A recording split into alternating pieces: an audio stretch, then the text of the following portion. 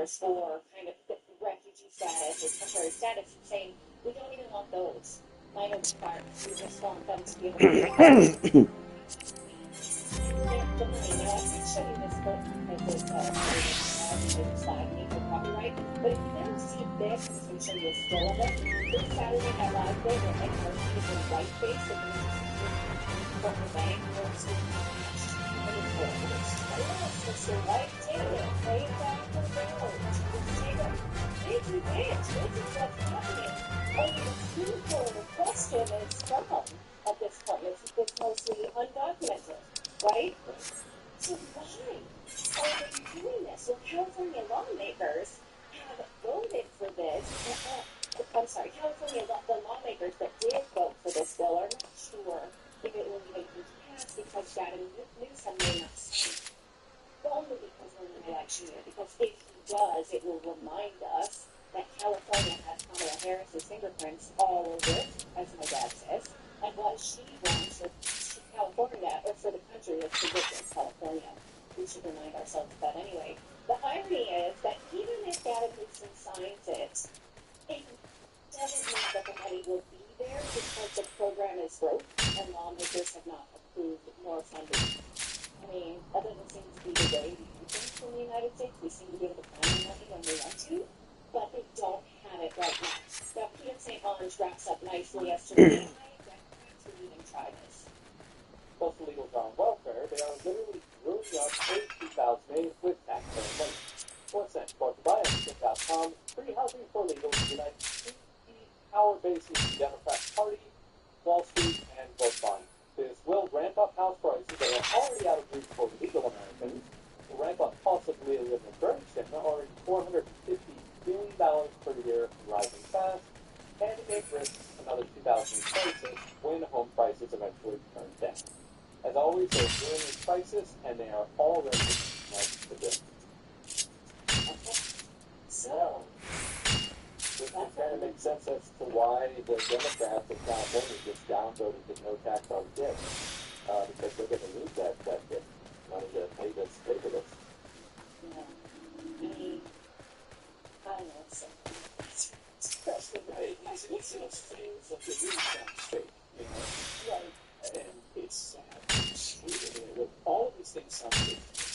Oh, you know, just like Colorado, who raided 5 people things, just allow everybody to be the largest child trafficking organization in the world. Oh, we give illegal immigrants $150,000 for their homes, and they can live there for pay a damn thing. How rich is that? You'll have illegal immigrants walking past and giving American homeless people money. Right. I mean, well, we've already documented here on the show these illegal immigrants who have had the government-issued bank cards where they've got thousands of dollars on those bank cards. And the scam under which that was chosen in New York City under a DEI program that's working in the city millions. What were you going to say, Philip? I see like one of three options here. Like one, a bill like this gets passed, but nobody ever bothered to say it out loud, and so they're like, if on paper it looks good, but nobody ever was like, wait a minute. That, or it's like a group of smart, like educated people sitting around in a room with nobody giving any like pushback, and so then it's sort of like they just try to keep ramping it up. Right? Well, what if we gave them 100,000? Wait, no, what about 150,000? Or three, it's corruption, and I'm kind of leaning towards the third. Well, the first is not possible because California Republicans have been screaming their heads off about it. So there are people trying to push this out. It's not happening under the radar, but they're doing it anyway. And it would seem that had this not been an election year, where for whatever reason voters seem to pin Kamala Harris and Gavin Newsom so closely together, reputationally, because, yeah, they kind of are the same. That's the only reason they didn't do this, and hurt Kamala Harris's chances of the White House, it would seem. Anyway, we have more news to get to. Is that what you were going to say? I was going to say that. I'll say it. We're going to talk about Volvo ditching their EV plans and the new takedown of Trudeau that we love because he is a toilet. But first, we want to tell you about our show sponsor, ArmRuff. Now, they are a supplement that helps you bring colostrum into your body. Colostrum is a product, it's not really a product, actually, it comes from the human body. It's evolved over 300 million years ago, and it's the first milk that all mammals produce. It's the first nutrition that we consume in life, and anyone who's ever nursed a baby knows that they tell you this stuff is health, this is what your baby needs. Well, there's a way to harness the power of this into a bioactive food with Armra. It's a host of protective antibodies, whole food prebiotics, strengthening peptides, free amino acids. It's just basically a supplement that helps everything that you need to heal yourself. It also helps with your gut metabolism, and it also helps with hair growth as well, because cholesterol has bioactives that have been shown to reactivate hair follicles. So check it out for yourself. We have arranged a 15% off deal for our viewers only by going to tryarmra.com/redacted. Go to the site and see if this is something that could work for you. Read the reviews, and again, see if you can harness this full agent into your own body. So the link is tryarmra.com/redacted for 15% off your first order. Tryarmra.com/redacted. Okay, you doing okay? You taking a break? Yeah, no, I'm good. I just want to thank you for the super chat. Gary Hardy says, joined the Army in 1970 with 4 buddies, all going to Germany, Paris, Stocks, Vietnam was done. Then fast forward August 1971, touching down in Canada, headed to London for a little tour. Get back to me when the training is really over. Yeah, that's the thing. It's like, we would say that it's over, but how long if this military-industrial... I mean, we saw Afghanistan, America's longest war, a boondoggle for the defense-industrial complex. How long until it's actually done? And there's like out of there, and the money stops flowing in all of that. Hack Cat says, let's talk about Alexa. Yeah, you see this thing going viral? Oh, yeah. So you can say to your Alexa, Alexa, tell me why I should vote for Donald Trump. And Alexa will tell you that you can't. Alexa doesn't allow for political discussions and sort of swimming with the vote. You can have you down banks. Why should I vote for Kamala Harris? And Alexa will give you all sorts of answers about why you should vote for Kamala Harris. It's really interesting. Yeah. Let's have a question. I'd like to ask Jeff Bezos about that. It's fun. All right. Well, Volvo is the latest car maker that's stitching plans to have an all-electric fleet by 2030. Last week, we reported that Ford and General Motors have also walked away from their EV goals. So automakers have been paying lip service to EV goals, but been leaving themselves room gradually to withdraw from that. So if you've been paying attention, we've been seeing this kind of curve where automakers made all kinds of lofty promises about electric vehicles when Joe Biden took office, and then the Biden administration promised that it would build out charging stations, and now that's all kind of petering out because it never was a well-thought-out plan to begin with. We brought you that data from Michael Schellenberger, from Bjorn Lundberg, other serious environmental researchers who aren't just trying to throw around green ideas that sound good, but actually the math doesn't work out. What Volvo is saying now is that instead of going all electric by 2030, they're going to aim to turn 90 to 100% of its global sales to electrified vehicles, which also includes plug-in hybrids. So they're saying it won't be all electric. They're going to have some with some electric component, such as these plug-in vehicles, they say, because of a growing consumer demand. Well, we covered that, how much consumers really want all electric vehicles. Now, hybrids are actually, though, gaining ground.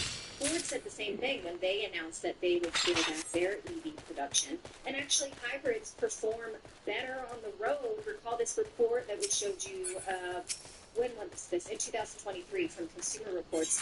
They found that EVs from 2021 to through 2023 model years encountered 80% more problems than vehicles propelled by internal combustion. So EVs have a lot of problems, and we don't all know how to fix them, and you can't always find a mechanic to fix them. Interesting to note, though, see the green there, that hybrids, and the difference between hybrids and plug-in hybrids. Now, Volvo said that like these plug-in hybrids, but they actually seem to do worse than hybrids that have no plug-in component. So it seems that plug-in hybrids are kind of the worst of both worlds, whereas hybrids that don't have a plug-in component are the best of both worlds because you maximize your vehicle's gas mileage with an electric component that you don't then have to stop and charge. So Volvo's saying, though, they're still bullish on the plug-in hybrids for whatever reason, so maybe they have some improvement that we haven't seen since that report, who knows. They say that EVs accounted for 20% of their sales in the second quarter of 2024, but another problem is where these are made, and we've been over this many times, that the U.S. does not mine the components that go into EV batteries. We have them.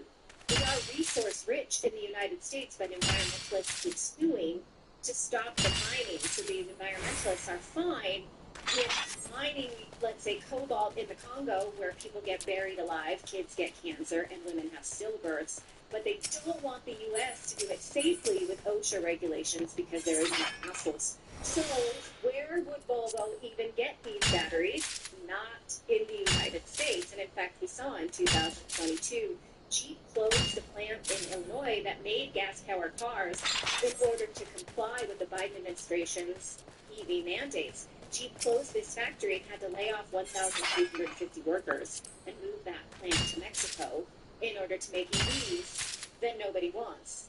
How would you feel if you were one of those people who were laid off to make cars that are not better for the environment and nobody wants? That would feel pretty terrible, wouldn't it? You probably would not be very happy with the Biden administration. Now, even if we didn't have tariffs with China messing up this whole production line, which we do, how the heck would we charge these EVs? Here's a reminder that if a city runs on coal power, EVs are charged with coal, and that's not bad. If a city has fossil fuel-powered energy plants, that's how those EVs are going to be charged, so fossil fuels will still be consumed. The only towns that have full EV stations are those that run on nuclear power, and those are few and far between in the U.S., and especially in California, since Gavin Newsom decided to shut them down, because he also is an ignorant asshole, too. But still, the Biden administration is still full steam ahead on EV mandates, because new EPA rules require that 56% of all new cars on the road be EVs by 2032. So then what happens if automakers won't make them, but the law stays in place? We will find out. I mean, you've got to think that Trump would void those rules if he takes office, but we don't know, and that's not a sure thing. And also, the Biden administration has not done their job of building out the charging stations for these EVs that they want so badly. The infrastructure bill included $7.5 billion to build 500,000 public charging stations for EVs across the country, but this is how many they've actually built. 8. A whole 8 with $7.5 billion, which Philip did the math last week and pointed out that that's about $1 billion of taxpayer dollars Per charging station. per charging station. Yeah. As Dean SNJ in the chat points out, Ford is losing $34,000 per EV. Yes, yeah, and we talked about how they're going to write that down on their budget this year. Now, in 2023, The Guardian was warning about this. They published this research from the Climate and Community Project from the University of Davis. It points out a lot of things that people who don't worship the nonsensical green agenda all have been saying for a long time. EVs are a brand new problem. Here's how they lay it out. That the U.S. transition to EVs could require 3 times as much lithium that's currently produced in the market, causing needless water shortages, indigenous land grabs, and ecosystem destruction inside and outside its borders. It's warning that the U.S. dependent on cars in towns and cities falls drastically. The transition by 2050 will deepen global environmental and social inequities linked to mining and may even jeopardize this BS global climate target, which we talked about, and I can give you that math another time. So what are we going to do about it? If the states outlaw gas cars, which they may want to do, well, here's what The Guardian says we do, is we walk They're saying ambitious policies investing in mass transit, walkable towns and cities, and robust battery recycling would slash the amount of extra lithium required in 2050 by 90%. That's exactly what they want, of course, because they want these 15-minute cities. Right, and when I put something up here like this, like says, this is what they want. Yes, this is what the globalists really want. Yeah, go ahead. Have you ever been to Dallas? Where, like, Yeah. just driving through town, everything is like 6 lanes, 3 going one way, 3 going the other. Like, what is walkability? Like, they're not just talking about, like, I mean, that's nonsensical because you're not just talking about, like, the infrastructure around the EVs. You're going to have to rip up all the roads. You're going to have to redesign your cities. Like, what are you going to do? Or are we just going to be like, all right, Dallas, sorry. Walk. Well, that's what they would Like, it's just, Yeah, Yeah. well, they do want that. They want a Yeah. restructuring of these cities. They want these new sort of test bed cities where Right. it's going to have, sort of Jeff Bezos city, the Bill Gates city. That's Bill Gates. Yeah, where you won't drive, you will walk everywhere, you'll ride your bike. It'll be a 15-minute city. Everything will be controlled and monitored. And wear a potato sack. Yeah, you won't have clothes. You'll have clothes to wear. Yeah. And that's exactly what they want. They want you to walk. They don't want you to commute. They don't want you to commute to offices. This is exactly what a lot of big investors are now doing with their office spaces. They're closing them down. They're moving them remotely. Right, but again, that's not what we signed up for. When we signed up for EVs, we wanted to switch to EVs that we can drive, not EVs that we cannot drive and then we have to walk, proving even further that it was a scam all along, and anyone who was studying knew that. But Well, like the EVs that you could drive when it gets freezing outside and the batteries will work, like that type of EV. I suppose, really now, over on X said, no offense, but 40% of Americans could probably use the walking. well, Yeah. that's a whole other Model X. Yeah, Right, but it's nice to have the choice. It's nice to have the choice. yeah. Sadie walks our daughter to school every morning, and she is a beast about it. She hates it. Yeah. Her birthday's coming up on September 12th, and she said, "Can we take the car on my birthday?" My legs are so tired. There's no laziness in the Morris family. Get your ass on the door. Let's go. My legs are so tired.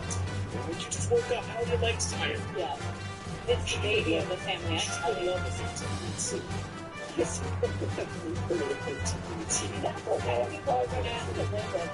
Good baby. She was a 5-minute city. Right. All right, well, let us know what you think of that. We have more things to get to. Indeed, when we talk about Justin Trudeau, the socialist policies in Canada have destroyed that country. Don't think it goes to my vote for it. Just ask any Canadians to pay for health insurance. It's okay. We're trying to buy a house in Canada. It's an absolute disaster. If you want, you want to see a specialist at the doctor? Right now, you will be waiting until 2025 to see a doctor, a specialist. Next year, there's COVID, you're done taking care of surgery. 2026. That's literally what Canada's health system is like right now. So we'll talk about a worker for Justin Trudeau. It's a beautiful, it's absolutely just a second. But first, let me ask you a question. You are concerned with privacy by the radical left. So when has ever marked the deep state of the DOJ is invading individuals' private messages, targeting them based on political affiliation. Let's talk about this much more truth and podcast episodes, specifically targeted by the NSA, journalism, watched, and having messages watched and monitored. So that's why we partnered with Freedom Chat, which is a private social messaging app likely to release privacy and fundamental rights. Freedom Chat offers new independent encryption, ability to use the screenshot protection to ensure that no screenshot conversations, no storage by messages on their servers, and no communications of data catalog.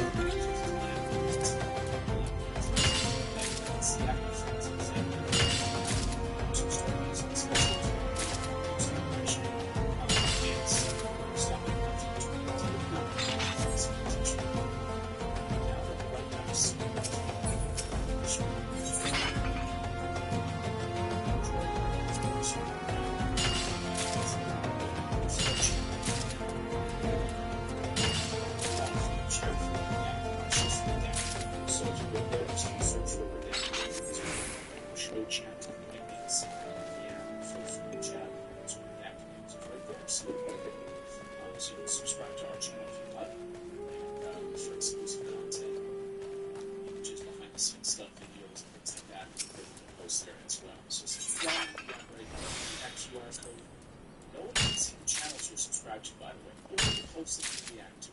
It's all your own private speech. Speak freely and message privately with Freedom Chat. Go to freedomchat.com/redacted or scan that QR code right on the screen. Once again, freedomchat.com/redacted.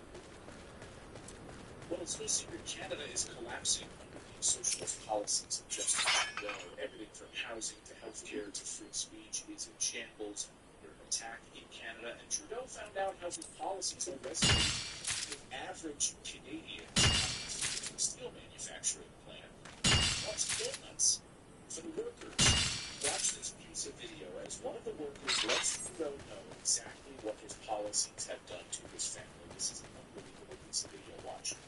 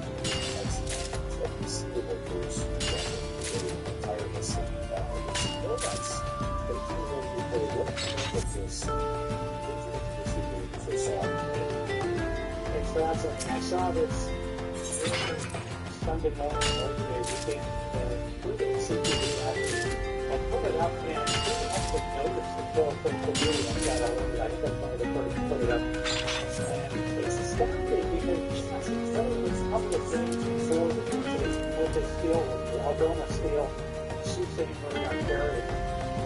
The bragging to the union audience about how much the workers love it, and all of the work is done, and how much they love the steel power, because it's an enemy of the workers. It's not about Joseph Stalin that ever a great speech to the Congress, the Soviet Congress, and of course he's always got these people in back of him looking very uncomfortable and not really agreeing, but you know they can pull it to do that. And Trudeau projecting his own feelings, of course, in his speech about Colin. It's saying Colin is afraid of the union. Colin is afraid of the workers. Colin is the one who's taking the rights away of workers. Of course, it's just Trudeau who took the rights of workers away with the Emergencies Act. He hates truckers. He can't stand blue-collar workers when they disagree with him. So this was a classic moment because, of course, Trudeau is so delusional. I think he actually believes his own propaganda, his own talking point stuff. So he runs into this steel worker and he's just assuming this guy's going to say, thank you, Justin, for loving the workers so much. Thank you for doing so much. And yes, and thank you for putting the tariff on the Chinese TVs. That's going to benefit me personally. Instead, this guy just tears the strip out of him. He says, look, I can't even find a doctor. Everybody time I go to the dentist, I'm paying $50 a person. Your dental care plan doesn't apply to me. And he said, my neighbor doesn't work, and she's got the same standard of living as I do. And I work hard as a steel worker, and it is damn hard work. And so here's Trudeau, of course, who never really set foot in a steel plant except for a photo op. Never really meets blue-collar workers except when he's forced to, and they stand behind him at the public events. So he's like, there's something wrong here. This guy isn't supporting me, and he looks deliberately shocked. So just to add insult to injury, anybody want to go there? It sounds like Marie Antoinette. Let them cake, and it's an obvious reference, but how banal can you get when you start talking about donuts after this? I've watched this video so many times now, and I encourage you guys to rewatch it and watch it because he's so uncomfortable. You can see how uncomfortable Trudeau is. He turns around and says, "Oh, good, that guy's got donuts." Like he's one of the guys that's gonna, comply with me. He's got donuts over here. But let's talk about some of the substance because the doctor thing. He brings up the fact that he's paying out of pocket, right? We're supposed to have this great healthcare system in Canada we hear so much about. I've told told me that for emergency, you go in and you've got an emergency, you're probably going to see pretty quickly. But if you've got some other surgery that's needed to be done, whatever it is, you're put on a wait list. As Frankie told me, he can't get in until the middle of 2025 in order to get to see a specialist. That's how terrible it's going to be. And complicated dental plan, like he talks about, is really innovative because it works. It's being polluted by the Trudeau government. I'm not here working on my living room that is fully taken care of. And that is still, that's really the substance of it, right? Well, that's it. And to get to the healthcare problem in a second, really what you're demonstrating is that the working class has gone conservative, small-city conservative, large-city conservative. They're not voting conservative. They're voting conservative. They're not voting for Democrats. They decided that it's conservative.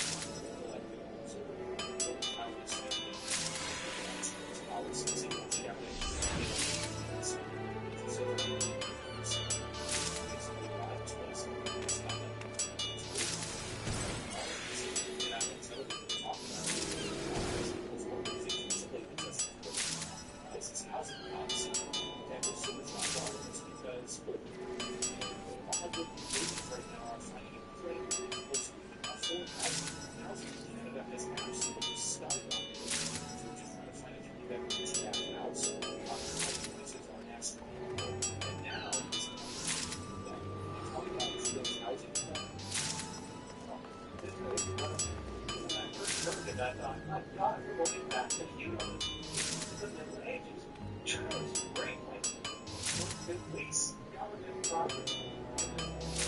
The acres and acres of government property are lying in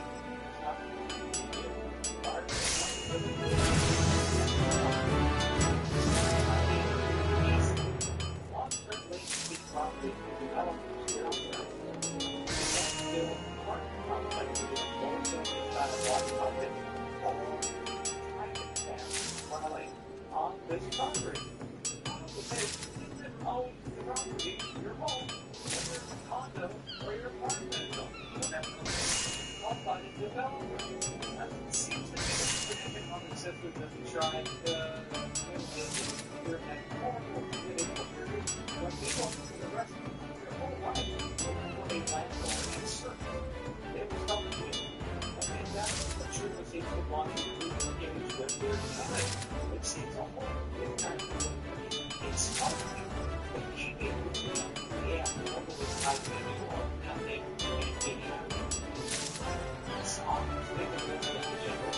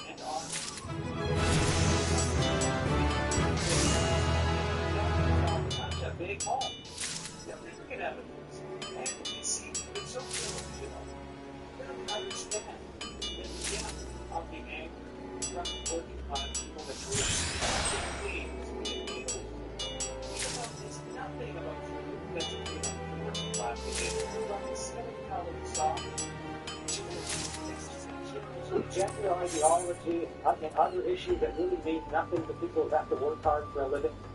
See, there's elitist ideas about COVID mandates, and it's absolute abhorrence of the truckers who came to Ottawa to protest those mandates, calling them racist and misogynistic.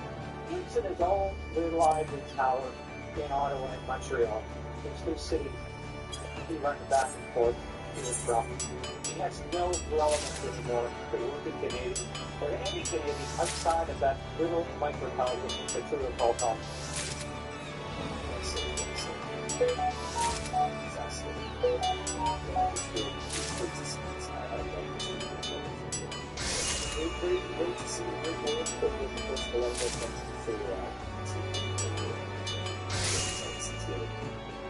Thank you so much, Frank.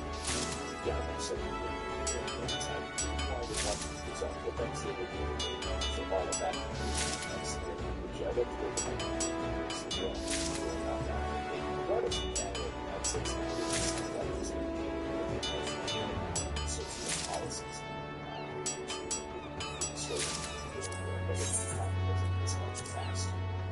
It's going to be really excited about it. Because the items over to the Jackie store, not only was the Jackie store that kind of thing. So the fall, we've got some fall pieces over there instead of just looking at them.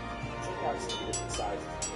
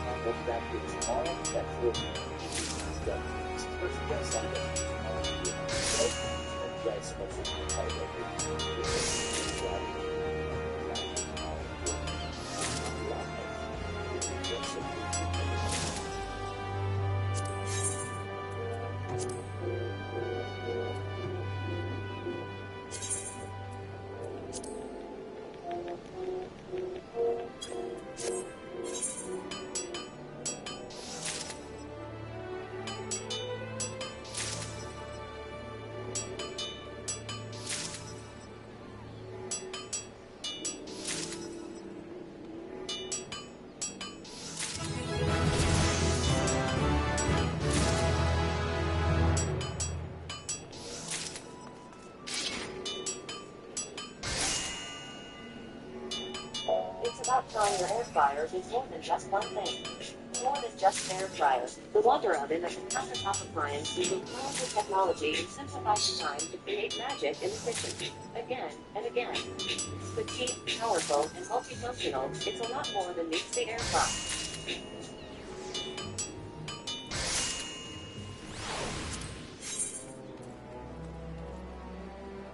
Is this real? Did this actually happen? What does this mean?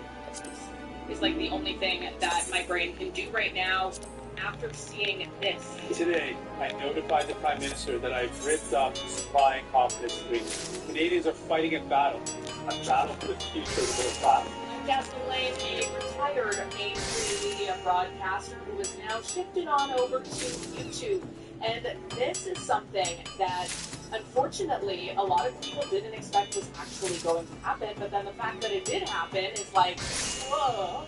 So what does this mean now? Jagmeet Singh has pulled out of this coalition and had a nice little backfill deal type of a thing where Jagmeet Singh would be able to get things passed that he wanted passed in exchange for going along with the Liberals and what it was that they wanted. A deal that probably should have been illegal because, wow, does it ever seem dirty, especially for the majority of the Canadian public. Never vote in to be able to pass things on behalf of somebody else.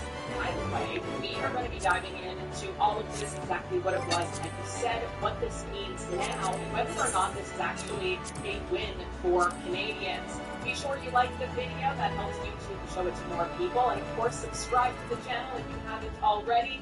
Most importantly, share your comments down below. Do you think that Jagmeet Singh is a spy after all? Canadians cannot afford another painful, constantly chaotic, and corrupt year of Justin Trudeau.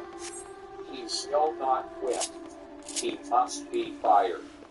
His ego, arrogance, and incompetence will always have him putting himself ahead of Canadians. He would rather Justin Trudeau would rather force an entire generation to go without homes, 2 million people to go to food banks, 25% of kids to go to school hungry. Then he would rather that continue to be the case than to give up power. He will not quit. He must be fired. And the person to do it is Jagmeet Singh. Singh sold out workers to sign on to this costly coalition. He's voted to hike the carbon tax to 61 cents a litre, for policies to double housing costs, and to tax food. Now, why did he do it? He told us that if he became part of the government, he'd bring down food prices. That was one of his promises. Did he succeed? Well, you don't actually have to ask me if he succeeded. Ask him. This is what he said about food prices last week. When you go into the grocery store and you're buying your groceries, you're spending more than ever before, and you're leaving with less than ever before. Again, that is after 2 years of Jagmeet Singh joining the Liberal government. So what's clear is that Singh did not join to bring down grocery prices or housing costs, both of which have skyrocketed since he joined this coalition. He joined to keep Trudeau in power so that he could get his pension. Jagmeet Singh is trying to delay the election until after February of next year so that he can qualify for a $2.2 million taxpayer-funded pension. That's why Canadians are calling him Sell Out Singh. My message to Sell Out Singh is this: put the people ahead of your pension.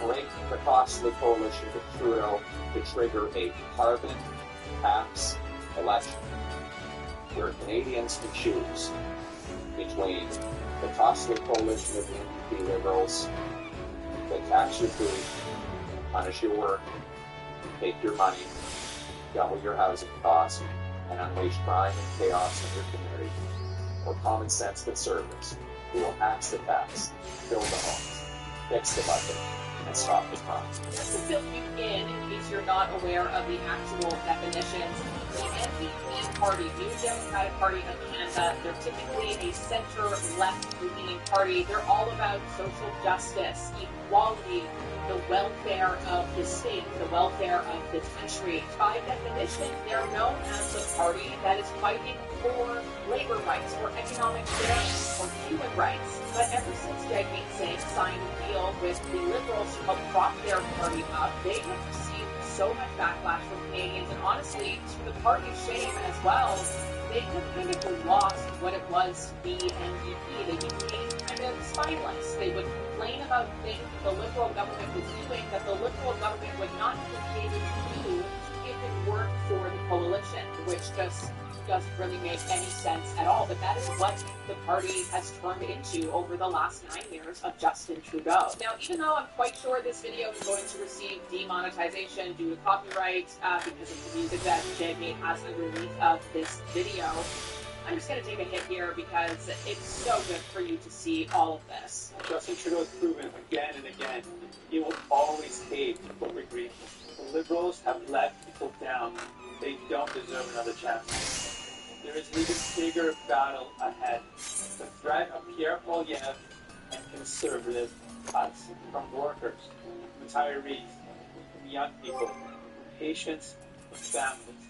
He will cut in order to give more to big corporations and wealthy CEOs. The fact is, the Liberals are too weak, too selfish, and too devoted to corporate interests to fight for people. They cannot be the change. They cannot restore the hope. They cannot stop the conservatives. So we can. I'll end it there. The remaining video is essentially just Jagmeet talking about how the NDPs are going to unite Canada again and bring hope. Now, a couple of things. First off, to note, funny how he says Pierre Poilievre is just going to help rich CEOs and whatnot, which is quite literally exactly what Justin Trudeau has been doing, but okay. Yeah, and also talking about conservative cuts. Well, you know, maybe to balance the budget, some cuts might be needed, especially cuts into things that not every Canadian uses. It's not like Poilievre has announced a plan to cut healthcare. He's planning on cutting some of these programs and all the bureaucracy involved in them. That is costing taxpayers a lot more money than it should be for programs that many of them don't even use. It is interesting to hear Jagmeet say that NDPs will be able to take down the Conservatives when the NDPs have they got a bleak future ahead of them. It's just unfortunate because I think that had Jagmeet not ever done that coalition deal with Trudeau, yeah, that party actually might have a fighting chance. So it'll be very interesting to watch how this actually unfolds going forward and how hard of a push the party is going to be making to rebranding themselves and also to have trust. Because again, when you act as though you have no spine and like you're getting all of your instructions from your dad, who you don't even like or agree with, dad being Justin Trudeau and what his caucus and everybody wants, I think it is hard at that point to have Canadians trust you and to want to work with you because we have seen you be a quote-unquote sellout sing. And in response to this, because thankfully Justin Trudeau was also in position today after this big announcement of answering questions from reporters, here's what he had to say. People step up. These are the kinds of things that Canadians are looking for. So traveling across the country this summer, people talk to me about not making any sense. They talk to me about the high cost of rent and need for more housing. They talk to me about the environment, the climate change and the impacts of it. And these are the things that we're focused on. I'll let others focus on politics, but I will point out that I really hope the NDP stays focused on how to deliver for Canadians, as we have over the past years, rather than focusing on politics. I'm sorry, what? These are the things we're focused on. I'll let others focus on politics. You're a politician, buddy. You are the prime minister of the country, dude. You should definitely be focused on politics. As far back as I can remember, I always wanted to be. It was a Florides. You had guys like Scarcity Scaramucci. Hey, Brown, you need one of these gold watches. We're going to slam in the door now. They're hungry. Left. Big ball about parking them. You gotta think it was instant. 90s balls. It's hard to think brand new law. Hey, tell you what, help me out. I'll get you 10% off. This guy called to action caught him. Like, come on, take it. And keyword candy. Skincare. Best face campaign. I make something. Look, Jimmy, so about first I don't make because you got every customer on your place. Count out. Then what you can say, why? You're running out of time. Potato salad. You always make the worst investment. Hey, you read. Then there was angry Amazon guy. Oh, talk to these guys because I'm there because they're always breaking their family service. Oh, and if you're targeting Regina's.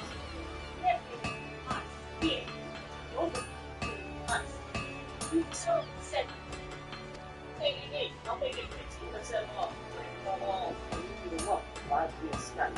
You somehow always have to. Because Al looks like me, or we look at my system. Oh, look at you. We called ourselves the good seller. Like, hey, you're going to buy from that guy. He's a good seller. If you want to be a good seller, download One Click Upsell. One Click Upsell was designed by me, the founder of the 5-Figure Shopping Store. We're the only Shopify app. We have 5 good sellers, 4 good sellers.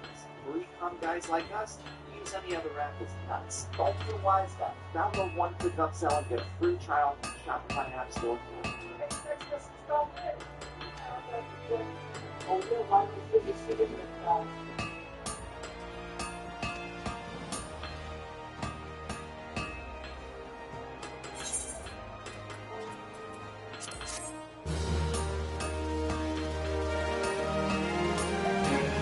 Kind of your job. I hate to say this because I don't want to diagnose anybody. Obviously, I can't. But it just seems very, very narcissistic to do that thing where you're like, I will give them some advice. They should really focus on this instead of this. No. This is a grown human being. Everybody elected is a grown human being. You don't need to give them your advice on the things that they should be focusing on. That was just so condescending and gross. Programs that you would not that's hard that you have just Dental care, 500,000 Canadians now access dental care just in the past few months, despite Pierre Poilievre and the Conservatives' opposition to it every step of the way.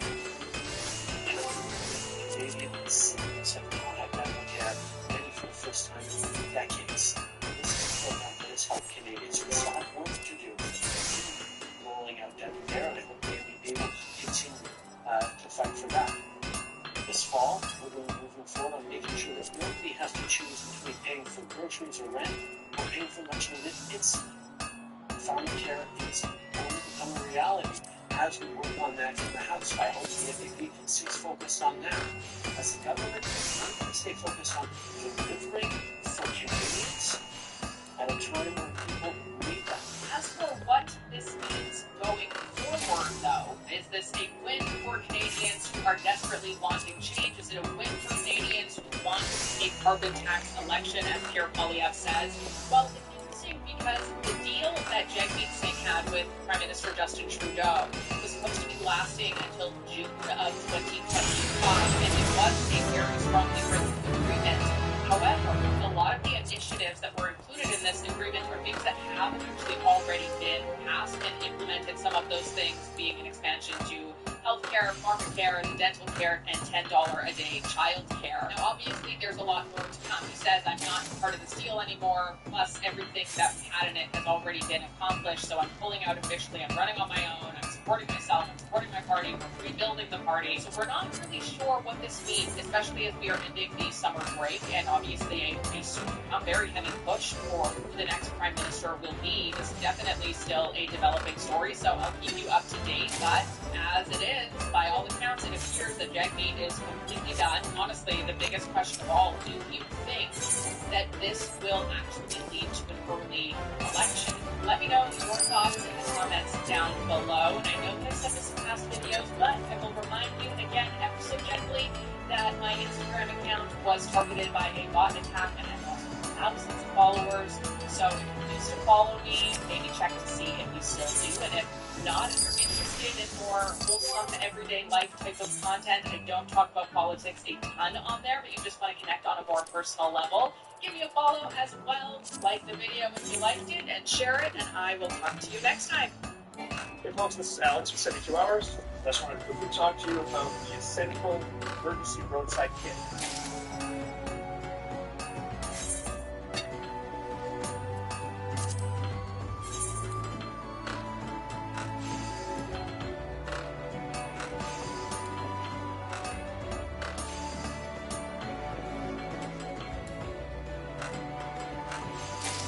Sunday, there have been 7 reported cases of wildfire security in New York City so far. Authorities will be out spraying the city tonight and tomorrow.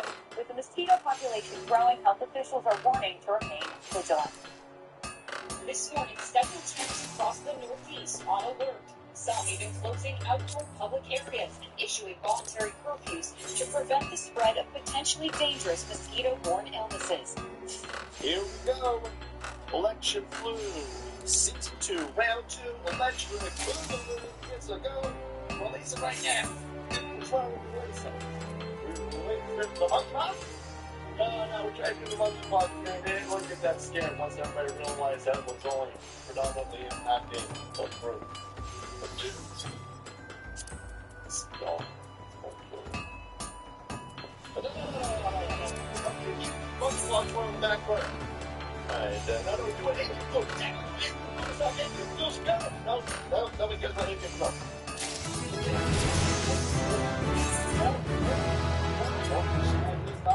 Animal chickens? Yeah, no, we get it. It's gotta be something that we can scare these plebs with. We got West Nile baseball and damn it. Put Gay and Fauci out there, tell them a heroin story. Oh, we blind see what's going on. Oh, West Nile disease that we don't want to be like what you talk to.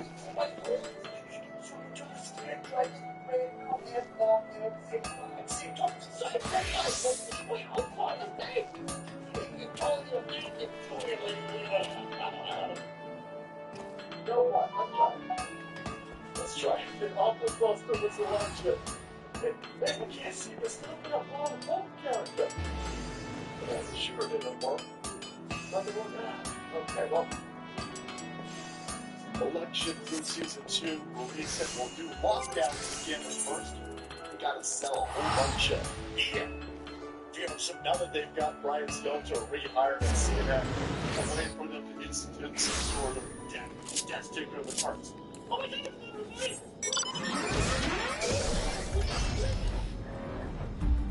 my god, oh my god, that dastard with Donald Trump smoke.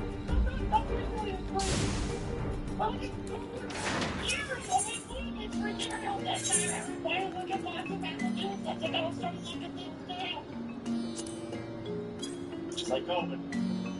First, you gotta sell the beer prawns. You gotta get everybody nice and baked.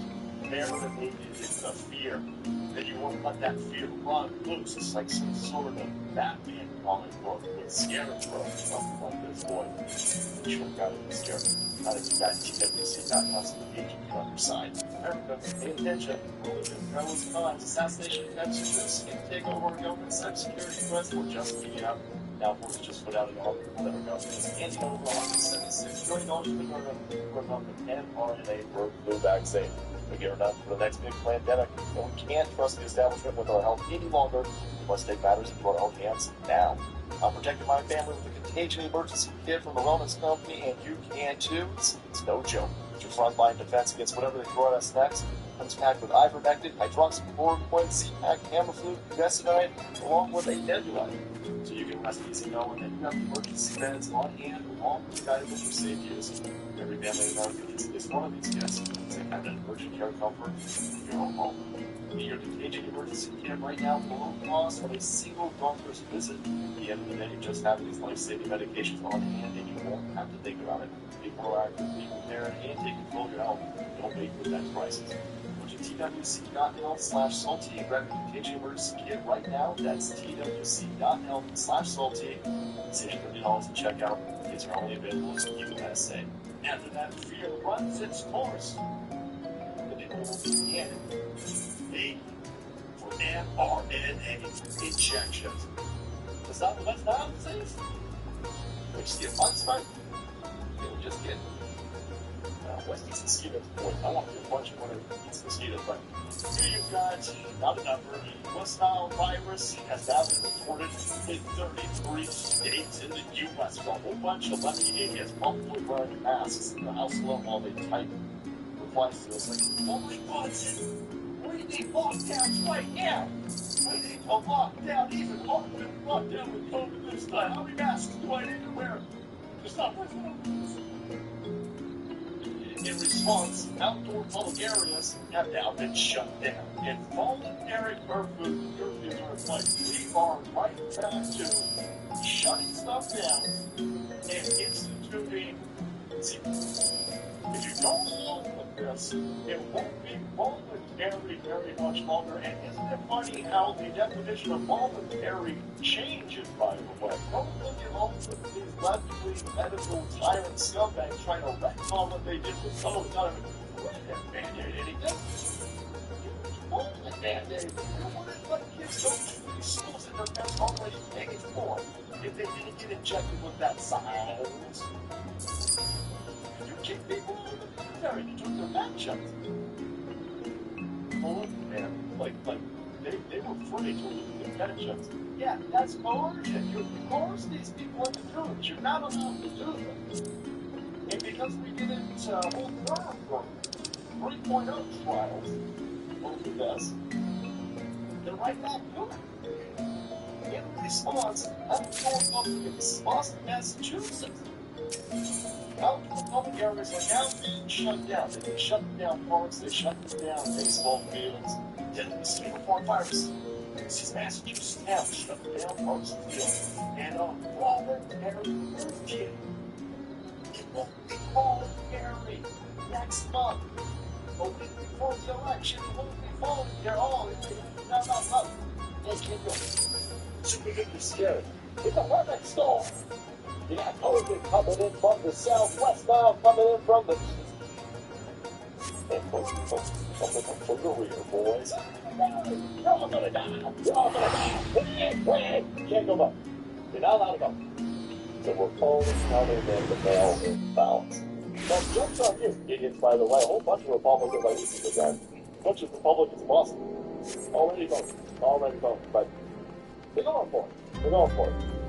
By the way, the government is planning to spray the city to address the situation. That's going to be great. That's going to be fun. The Neil Gallagher boys, they're probably after the solution. Oh my God, West Nile should be scared. They won't have done spray. Okay, well, how many mosquitoes get you with West Nile? Well, we made them. Okay, yes, let's figure that. And there you go, West Nile. Oh my God, boys, they need to smoke. West Nile. 23 states, that's so horrible. What about this? I don't understand. Maybe you're still more tickets, no more fun.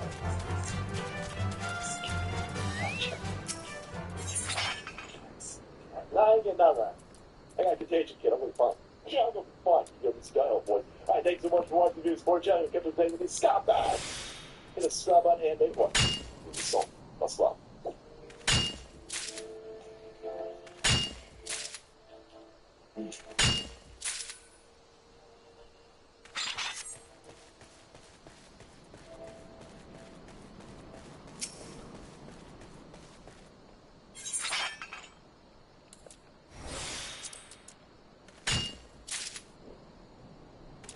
Well, yeah, paper towel, paper towel.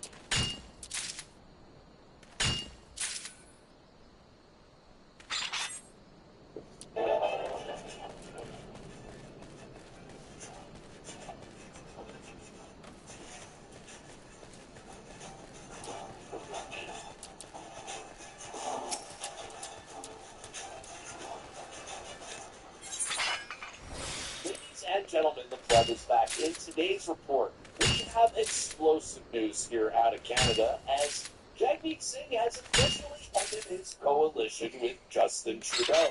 We also have Trudeau's reaction to the news, and oh boy, is he ever butthurt, and so are Trudeau's Liberal supporters. Also tonight, we have Pierre Poilievre's reaction to all of this at today's press conference. You will don't want to miss tonight's story, stick around.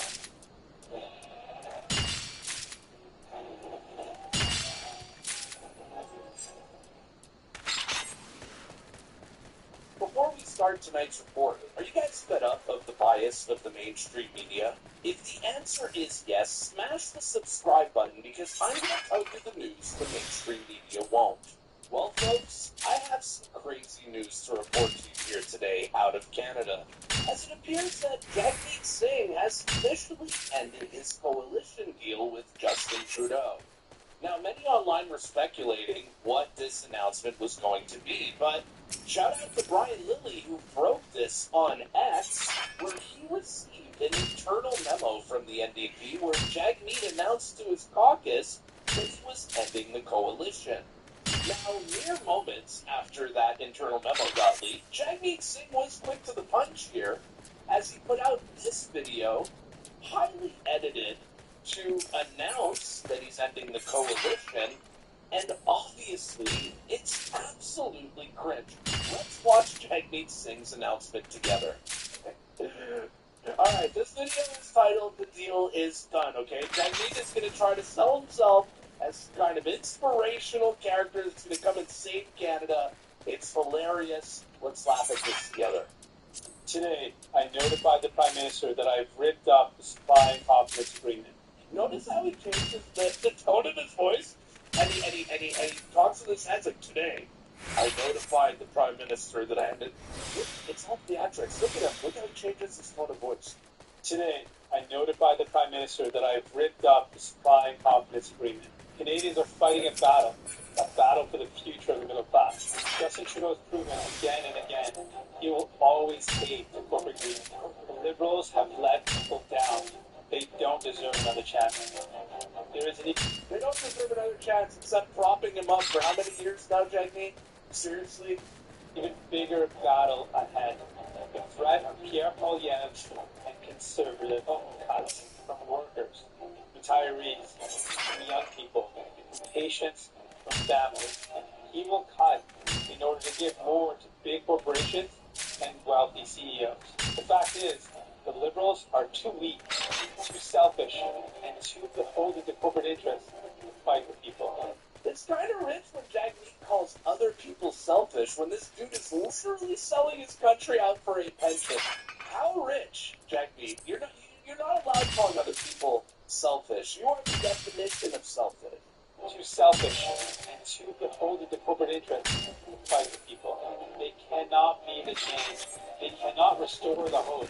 They cannot stop the conservatives. Okay, look at this. So you notice they're going to switch the music now. Because now they're covering negative Trudeau and Pierre. Now they're going to try to sell Jagmeet as the solution. And in order to do that, they're going to switch the background music on this video to to inspire you, right? Because Jagmeet, he can fix it, okay? I noticed these little attentions to detail, and they're hilarious. The hope. They cannot stop the conservatives. But we can. In the next federal election, Canadians will choose between Pierre Poilievre's callous cuts or hope. Hope that when we stand united, we win. The Canada's middle class will once again thrive together. In Canada, we take care of our neighbors. That's who we are. I've embraced that value my whole life. I'm running for Prime Minister because together we can and will stop conservative cuts. No, you won't. No, you won't. Okay, as Trudeau's tanking in popularity, you're somehow tanking with him. You ain't gonna defeat Pierre Poilievre. You're delusional. We can deliver relief and restore hope. It's healthcare. Build homes you can afford. Stop price gouging. It's always impossible, but it isn't. It can't be done. Oh my god. Oh my god. They're trying to make this guy sound like Martin Luther King right now. Or some kind of historical, someone of significant importance. But listen to it. Listen to this. Look how they worded the end of this video here. This is gold. It's always impossible, but it isn't. It can't be done. Some does. We're together. Nothing is impossible. And we won't let them tell us it can't be done. No. Big corporations and wealthy CEOs have had their government. It's the people's time. Oh my God, this guy's sounding like a left-wing populist. This is populism, folks. I think it's our time. Like look at the way he ends it. This is very populist language. It's on the left. And wealthy CEOs have had their government. It's the people's time. It's the people's time. All right. This guy is such a fraud. This is the Ultra ZX class.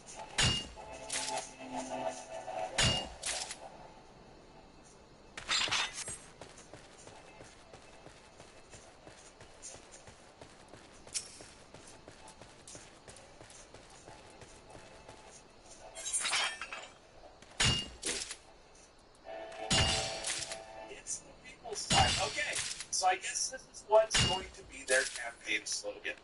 Well, for all those of you who didn't die of cringe from watching that video, shortly after Jagmeet Singh started tweeting, ICPP has tweeted. Yes, calling Pierre PP is what serious leaders do, right? Okay, we're off to a good start here. He sounds worried. He should be. Says the guy who's losing support as Trudeau is tanking. Right. A great man once provided the antidote to the anger, hate, and division he spreads. It's love, hope, and optimism. What is he doing? Does he think he is some kind of inspirational character? Because he definitely is not. This dude's a total joke. The only thing that Jagmeet Singh inspired from this big announcement was another ratio with 1,200 comments and 800 likes. Can you imagine his big announcement?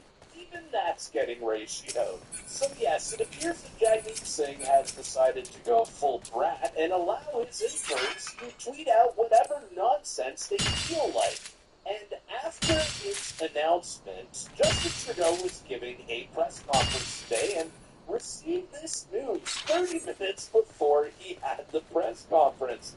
And here was his reaction to the news that Jagmeet Singh is breaking up with him. Just look at Trudeau's face here. It's that fake smirk. Just like the other day with Red Shirt guy, you know, after he said, oh, well, we got donuts. He's doing that same face. He is burning inside. He is pissed. Let's listen to this. Prime Minister Trudeau, you no longer have the support of the NDP. Your party is trailing in the polls, and the Conservatives are calling for an election. Is it time to send Canadians to the polls? We're here today because we're delivering on school lunches and school food for thousands of kids across the province, and we're making investments that are helping, are going to be helping hundreds of thousands of kids off the top as people step up, blah, blah. Those are the kinds of things that Canadians are looking for. As I've traveled across the country this summer, people talk to me about making ends meet. They talk to me about the high cost of rent and need for more housing. They talk to me about the environment and climate change and the impacts of it. And these are the things that we're focused on. I'll let others focus on politics, but I will point out that I really hope the NDP stays focused on how we can deliver for Canadians, as we have over the past years, rather than focusing on politics. Now, one thing is for sure is that Trudeau is shook. He is pissed at Jagmeet. You can see it in his face. But, as usual, he gives a non-answer to the question. But I was able to dig this little tidbit out of the press conference where Trudeau confirms he's scared of an immediate election. He hopes that an election doesn't happen until 2025. Look at this one here. It won't be a long Trudeau clip, I promise. I know you guys can't stand it. An election will come in the coming year, hopefully not till next fall. Hopefully not until next fall, folks. Did you hear that? In the coming year, hopefully not till next fall. So yes, folks, Trudeau is in full panic mode, and apparently so is his base, because they are not taking this news very well. Let's read a couple of these tweets here and get the sad music going for these libs. The first one comes from Kimbo, who says, Jagmeet Singh, did you lose your damn mind? Liberals give you everything you asked for. No one in Canada will vote for you after being a backstabber. I was voting NDP simply to keep conservatives out. F that. Wouldn't vote NDP now if you were the only party. You ass. Or this one from liberal account Shishista, I believe, says this. Very disappointing, Jagmeet Singh. I will be ending my donations to your party today. Larry Styles still has left a bad taste in my mouth, and I'm not sure I can vote for you now. They are mad. And then you got another one from Chichisto as well, which says this. I never dreamt that Jagmeet Singh would do this. What a slap in the face to progressives in this country. NDP no longer has my support. Bad play, Jagmeet. They're mad, folks. They're mad. And for our last one here from Captain Kobe, does Jagmeet actually think anyone is voting NDP in the federal election?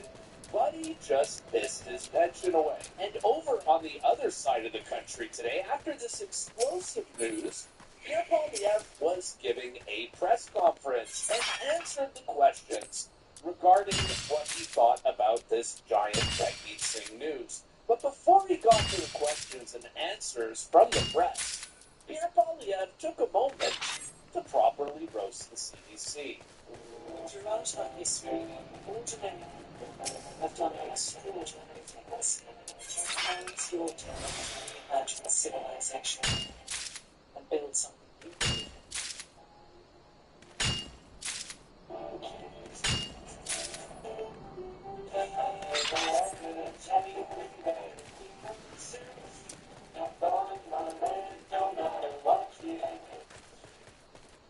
And then on food prices, well, food prices, I think we've got a CBC.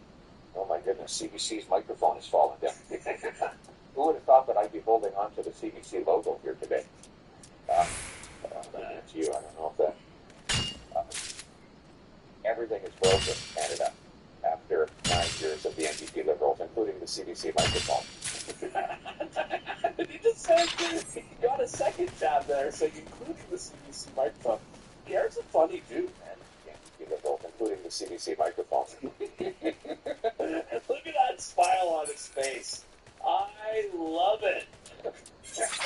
And over at this same press conference today, Pierre Poilievre was asked if he thought that this announcement from Jagmeet Singh would force an early election. And here was his answer. You mentioned what Jagmeet Singh would do for us an early election. Does his announcement today, does that open up any avenues for you and your party to be able to force an early election, or is that differently or argue for differently? It does, but it will depend on whether sellout Singh is serious or a stuntman. Will he vote for a carbon tax election at the earliest opportunity, or will he vote again to keep the costly coalition with Trudeau in power to hike taxes, double housing costs, and unleash crime and drugs on your street? We need a carbon tax election. My message to sellout Singh is vote with us, trigger a carbon tax election, for Canadians to elect a common sense government that will make Canada a country where hard work earns a powerful paycheck that buys affordable food, gas, and homes on safe streets. Thanks very much. Take care. I personally think Pierre Poilievre knows that Jagmeet is full of it. He's probably going to vote alongside Justin Trudeau, except now they're not going to be in a coalition. They need to call a non-confidence vote so we can really find out if Jagmeet is full of it or not. Well, we all know he probably is. And at this press conference, my friend Cat Canada asked Pierre Poilievre a really good question. Everyone knows that Trudeau has stacked the Senate with leftists, with radical people on the left. So even if Pierre Poilievre gets a supermajority government, is even going to be able to pass anything through the Senate? And Cat Canada had this exact question for Pierre Poilievre. It's a radical transition next to the Senate before all voters for elected senators in the league. This convinced this undemocratic supermajority for another generation. The Canadian people cannot vote in the House, how would you over these content like roadblocks for them? That's actually a really amazing question. Now let's go see Pierre Poilievre's response. Now, this is another lie from Justin Trudeau. He said he would only appoint independent, nonpartisan people to the Senate. And instead, he's appointing hardline, radical, liberal activists. His radical agenda.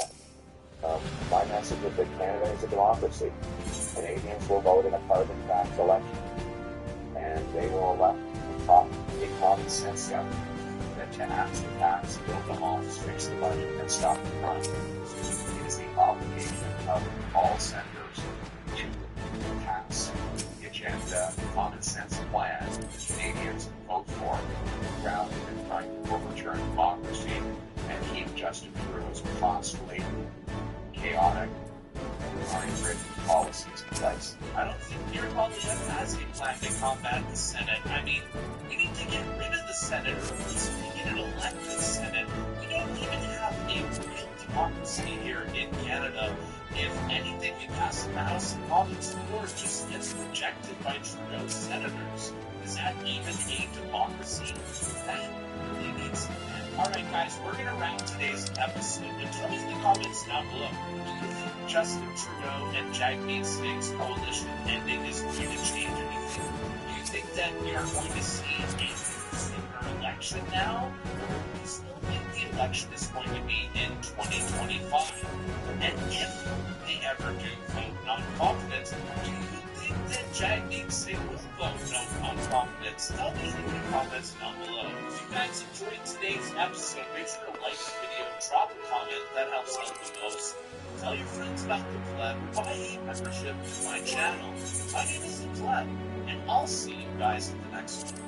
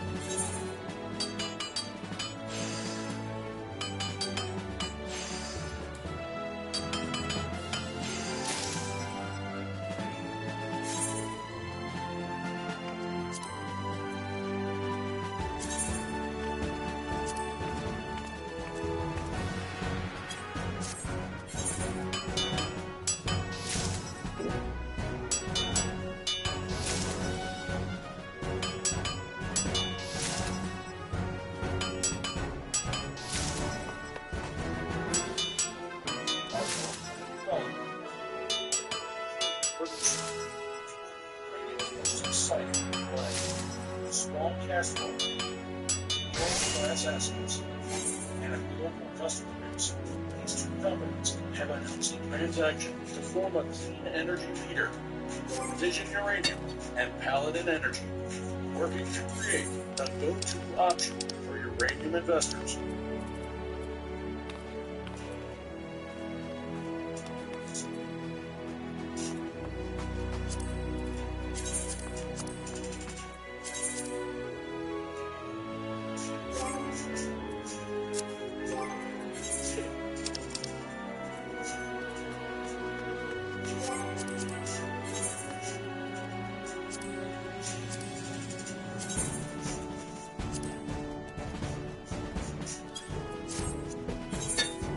What's up, everyone? It's Jim here from the Corner MMA. The Department of Justice unveiling a new indictment against what some apparently, now left the media, of course, is stretching this morning, to Tim Pool, Benny Johnson, Tucker Carlson, as well as Tenet Media. This article is being shared by Real Losers at Midas Touch, and it's absolutely bonkers. Tucker, Tim, Benny Johnson, Warren Southern, usual suspects of which that's them to be all along. I mean, I don't really understand how these people, why can't I get any of the Russia bucks? I like vodka. I like vodka. Where's all my Russia bucks? I don't get any of this. As far as I know, I can be fairly certain that no Tucker, but, Benny and Lauren and Tim, I am sure, are completely clean in all of this, but that isn't stopping the left from pushing out all sorts of articles about them. It isn't stopping me from reminding you there's just hours left for my 25% on site-wide sale at Coffee Brand Coffee. You've been waiting to try us out. Literally, the Labor Day sale I extended because we were behind on liquid conical orders. We sold so many on Monday. We're all caught up. We're set, so we end up roasting a bunch more. Everything's in stock. Our blueberry collar stock. Our summer blackberry we've double. And we have literally everything from whole beans, ground. The fresh stuff you'll find online anywhere. I guarantee if you don't like it, I'll be the that. No questions asked. Give us a try and get the description below. So here is the article on garbage left-wing outlets, Midas Touch, Midas News.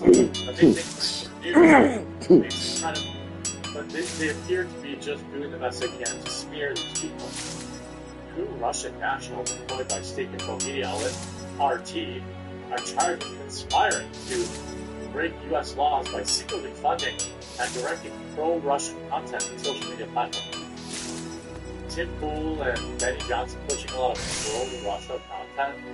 Well, I remember when Tucker Carlson was grocery shopping, it was like, wow, look how clean their stores are. Is that what you consider pro-Russia content? Yeah.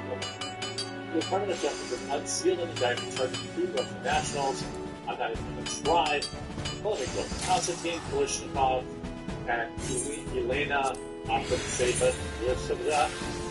with conspiring to violate foreign agents' registration money laundering scheme to overtly influence U.S. audiences. Both Kalishnikov and Akhmetseva remain at large. The indictment reveals that the two were employees of RT. By the way, Rumble is blocked in Russia, so there's that. They played pivotal roles in funneling nearly $10 million to a Tennessee-based online content creation company. Referred to court documents as Company One. Now, I don't know.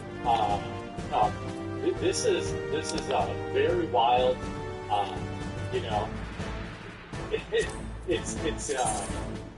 I know that Luke and I give the folks at Tenet a lot of trouble. We call them the billionaire boys, but I actually don't think that they're connected.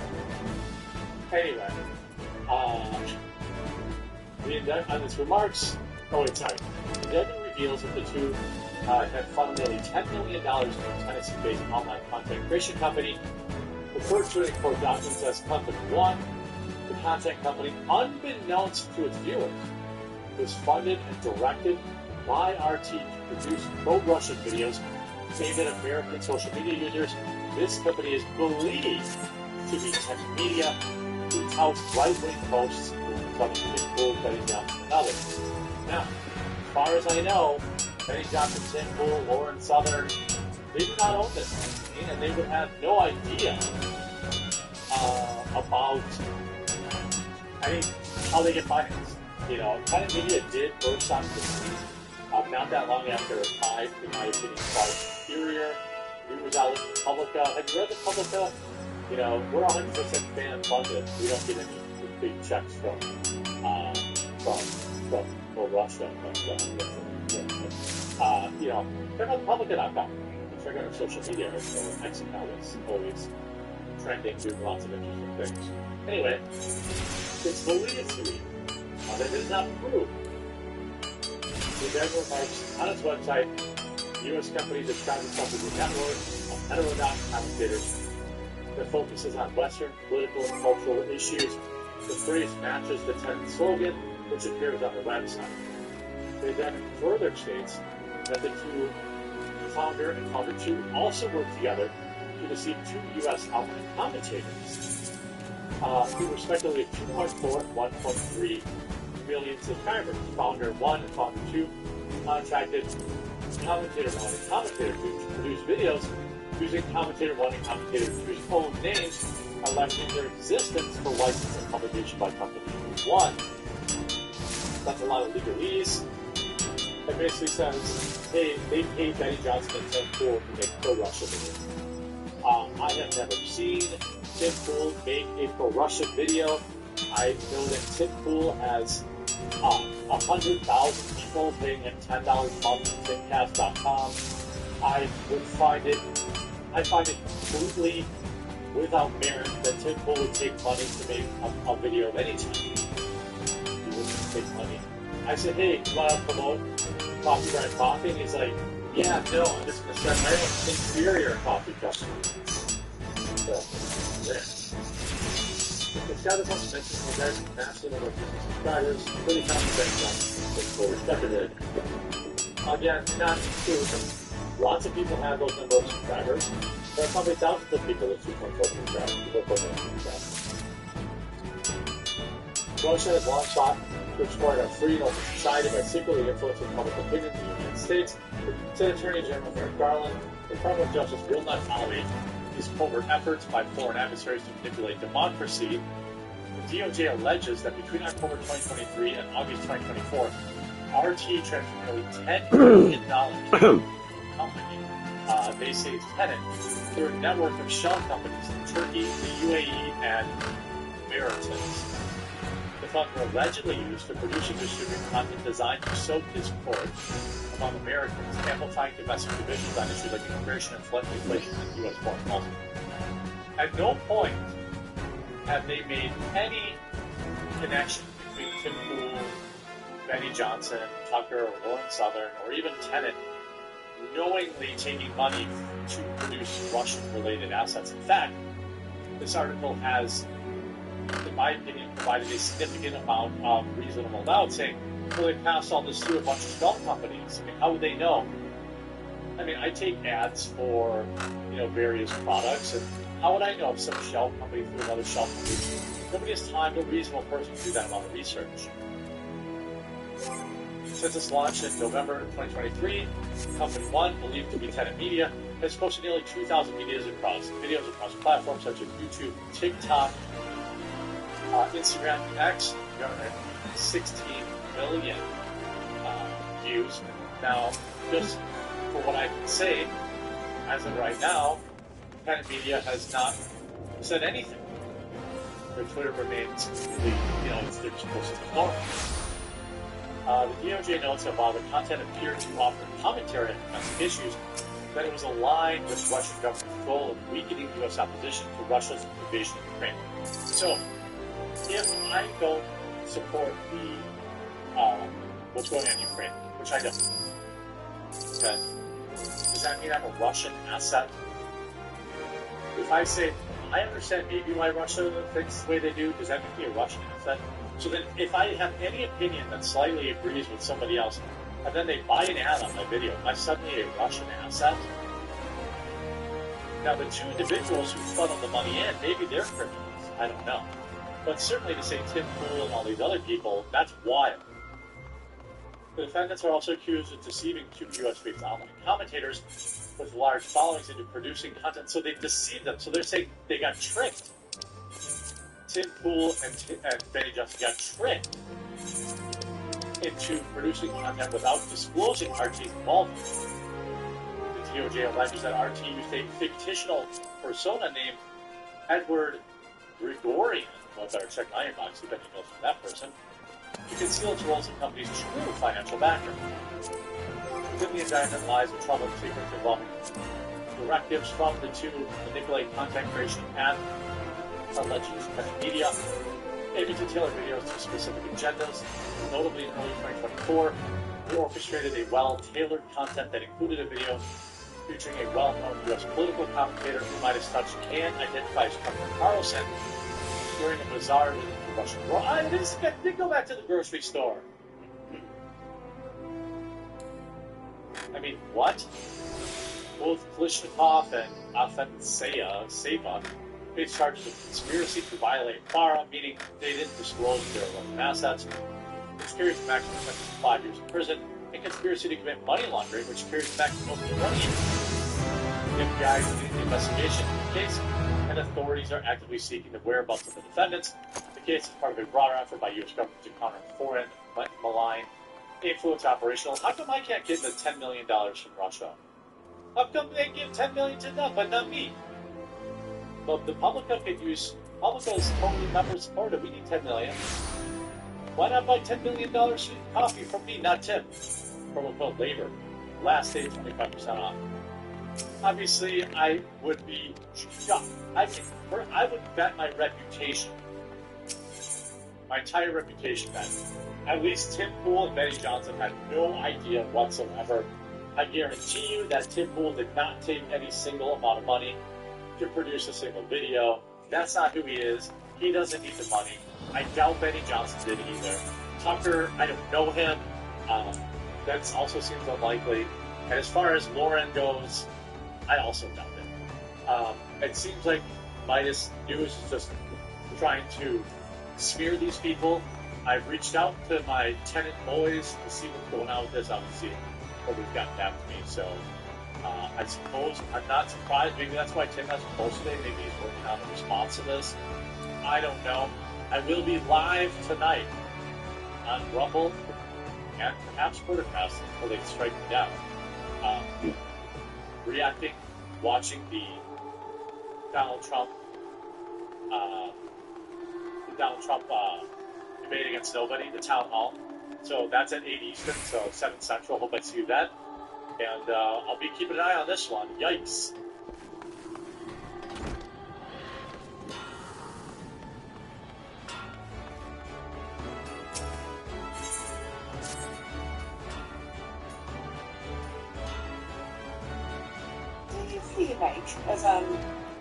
Of what Starmer might well do. He talked about there being this £22 billion black hole, said that the last government had put books and that they haven't been totally honest about things, especially the cost of immigration and the illegal migration into the country, and that they're going to now have to suddenly scare up a load of money. And it's always the same, don't talk such rubbish. You were shadow chancellor, that means you shadowed what was going on, you knew what the books were like. Of course, in the manifesto, the head of that snap election, the Labour Party said, no, everything's mutually costing, everything's funded. All of a sudden now, after a month in power, it's like, oh, guess what? We're going to need to raise you, we're going to need to get you more money and use some of our mad schemes that we're now going to want to pay for that we didn't tell you about. It's all related touch. I mean, I've said on your wonderful program before and elsewhere that Jim Starmer and Labour actually had a chance to be tremendous heroes. The Tories have made such a mess of our country that they've been asked to do. They can put so many things right, they can do so much good, but they seem to be heading in the opposite direction, putting so many things wrong, and using the David Cameron George Osborne playbook over and over and over again. So, no, there is no... well, first of all, I mean, how naive, how stupid do these politicians think we are? The answer is a resounding very. How stupid do they think we are?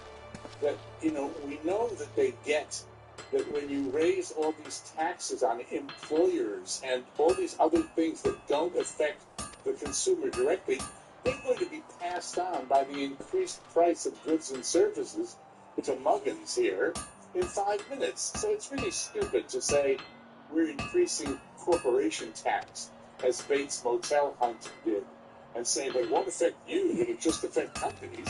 Well, I mean, the next morning it was passed on, and, it's just ridiculous. But it seems to me that what they've done have decided they want to give a load of payoffs to the people who've got them in power, essentially, the unions, people in the Labour Party's coffers with cash. Now, also, they've got to fund all of these huge pay increases. And so I said, look, we can't afford it. We know you're struggling in the public sector. Like, we think we've been struggling in the private sector as well. So they've got that massive bill. He said, absolutely nothing. Like, taking innovation of how he's going to tackle this small boats crisis, smash the gap, also the all the other ones. Mexico is stopping like cartels. Exactly. And this is absolute tosh. It's a $22 billion black hole.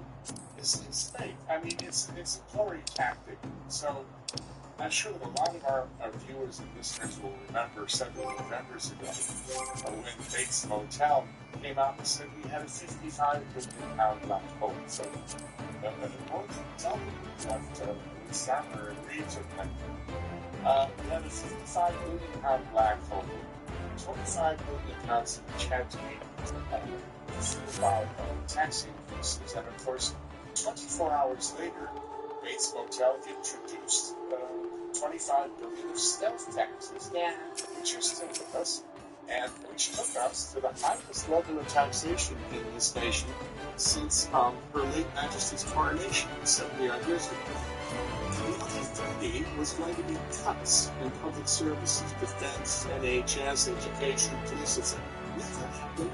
Tim Connell, 48 hours later, he said, we'll deal with the lady, never been heard again, because it didn't exist. And a bunch of think tanks, Alex, came out and said, wait a minute, if Fishy Rishi and Bates Motel had calculated our national debt in the same way as they have done all the time that Fishy was chancellor, we would have a £15 billion surplus.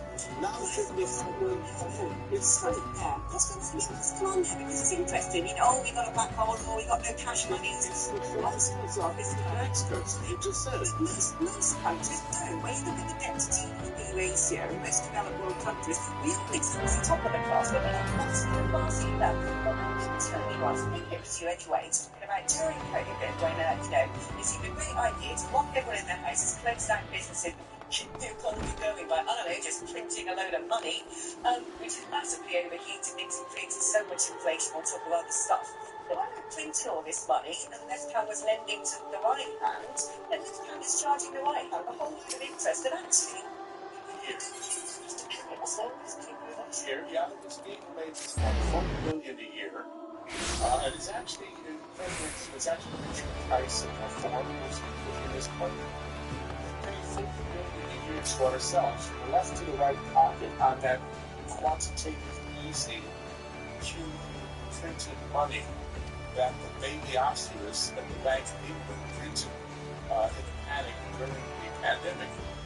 Switzerland doesn't do that. The European Central Bank doesn't do that. Most countries do not pay that interest. That's a but that's what it's a convenient way of to now leave saying that's why we have to raise taxes. So if you do that, if Italy don't do it, if countries like Switzerland don't do it, what's on earth? Because we raise taxes, we're broke. Let's not pay that 40 billion a year in interest and spend it on, I don't know, spend it on, which is exactly what Tyson is saying, what I would say. That 40 billion is exactly the amount of money we need per year to raise the lower tax threshold from £12,570 to $20,000. and help millions and millions and millions of pensioners long Why? I don't get it. If it's that simple that we can just go, right, we're not going to pay that 40% interest on repayments to ourselves. I mean, are they scared that if we stop doing that, the market's going to have a meltdown, a huge bubble, the government will start to crash? So why haven't they done it? If it's possible, why? Because this is why my inbox has increased from 2 or 3 times per month to 4 or 5 times a day. Whereas it used to be relatively small again. And then now it's lawyers, bankers, doctors, CEOs, and they're saying, you know what I'm saying? I've said it before. Dr. Roger, wake up and smell the coffee. This is conspiracy. It's the Jews. It's the Muslims. It's the Illuminati. It's Davos, man, the World Economic Forum. It's the Martians. I mean, each one has got another. But what is it then? What is it? I don't know. It's independent, competent, the way the government operates. It's really hopeless of that. I mean, I don't get it. If we as a country could suddenly stop paying 40 billion quid to ourselves for no blimmin' reason, we'll load of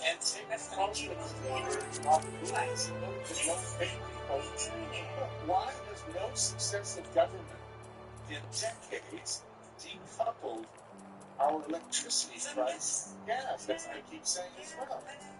Well, let's talk now about shocking, isn't it? Something that in theory was You're actually finishing my sentence. I know. I've heard what some of your sentences are, and I've been taken off here like it's all. Let's make that worse. Get a few gin and tonics in you. Set up a couple of scotch. Cider. Yeah, a good old cider. Anyway, what is so sad is, again, some of the needs more money. Is the NHS? It's just a giant black hole. It is a giant state department with a healing economy attached to the side of it. But it's not so bad now. The people basically need so much money to one side to go buy the shit they need in that emergency. Well, I'm not going to get an appointment, but the eyeballs rolling across the floor at this point, so they will go to things for themselves. Before I come to that, I just want to say just one thing. It's going to be controversial. No, I'm being sarcastic. If we repaid the national debt tomorrow afternoon, any government, these politicians, they would reborrow it all tomorrow by lunchtime. So what in the world are we talking about? Yeah, the NHS, dentistry, physiotherapy, emotional counseling, especially now when people are, really, this is a very troubled world, can't get it.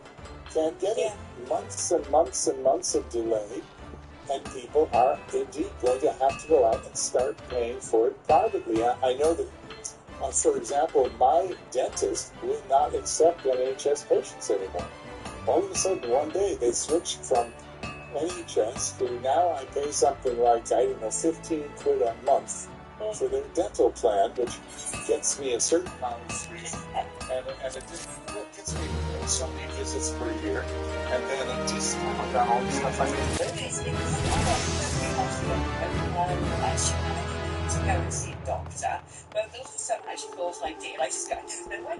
I tried phoning, telephone, trombone, nothing. So I ended up taking out private medical insurance, which has gone up an arm and a leg. Someone's told me, actually, that the economic breaks we had in the past quarter was entirely down to private medical insurance. All insurance, it's got a car insurance, home insurance, private medical. But let's be clear about one thing. I still believe that if you have something seriously wrong with you, there's nothing better in the world than the NHS. They really take care of you. These articles that are coming out now about people having to pay privately, as I said, counseling, dentistry, physiotherapy, it's not the heart attacks or cancer or things like that. But this is what people fail to realise. They say, the NHS is free and pay privately. Then they pay in twice, because we all pay for the NHS. We pay national insurance and all the rest of it. You're not paying for the NHS. So, And the very top of Savile Row Susan, hugely expensive Harley Street Physicians, and consultants are by law required to do their national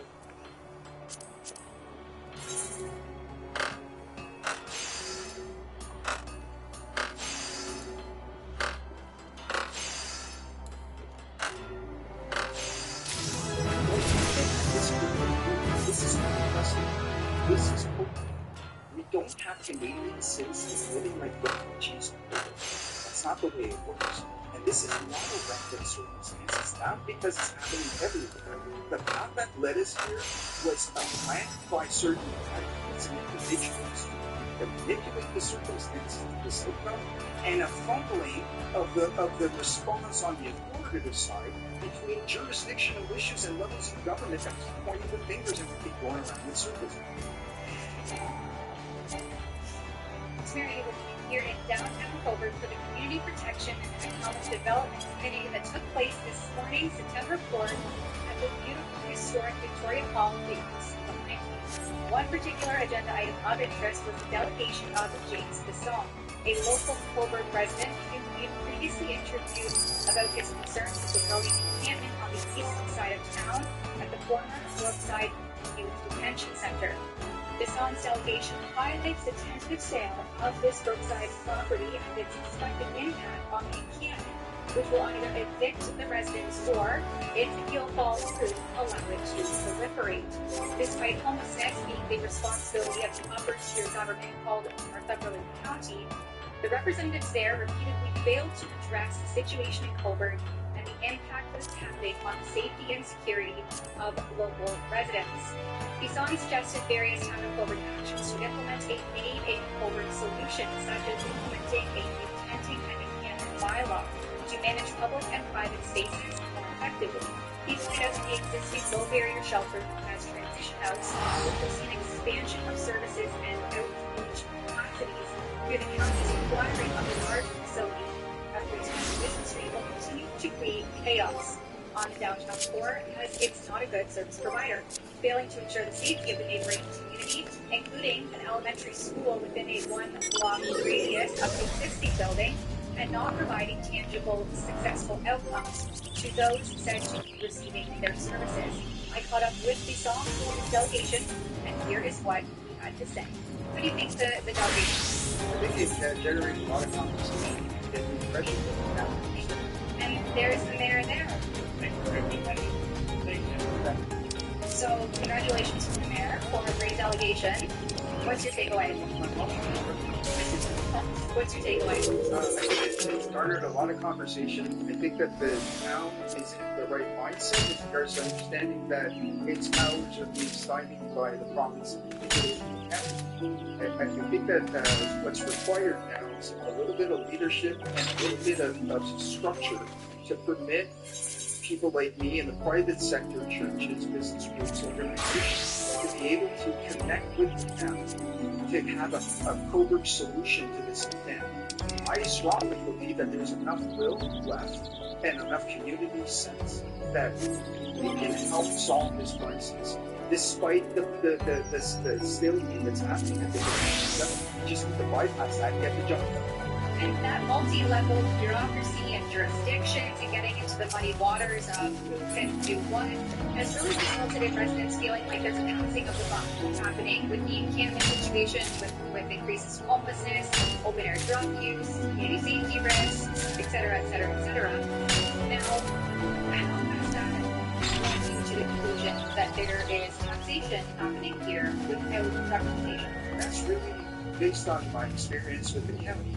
It's become obviously clear. If you look at the videos, and I've looked at hours of videos, the mayors of other towns aren't being impacted by the county are imposing their decisions onto the population of Cobourg at their discretion without necessarily having us the ability to be able to say, hey, if you guys do this, we're going to go do out. We can't. So we're sending a third of our municipal taxes, of property taxes, over to the county, and they are basically imposing these fees that impact their quality of life. And there's nothing to do with that. It's their and because the rules and regulations that people use in schools, it's handcuffed, and now we're left to our own devices with no legislative avenue to be able to make our voices heard from a democratic process, which is a vote. You cannot vote these people out. And we are stuck with bureaucrats arming these politicians as salespeople, shoving these solutions down our throat, and there's no recourse. We're paying for a system that we have no say in. And that's taxation without representation. We're paying taxes, and we only have one seat that's limited. None of those people won an election to be at county. They were all named there because of the fact that they're mayors and have no idea of the day-to-day situations that it's just not right. This isn't a democracy, not at that level of government. No, you guys carry on. We'll be for a little back. That doesn't sound good. Stop paying your taxes.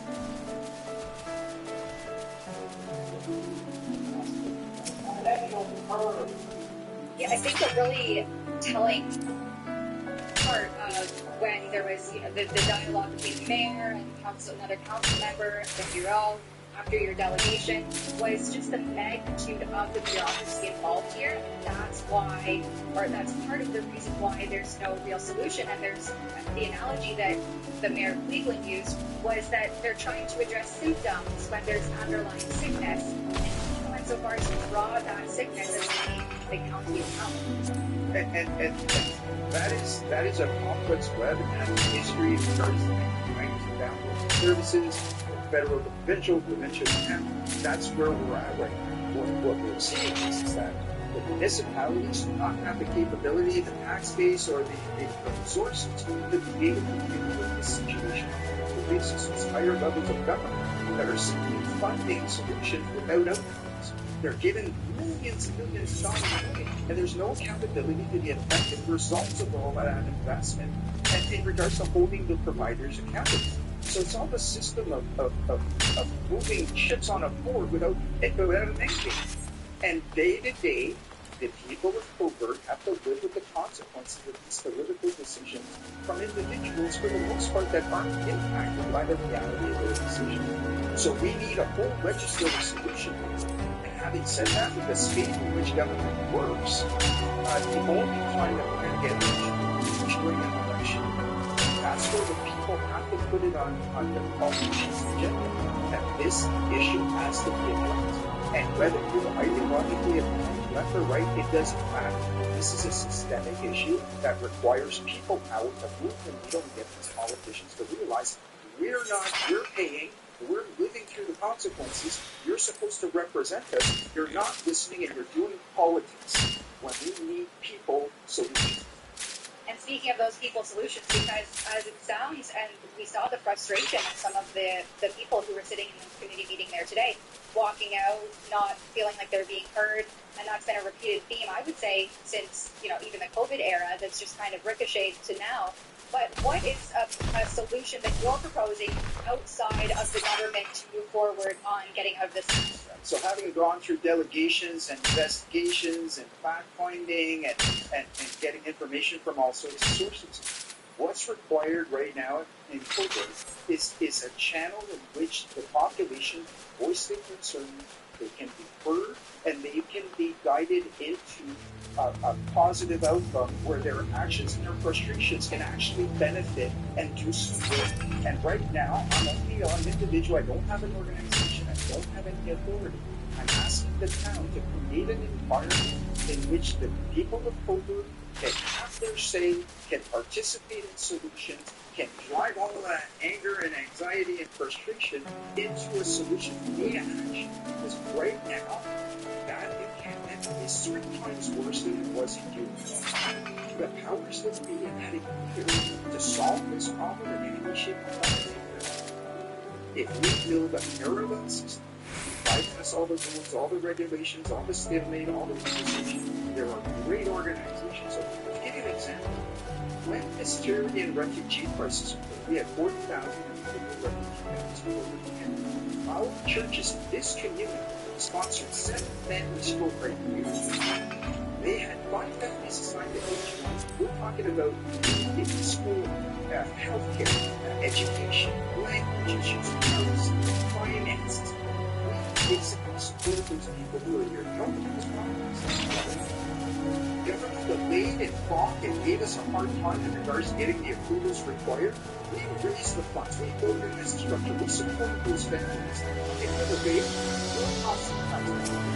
I believe that kind of model and initiative on the private sector side between churches, nonprofit organizations, business entities, and individual residents, we have the capacity to be able to put together this framework the government is doing, show them how it's done, and let them follow suit and enhance what we're doing. If you talk about best practices, I'm going to show them what a best practice is. And you'll do that in a parallel system to, for instance, the service provider that has a sole source contract on these services currently in Colbert called Transition House, which has, I would say, inadequately delivered any form of service to the community and to those people that they're supposed to be offering outreach to. You have filed a bunch of access information documents trying to get to the bottom of how exactly Colbert ended up being the hub for this service delivery with this inadequate provider.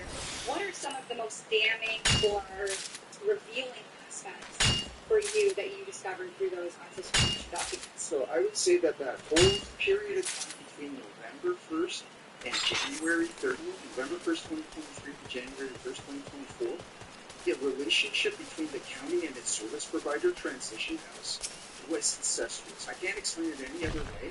There was so much collusion between the two entities and insiders that were looking at not just how to provide for emergency shelter, but working in tangent with each other in regards to getting at an end result that benefited certain people within that context. It was the biggest item.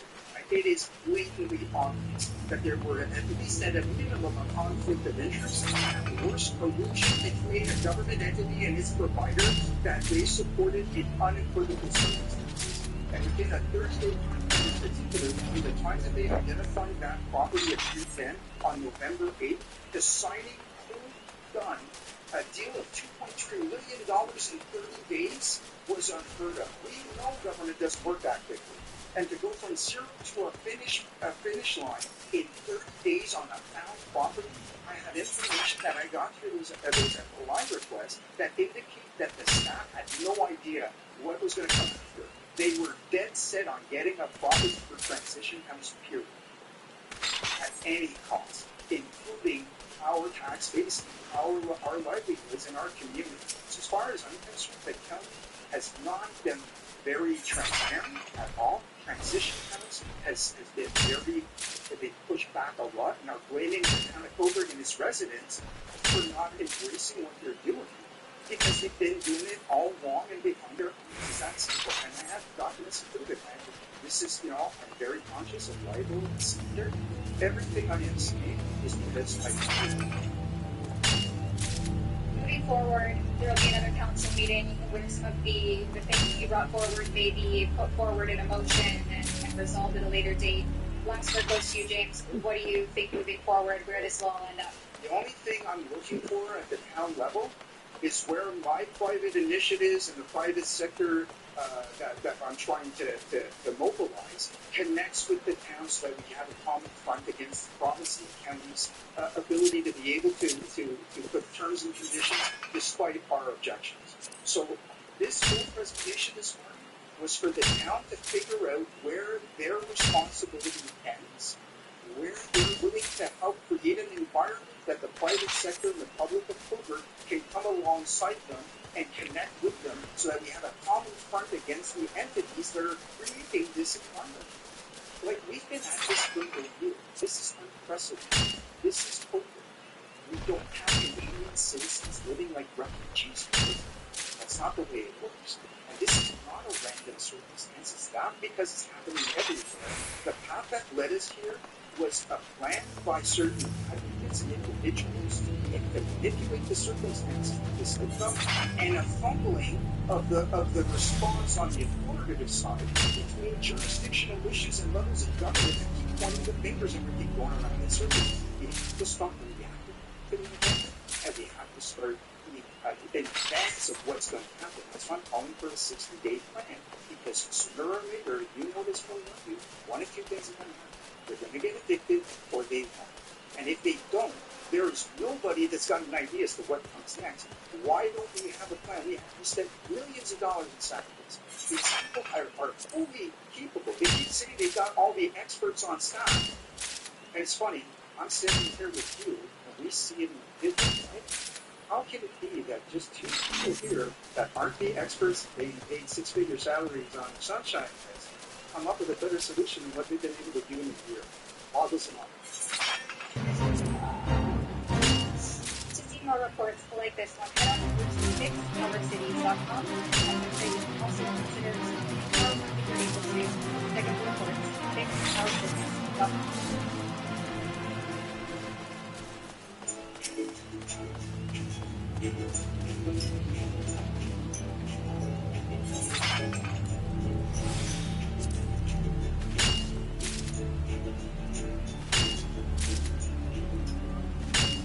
Sometimes one size doesn't fit all. If you want to get the job, a one-size-fits-all resume won't do it. My Perfect Resume is the easiest way to create a personalized resume to get the job you want. Go to myperfectresume.com and try it today.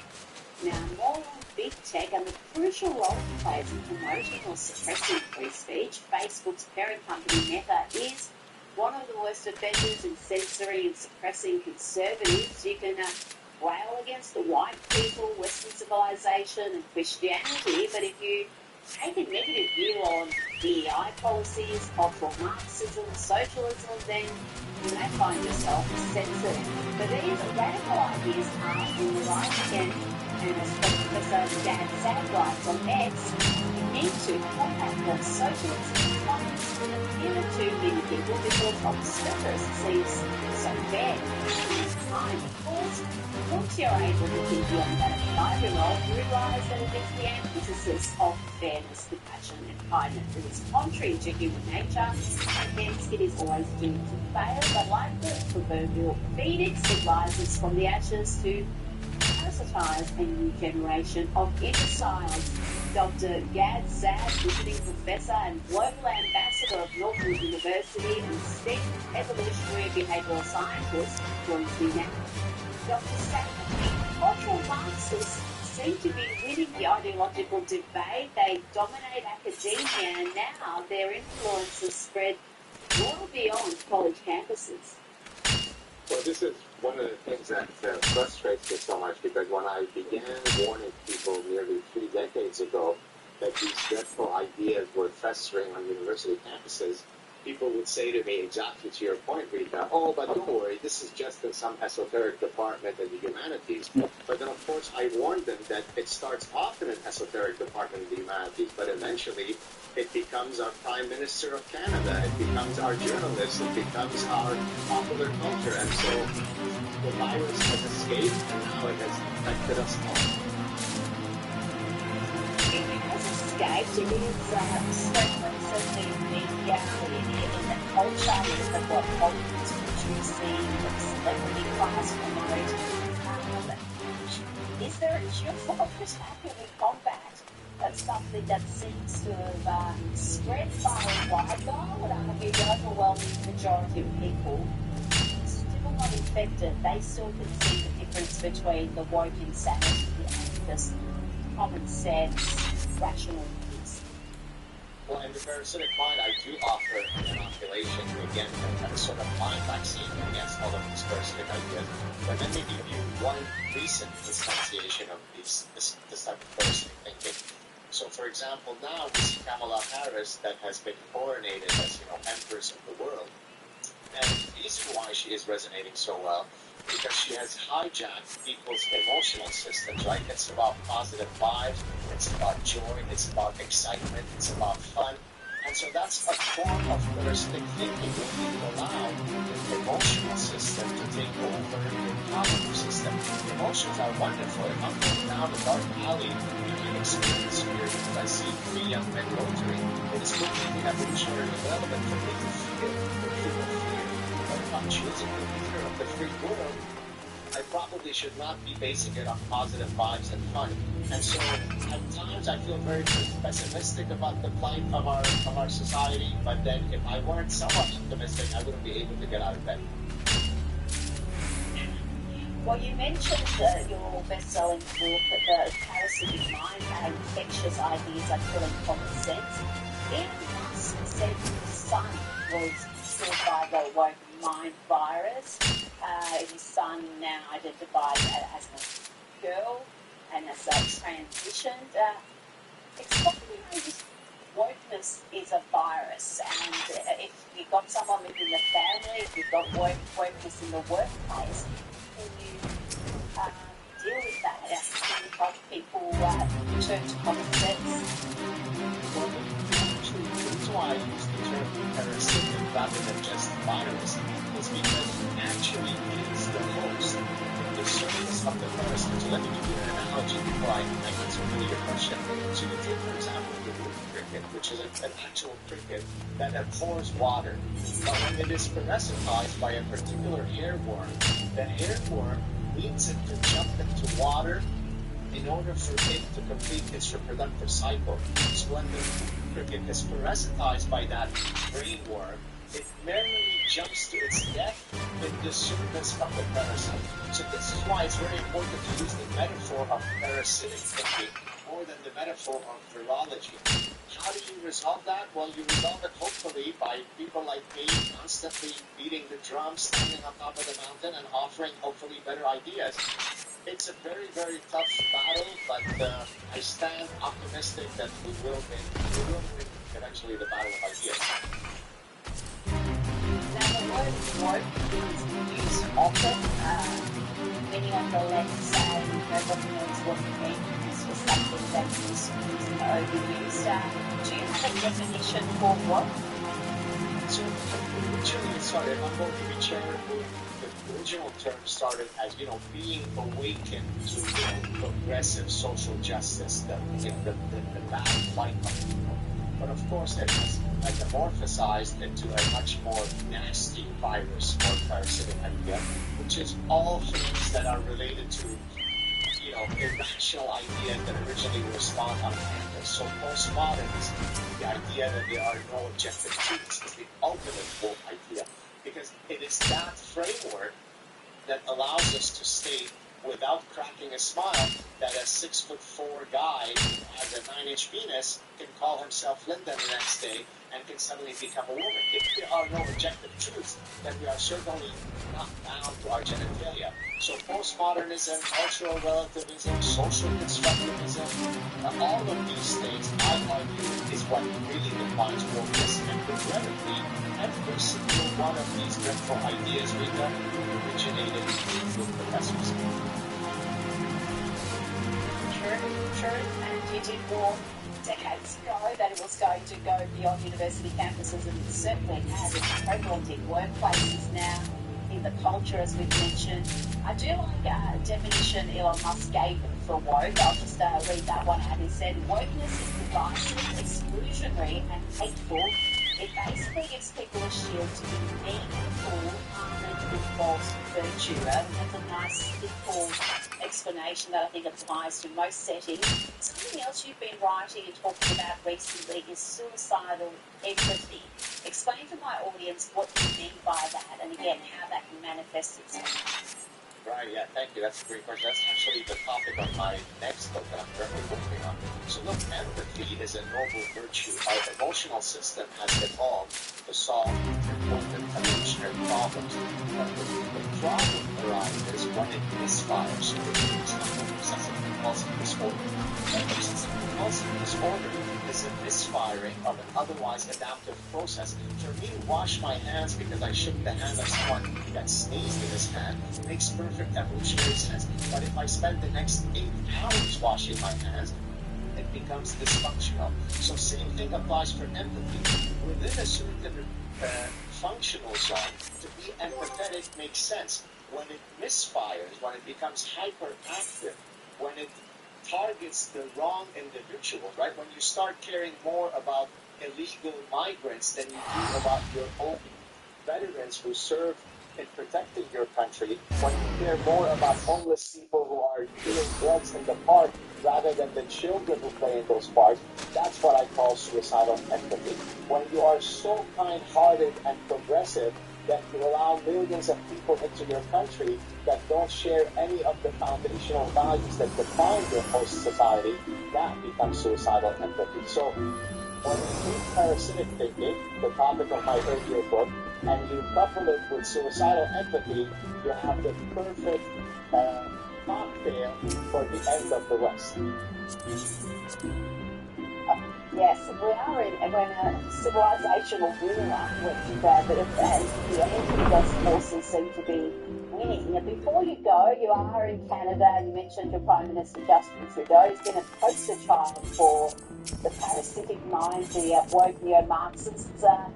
What state is the country in, and have Canadians finally tired of Trudeau's performative caring routine? Have they finally woken up to the fact that he hasn't actually been fantastic for the country? Well, they seem to have tired of him, and yet they found a way to elect him on 3 occasions. But I just answered you on a personal level. I'm so tired of him that that's precisely why I've taken this visiting professorship and global ambassadorship at Northwood University in Michigan, precisely because I needed to put a pause button on all the woke craziness that's taking place in Canada. Well, you've got an election coming up next year, so best of luck. Dr. Gadsad, thank you so much for your time. Always a pleasure to have you on the program. Thank you so much. Cheers.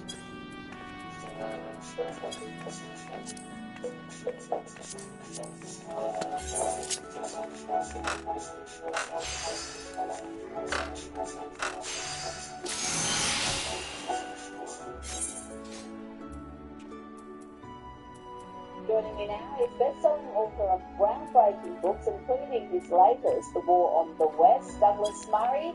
We finally have a Kamala Harris interview. Today, CNN announced that she will be sitting down with Dana Bush, but the interview is not live, and she will have Tim Walz join her. Can we trust CNN to ask the tough questions and also help edit out the word salads we've come to expect from Harris? I think it's a fascinating thing that the Democrat nominee for president is actually going to deign to answer any questions from the press. Of course, Joe Biden has given fewer press conferences during his time than any president of recent decades, and it looked like Kamala Harris was trying to beat him to that record, if no other. The fact that she's doing with her running mate Tim Walz is extraordinarily interesting. I'll tell you why. It's for this reason. We don't know any details of what Kamala Harris would like to do or intends to do if she gets the most important job in the world in November. We don't know what fiscal policies are going to be, what her trade policies are going to be. We don't know any detail of what her border and immigration policy is going to be. And we don't have any knowledge at all of what her foreign policy is going to be.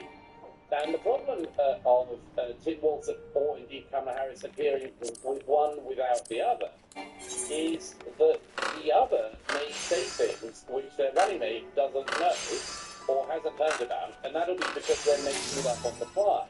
So if you were to have her sit down just with Tim Walz and say, now look, do you agree with everything in Kamala Harris's foreign policy? He might have to reveal the fact that there is no foreign policy and might have to just make some stuff up. Then, of course, the press would say to her, if they ever get a chance to sit down with her again, as I said, it seems to some extent unlikely that ever want to sit down with media. And they would say to her, well, Tim Walz said this about the foreign policy, and then she'd have to try to make something up on the fly as well. So it's very clever that she decided to sit down together, because that way they can contradict each other, but less. Well, there's also this transformation of Harris from a staunch leftist who had the most liberal voting record in the Senate to this tough law and order, pro-America figure. She's now claiming she doesn't support a fracking ban, despite in the past saying she'd bring one in on day one. She's backing away from electric vehicle mandates. She's suddenly in favour of a border wall. Douglas, she's wearing a MAGA hat suit. it's very clear that she wouldn't be the first politician to promise absolutely everything and say contradictory things in the run-up to trying to get everyone's vote in November. But the interesting thing about Kamala Harris is less the contradiction than what basic instinct she seems to have had about politics as she's expressed them in the past. This claim that she's now in favour of a border wall doesn't seem to me to be interesting. It does seem to me to be absolutely typical election season pandering. But what's more interesting is what she said about the border wall any time before when she's been questioned about it. I just watched back earlier today one of her appearances on The View, a campaign strategy that none of us so like women, but less terrible. It's like it's a very unfunny, like daytime show. And so of course she presents herself to these fans of hers on the panel to answer sensible questions from Israel. And on that occasion, Kamala Harris said in one of these jokes that no one else finds to do, she finds absolutely hysterical, that she says that she's very interested in and has dealt with what an international criminal body. And in going after people, she found that the interesting thing about international groups is that they operate internationally. She found that absolutely hysterically funny and for ages. But the point is that she said in that interview, in that softball thing, she said the border wall wouldn't stop these international gangs, and then laughed manically. Well, the thing is that everything she tried to say in that interview was borders and walls don't matter, but they don't do anything. Well, if that is her view, and it seems to have been her view until yesterday, that seems to be very separate view. She thinks that it doesn't really matter if you have a border or a border wall, because of these national things. So I don't really buy this latest version for all panic. I think they must have some sort of internal poll list that is allowing them, particularly about the big issues like illegal immigration in the US. So we're seeing this about today. Just quickly, I want to ask you about Donald Trump, the endorsement of former Democrat Tulsi Gabbard, who famously ended Kamala's last run for president. She's also helping him prepare for the debate with Harris. How crucial is the upcoming debate, and what's more to lose? Well, of course, if some of the polls are correct, and Kamala Harris is ahead, then it would essentially be that she had more to lose.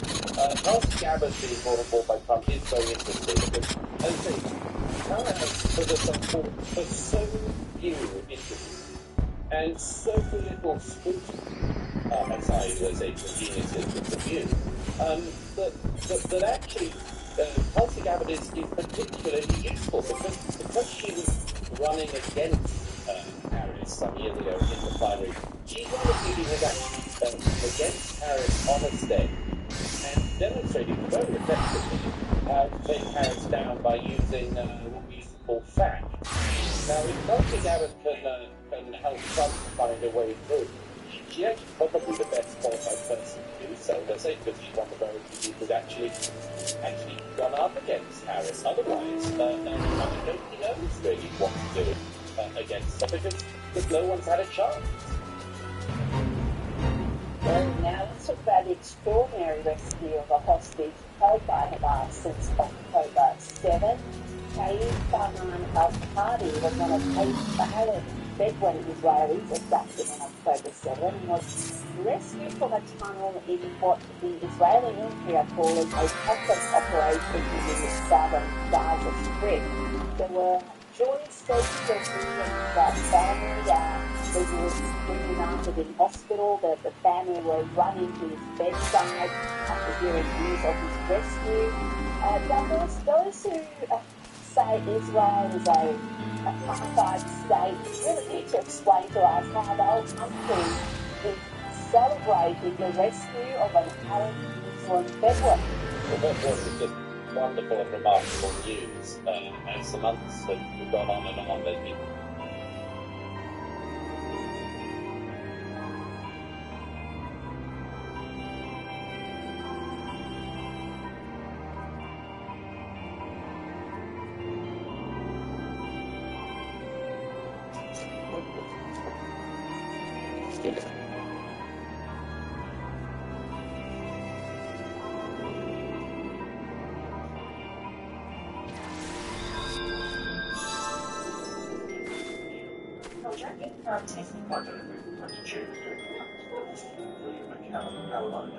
something that I've never had much love for this father.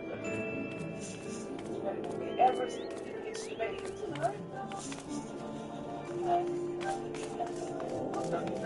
I love nothing. Love for these things.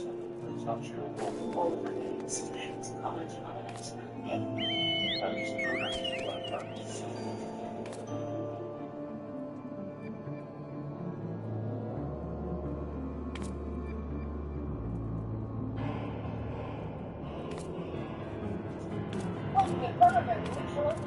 Wow, I mean, you want to talk momentum.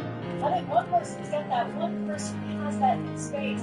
I am going to show you the push and pulls. And yet again, Donald Trump is leading his path to the White House. We're going to talk about that. Plus, I'm going to be joined by campaign advisor Corey Twardowski. He's got a thing or two to say about all of this and the people in the media. The media is freaking out, shall we say.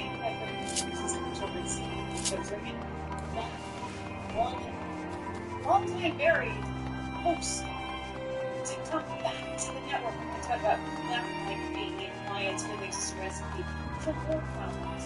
Talking about man, right? The Biden administration, meanwhile, going Russia. It's all over again. Find out what the latest wrinkle is. And on the entertainment front is the Travis Kelce, Taylor Swift relationship real, or is that just a Hollywood production? Paula Smith doesn't seem to know. That seems like very much a Hollywood production. We're going to get into that. And why lawyers for Travis Kelce and Taylor Swift are now getting a little antsy, demanding a certain contract be taken down from the internet, all as Meghan Markle, also in the Hollywood space, gets pretty bad news.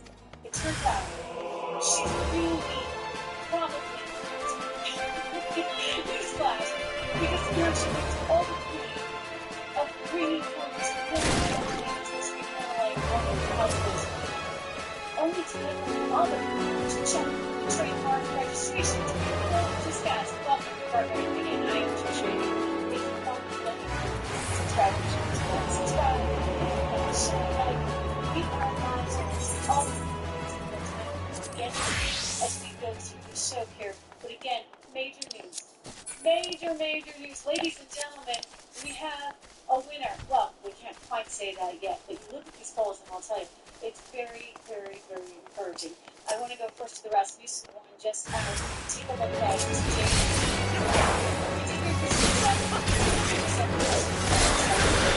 National poll. Just released this morning by Rasmussen. This is a big deal.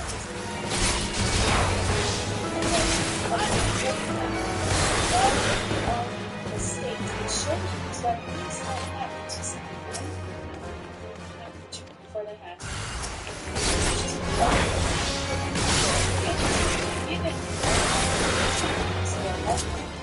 society.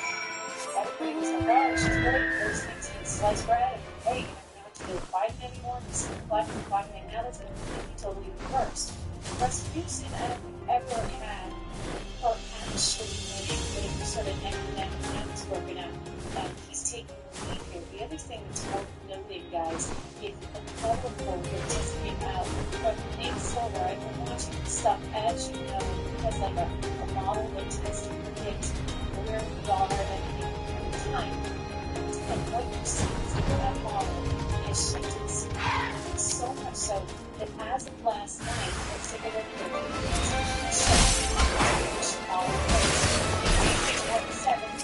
chance of Trump winning in November versus Harris is 43%. How scared does this make the Democrats right now? think about how freaked out they are because Harris was supposed to be the solution, right? They figured out they couldn't run Biden. I don't know why they ever tried to run him. I mean, I would have primaried him so fast. How many times did I tell you that? I was looking through some old videos here on the YouTube channel. Again, reminder to subscribe and share and like and all that good stuff. We were going fast and we were going strong. We're onwards, I should say, of 350,000. It's crazy. That's all thanks to you guys. But I was looking at some old videos, and there was one from, like, a long time ago. I mean, I want to say, I mean, we weren't doing the show every day at that point in time. It's really only been about 14 months we've been doing it every day. But this would have been going back probably over 2 years ago, and I did a video about how there's no way to run this stuff. Like, absolutely, they weren't going to run him. And I was telling you that all along, and shockingly, they did run him, which was really, really ill-conceived. And then you fast forward into the point where they're like, oh my gosh, I mean, the polls were cratering.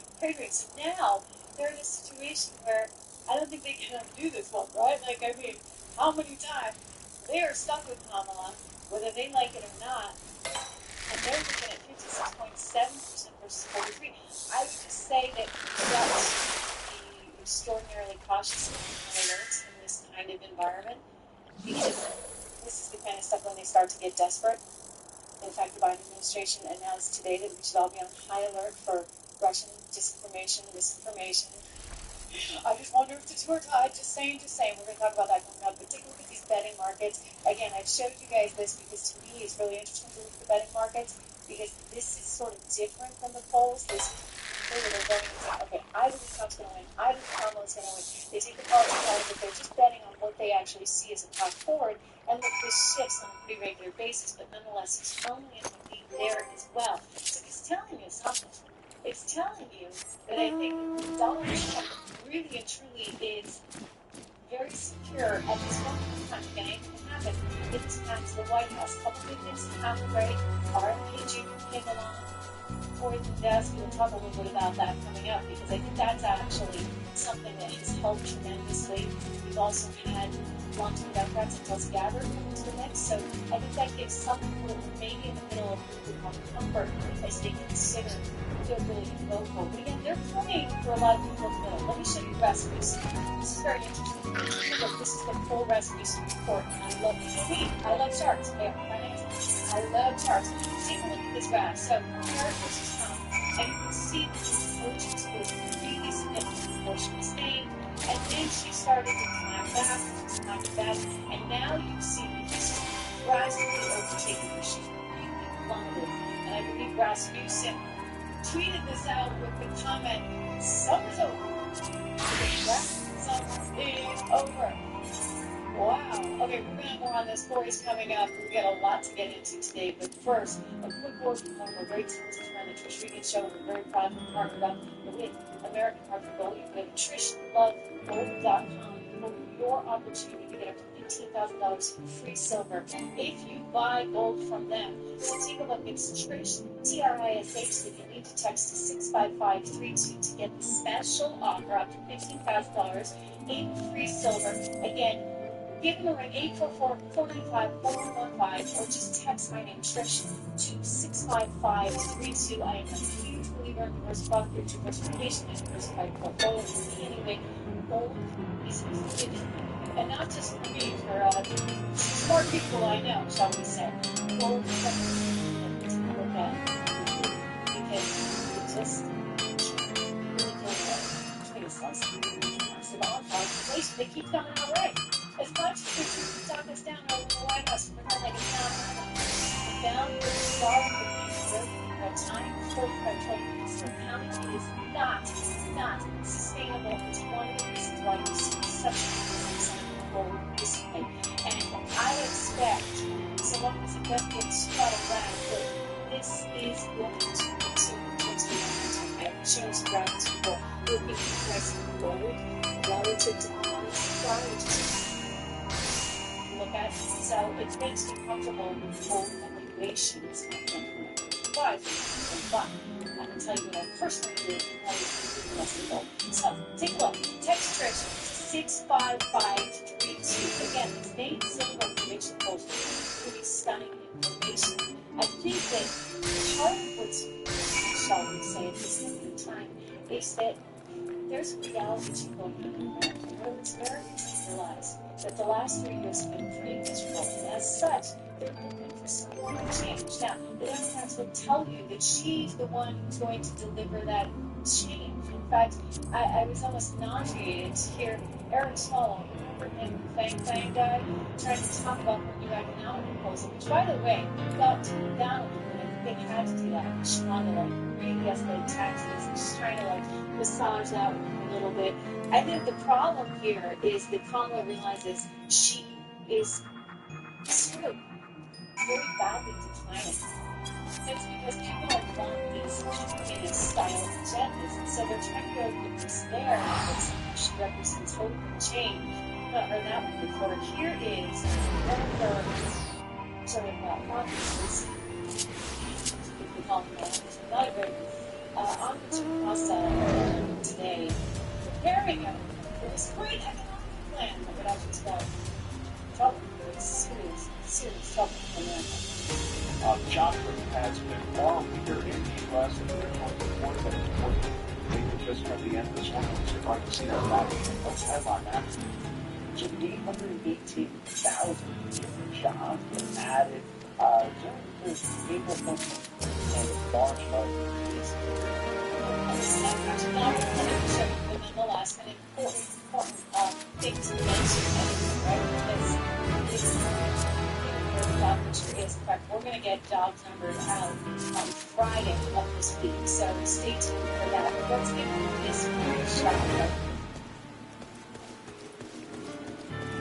Water has never stopped you.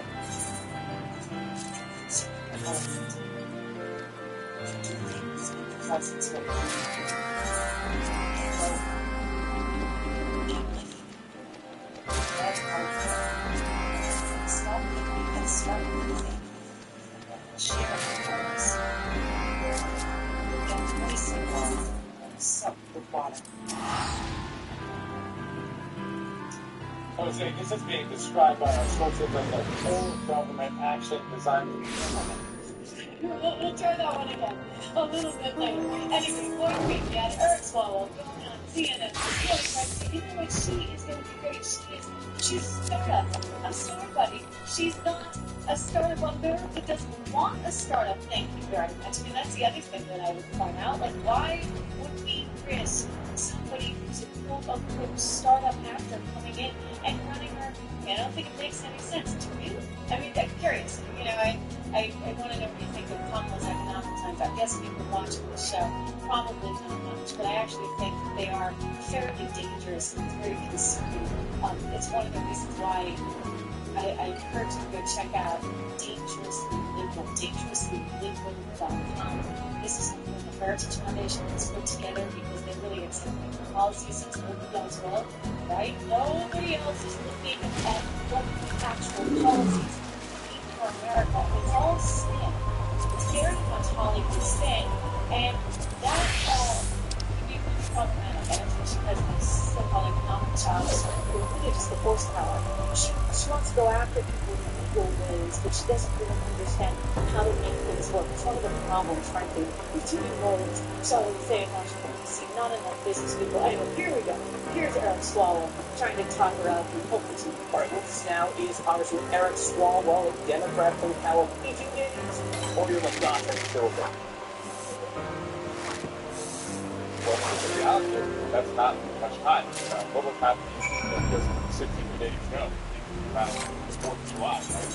That's how we got so there's a lot of joy on the campaign among Democrats everywhere, but on the other side, we don't have joy. Labor Day were close to back to the now Democrats in here and everywhere we go. Make the case that this is about the future. That's who Kamala Harris is, and Donald Trump will just take us. All right, so you're on team not a lot of days, 62. So what then needs to what needs to be accomplished quickly then for Vice President Harris? Well, they could lay out an opportunity economy where if you work hard, you better for yourself, be bigger for your kids. So it's a startup proposal that she has. She's a startup candidate herself, wanting to add 25 million more businesses to America, but also she's got a plan to put roofs over the heads of people who work the hardest and homes that you own. And in America, it's hard to have hope if you don't have a home. So for $25,000 first-time buyer credit would go a long way to ensure that if you work hard in this economy, it's not going to be so damn hard for you to have a home, provide stability, and some equity. Okay, so basically, this whole $25,000 to $15,000. The rest is going to go on for $15,000 for the very people that are trying to buy these things. These giveaways, they never work. They don't work. They sound good, right? Like that's the whole, let me see this and maybe I'll give all those student loans because we can get that schmo over there to pay for your college education and the degree that you maybe did or didn't get. And your studies, yeah, we're going to take care of that for you. This is a path forward to total economic destruction. And so I can't underscore that enough. She's actually got ideas incredibly dangerous for America. I mean, we talk about that, you talk about the unrealized cap gains tax, right? She wants to tax you on stuff that you don't even own fully yet. You already haven't sold it, therefore you don't own the money. You have the money. Gosh, it's really disturbing. And I'll tell you this, the True team, they are out reality check today. A reality check it is. I want you to see this graphic. It's tremendous. Here we go. Okay, so we're trying to kind of just distill down into what actually really matters. Mortgage rates, they're only 2.77. I'm sure that's off. This versus nearly 8% of the progress. You had personal savings up to 400%. That's the stimulus, of course, right? Stimulus checks. You know, she gave out one too. Remember when they first came in? Hey, the personal savings down 73%. Credit card delinquencies almost half. 10-11%. That's actually the 50%. What the heck happened? And then wages. They're looking at real wages. Real wages are adjusted for inflation. So this takes into account the power of your dollar of 8.2% of the dollar versus a negative decline of 3.9%. Basically, it's decline of 4%. You buy less than 8%. Now, look at this inflation. We showed you, right? Gas went up 51%. Since the last office, electricity up 32%. America up 23%. Eggs up 47%. This is even accounting for a little bit of sort of, shall we say, a plateau in the cost of the grocery stores. Now, the administration would like to tell you that prices are coming down. Now it's coming down, right? Because they go way up. We have CPI up over 9% at one point. After Joe Biden talked about his change policy. Oh, dude. They inherited 1.6% inflation. If you're running lower, Fed tries to target. They go all the way up to 30%. And they're like, well, it's only at 7, it's only at 6. And now we got it to 2.9. We celebrate that. And so they're talking about grocery prices slowly going down. I can tell you they're still up something like 1.9% over the year. And this is after being up so much even the year before. Of course, they're going down no matter how they try and slice and dice this one. Just on page 18, trying to spin a little bit at the White House today.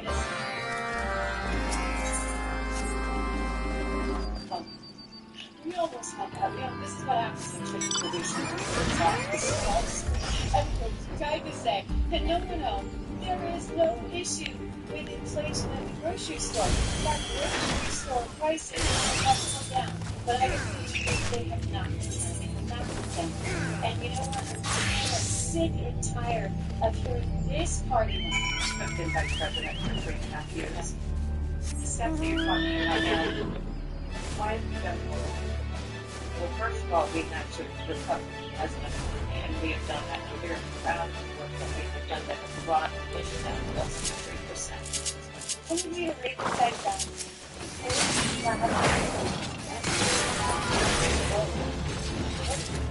A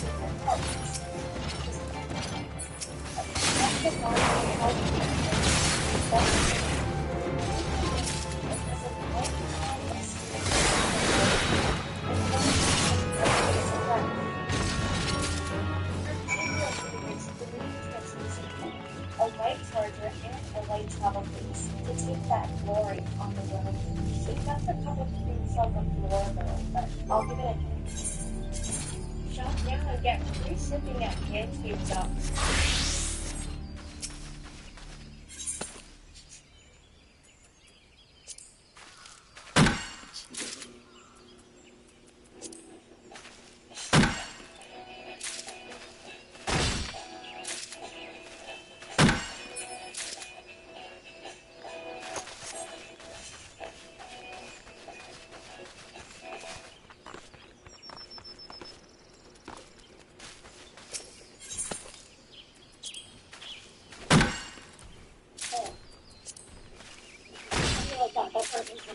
I'll show you that in a second.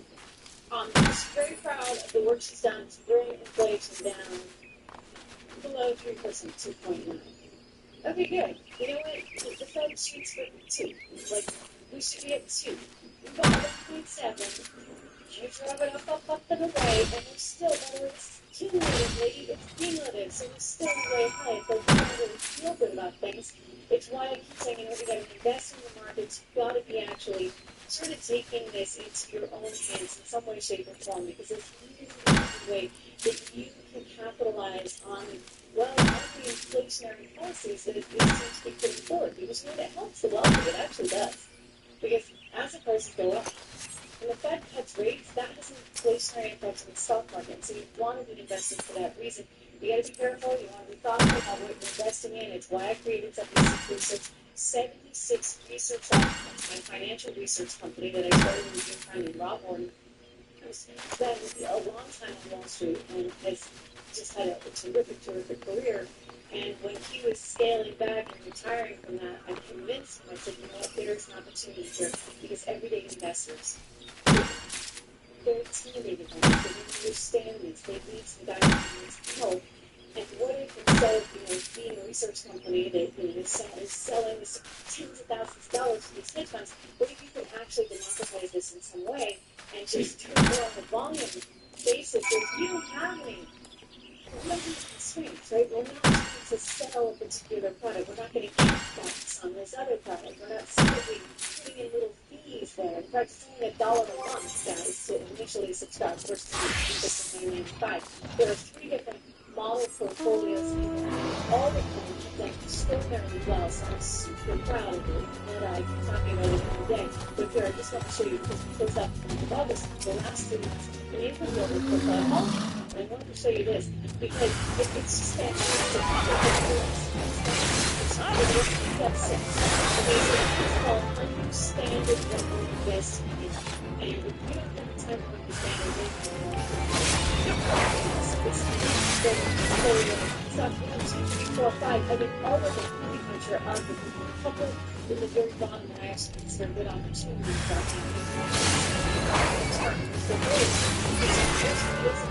At 6%, and again, I think if you consider what's about to transpire in the markets, what's coming from the Federal Reserve, and again, it always seems to be this. By the way, it's always seems to be to be in favor. Look out for yourself and make sure that you're investing in your locals. You're doing it before you say please do it.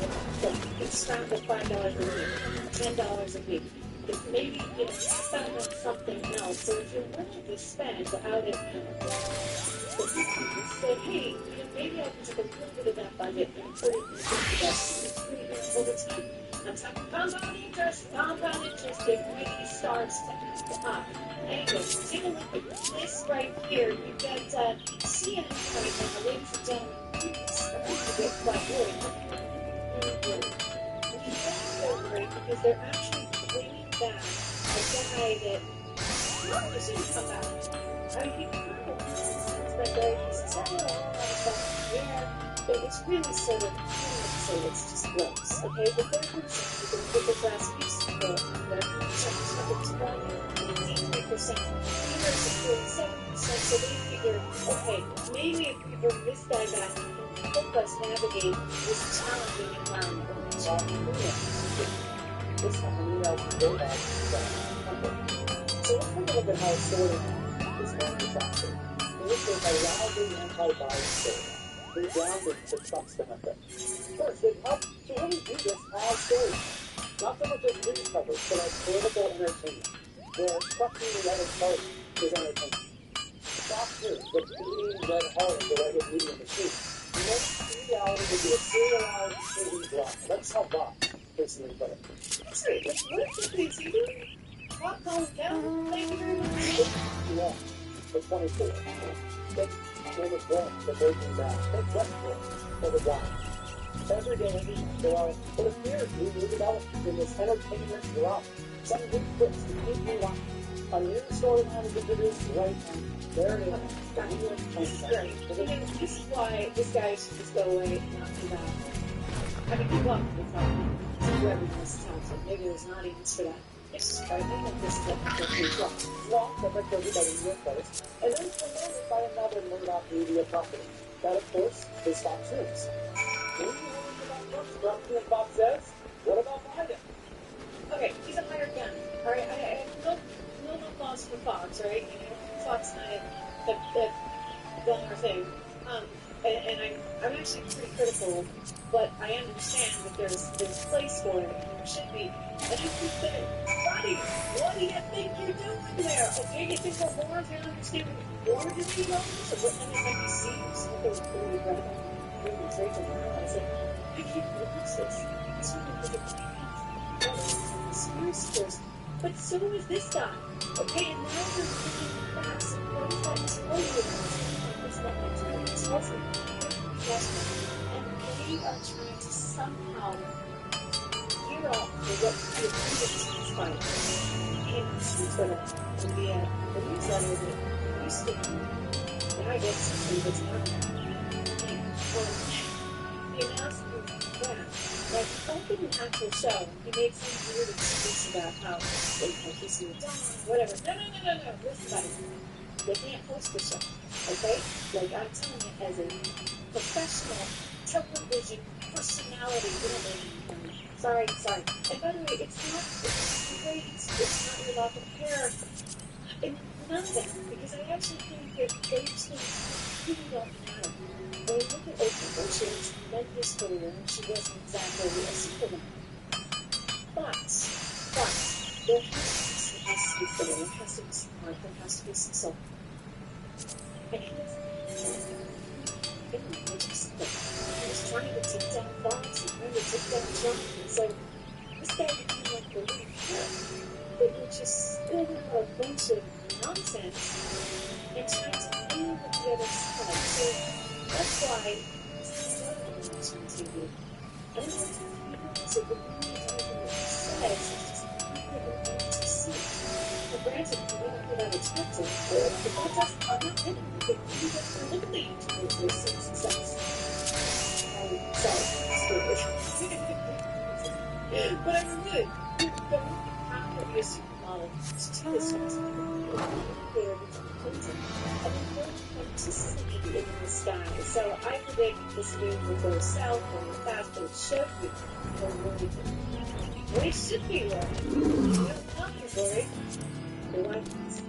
The White House is stunned that Fox reporter would dare to ask this question. Dare to ask about whether Kamala has like different beliefs, different accents, and totally fair question. I think I said guys this, but I was just watching. What one of the last things is here's Kamala speaking to Trump just the other day, and she's got this kind of, accent, just somehow. She got some kind of accent. And then she did the same exact speech in Pittsburgh, but no accent. And she questions it's a lot like so much like less than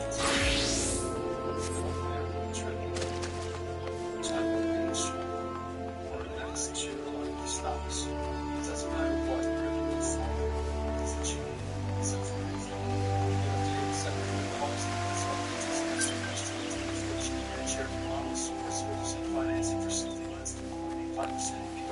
Plus, eligible customers get $1,000 loyalty cash. See details. Yeah,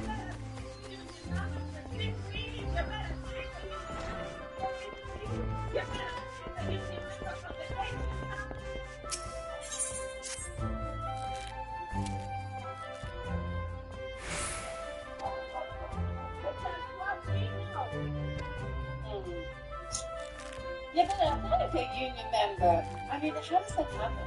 Like, how do you change your accent? I mean, honestly, because she did the same speech in Pittsburgh, and she sounded a lot different. Same speech, same kind of lines.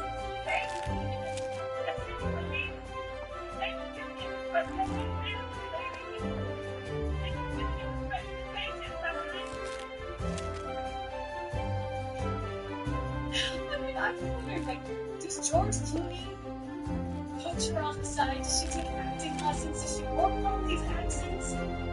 It's got all the Simpsons there. They got another empty suit, for goodness sakes. They think they can package her up, make her look a little spiffy, and then suddenly, throw on an accent there whenever appropriate. They forget there's this little thing called the internet. They forget there's this little thing called tape. And we're going to go back and we're going to see it. We're going to compare and contrast it. Then, gosh almighty, I'm actually a reporter for Tales. Since when does the Vice President have what sounds like a Southern accent? Well, I mean, this is... She was talking about unions in Detroit having one voice. This is something that same line. Okay. And then she used the same line in Pittsburgh, and it sounded like she at least had some kind of Southern involved. I mean, if you hear the person, do you think Americans seriously think that this is an important question? They care, you know what they care about? They care about the economy. I'm going to tell you why it makes an important question. Because people actually want to see. I'll give you this. Like, Trump has never, ever changed his system. I think I relate some of this MAGA, changed his MAGA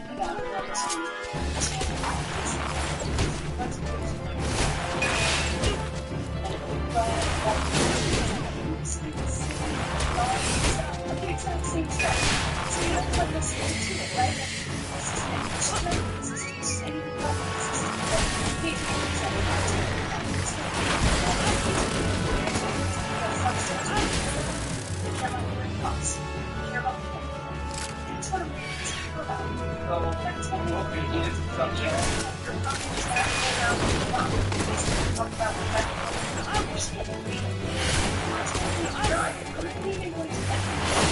Some question about it's just your kids. Hearing it. I'm not questioning. I'm talking about the question is just say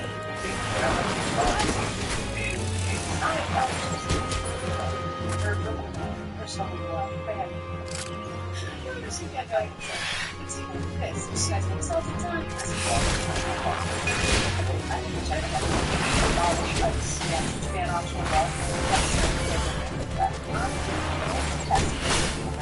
Okay, now tell me. She said, oh yes, I'm all but it's such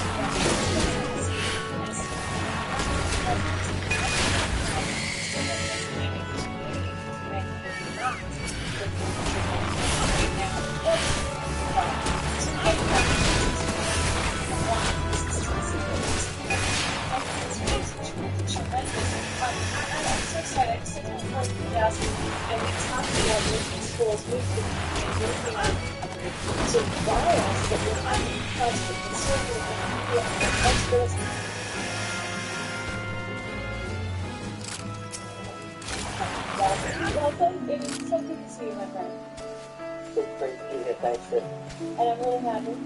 You're now involved, you're on the team, you're one of the campaign officials here, and I can't remember this. We have such a reference story. All of a sudden, the polls are going up and away. What a turnaround has been. Really actually, this is something that we can see. There's no Well, look, what we saw and what we continue to see is mainly on one side, answer 18 minutes of questions that's already been over the last 45 days, and the other candidate, Donald Trump, is out great as message directly to the Americans in Wisconsin, Pennsylvania, Arizona, Georgia, North Carolina. This guy is traveling across the country to bring up to economic prosperity, bring up safety and security, and close borders with everybody. So why are the polls changing? Because for a week, the only person who had a longer honeymoon was Bannon and Tim, who went to China for his honeymoon, than Kamala Harris has had in the last 45 days. Yeah, I'm kind of surprised that the CNN really it's almost like the more people see her, the more they get to know her, the more reticent they are. To expect that to continue, and that's so childish. Well, if we extrapolate that to the first 45 days, there's one more opportunity to talk to her before the election is 50 days ahead, right? Right, but the mainstream media has been so in the tank with this administration and now the Harris campaign that we've seen on different Sunday shows. When attacking the Trump surrogates and advocating for Kamala Harris' policies against Senator Tom Cobb. It's amazing when people are supposed to be journalists and asking questions and allowing the respondents to give their remarks, and instead of fact-checking them, they're giving their own opinions on things and they're wrong. So Kamala Harris is wrong.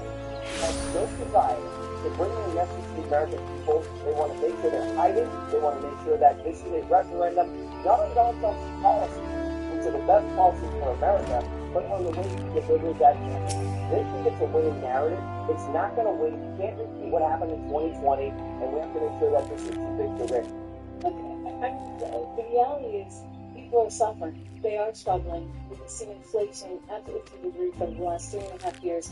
We've got a compromised border, a very precarious international situation. Corey, when you add it all up, to any average American, they know that, okay, you know what, maybe Trump wasn't in very cup of tea. Maybe he was a little rough around the edges. Maybe he sent some new tweets. But at the end of the day, which I think is important, they feed their family, they had belief in America's future, and that included the economic future of themselves. And I think that was really robbed from them, that was taken away, and so they're dealing with that reality. In other words, he doesn't have that hard a message to sell.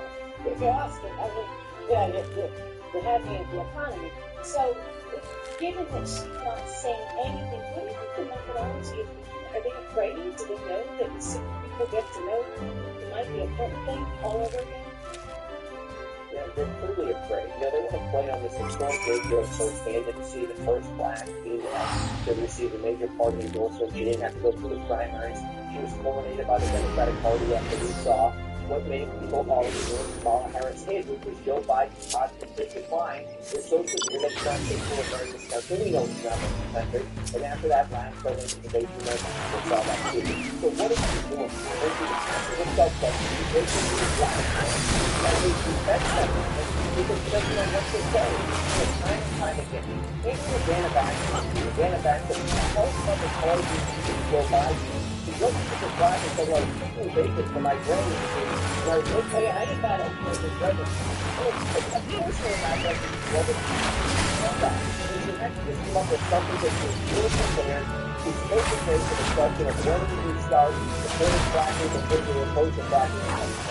When did we start supporting no tax on chips before we oppose no tax on chips? And obviously the most egregious example is when did we start supporting border walls that all of us have gone from banking prices for the last 4 years and have done nothing for the last 30 years to come into the country and terrorize us and try to put us over from within. So Kamala Harris has a record that she now has to stand on. She just tried to throw the survivors both economically and then from a historical perspective when it comes to the disaster in the Middle East. I was at Arlington Cemetery last week when we had the Congress, those 13 dead American servicemen and their families who asked us to come and share their grief because Joe Biden is not having that to say their names or call them and remember them in that Afghan withdrawal. So, there are a lot of things that Kamala Harris has to hide from in the last 4 years of the record that the American people don't want. She's hard to put her select not. She is accepting to him and that record. So, given your experience, and if you were there in 2016, you ran the whole thing, you guys won, you were there as an advisor there in 2020, you're back on board now. Given your experience, what is it that you do? What is the ticket? How does it get to something? single opportunity. Because again, you look at some of those states, like in Wisconsin, for example, like in Pennsylvania, where the middle class has been absolutely plastered by the policy. It seems to me that people going today, they have no thought and we want to see that this is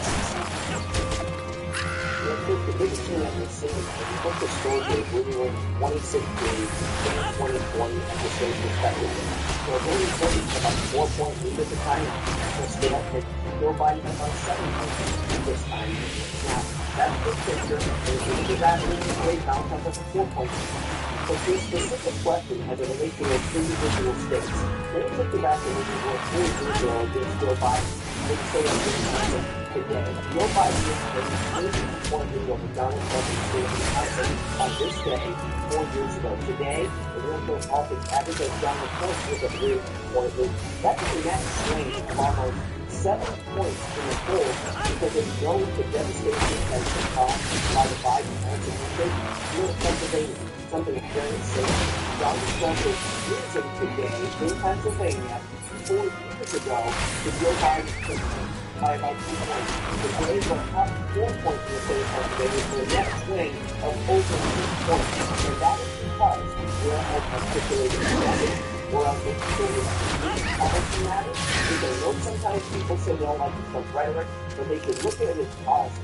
Something that the Harris Wall team didn't have any rights to do. and not actually put policy. They don't want to, and what's going to happen this week, you're going to get a detailed economic policy speech for the New York Economic Policy Forum. That's going to have 250 of the largest well-suited to the Trump administration policy. This is going to articulate and lay out what his plan is going to be for the next 4 years, provide freedom and economic security to everybody, regardless of race or religion, ethnicity, creed, color, it doesn't matter. That's not going to be a white man. Everybody is better off uninsured, and they have seen the draconian policies of this administration. They've trickled all the way down to the low socioeconomic status, the key grants, this is trying to get a job, once you multiple jobs, you get a community cost, and then what are you saying? You're saying that you're going to stay in the job. Inflation is so, it's such a negative thing for the middle class. I talked about an outline how you could get a lot of stuff with the middle class that Kamala Harris is so open to where she was giving them stuff. Here we go. It's more creepy. Like, what are you up there? I want that middle class is getting so bad this week. With Kanye, say, wait a second, no. I understand that maybe why that policy resonates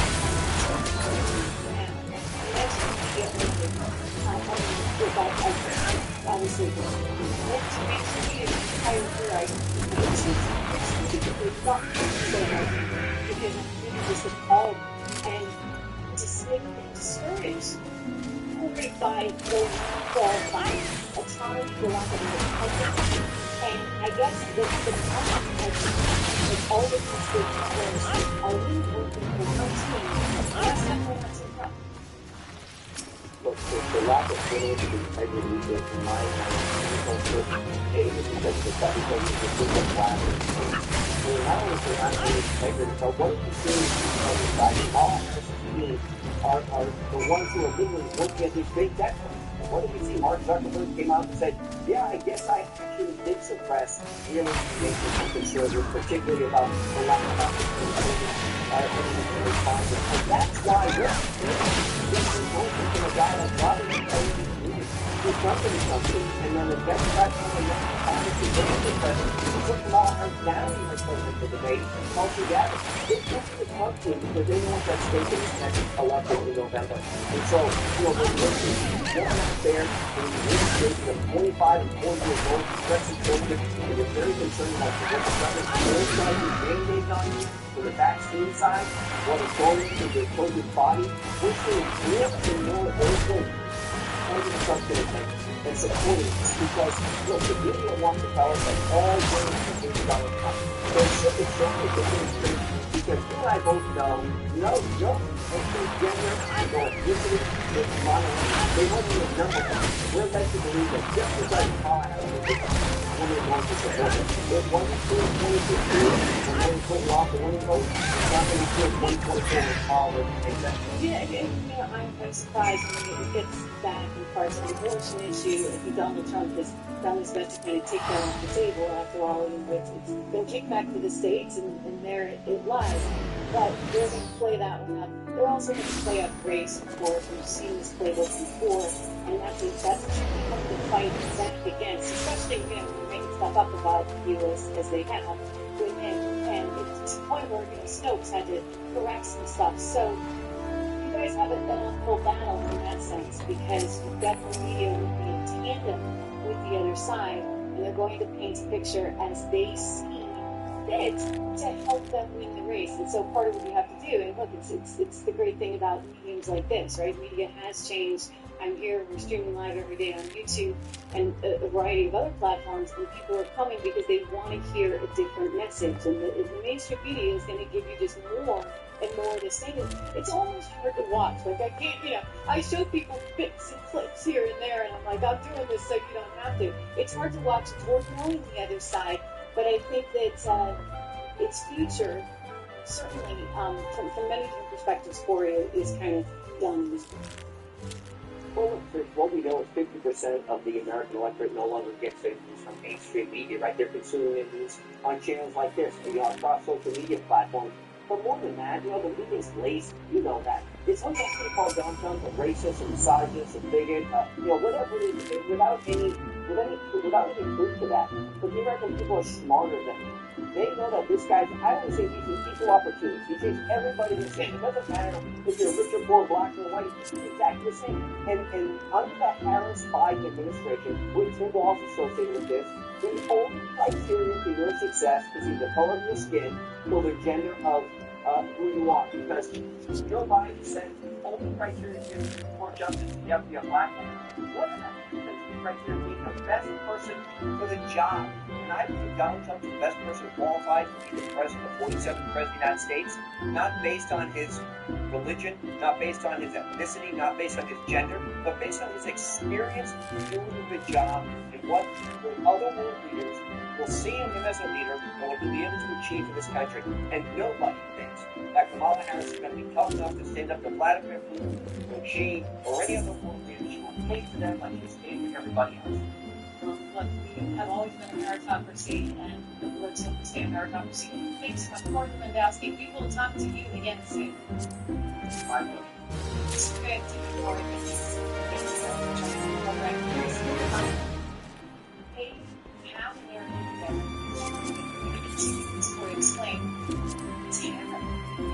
We got paper today. The Biden administration announced that they will put sanctions on Russia for Russia's alleged interference in the 2024 election. Now, on the one hand, let's be honest, lots of countries try to interfere with sentiment, right? That's why we try to work for that TikTok and so on. There's plenty of countries that try to inflate sentiment. And by the way, what do you think we did? And what we did all around the world. We also try to so, to make it more understand what's happening. But I would take this a step further, because my trouble with all of this is that we always blame Russian disinformation for everything. To the point where it's really nuts, because to know that laptop, that this laptop that was cannot be said or is a total fake, and the FBI was not investigating. Like, it turned out that was actually all fake, right? The disinformation, but it's trying to be the courtesy of our national trade state. One is that was definitely recognized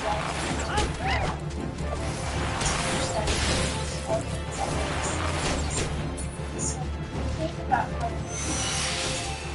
evidence as misinformation. For goodness sakes, we're just talking about Sandy to your potato gun or something, maybe the guy that comes back to CNN. And he was pretty notorious. I want share with you this clip. I mean, it seems to be repeating of misinformation there that something attached again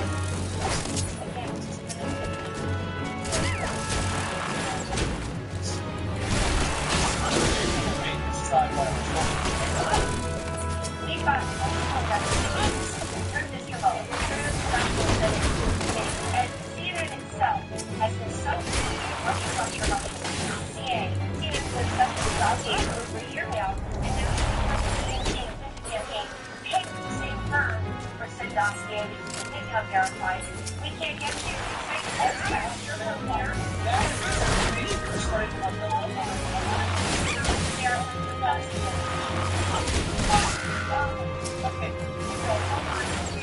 Our dossier is unverified. And I was saying, I'm not verified because they're all verified. But she's going to always want to know you guys are not talking about that's perfect. You know that CAR.ca has not been verified, and yet the interest in upgrades have not been verified. Are you confident? Verified. Are you confident? By the way, we don't even care about the dossier here. Let me tell you something. Great. Then let's look at all sides of the coin. Tell me this. Why if President Obama and apparently, according to Donna Brazile now, Attorney General Holder, National Security Advisor Susan Rice, they all knew about, they were all told about possible Russian meddling. Why did they tell us at the campaign they knew last summer? We were told what was. I agree, there should have been more. You're right about that. Okay, so should that be part of the investigation? So if we're going to support our democracy, uninterfered democracy, right, which I know you and I both agree with, then why? Okay, well, that's not. Kellyanne's fantastic. It's good. Follow them. And so, part of this person is part of this information right now. It's being reported that the Biden administration means business, sanctions on Russia, reportedly for any misinformation matter. Jose, this is being described by our sources as a total government action designed to target Russian propaganda, disinformation aimed at interfering in the 2024 election. It is said to include sanctions by the Treasury Department, law enforcement action by the Justice Department, and one of the focuses on RT, formerly known as Russia Today, that network of Russian government-funded English-language websites and television platforms that was flagged all the way back in 2017 by the U.S. intelligence community as a vehicle for Russian disinformation and election interference. And at that time, the Justice Department required RT to register for basically seeing that the joint action you would take against RT exclamation efforts to further Russian propaganda disinformation was interesting in even if it's all often not only Russian propaganda China has been successfully trying to manipulate their public opinion information on media platforms using these accounts and the state-sponsored platforms. As they did in 2016, it turns out that there are mechanisms in place, even at social media platforms, to try to stop and flag fake accounts. So here's the problem. I don't know what Russia's doing.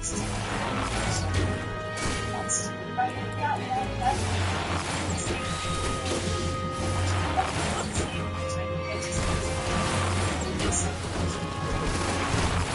right. But what's about this?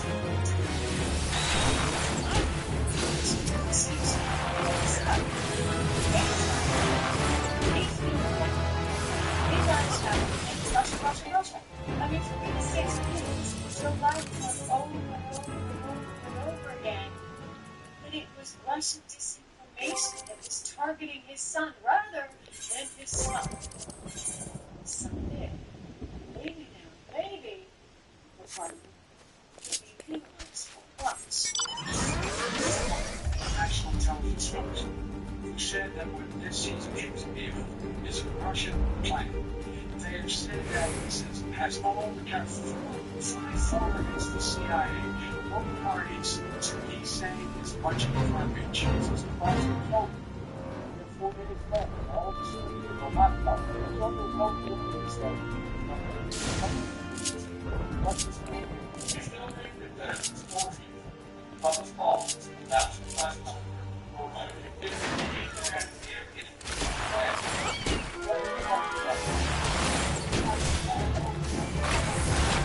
It's the last record campaigns. Last yard, told these people on concept, no reason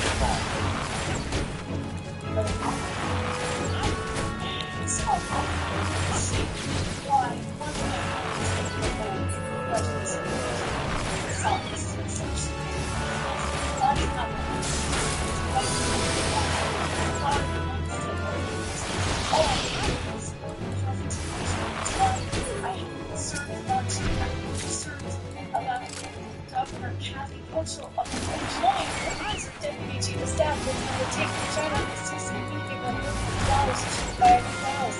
And Ferrari, for goodness sakes, alright? This time, think about how we destroy America's trust. Think about how Joe and everyone else there, Hillary as well, tried to pin it all on Trump. And it turned out that the reverse was true. Right? Research the dossier fought paid for by the Hillary Clinton campaign, by a law firm that looking for the Clinton campaign, then hired a Wall Street journalist to make reports, hired Christopher Steele, who was organized and hired a guy who went there, the guy's investigating potential Russian spy to come up with witnesses.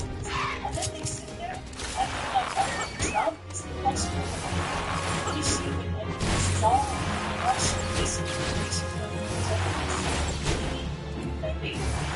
There's a you can't do that. You cannot do that. You cannot do what you're trying to do, which is to collect money.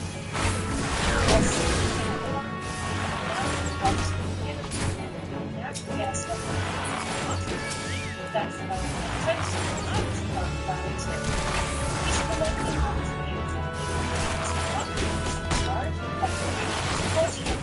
$40 to register as a foreign agent.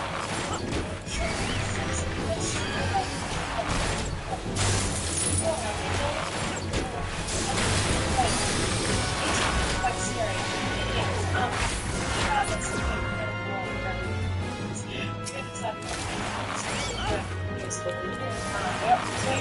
Back in things. Alright, I wanted to mention a shout out to the Emily Texas Children's Reading Show. And then about the folks. I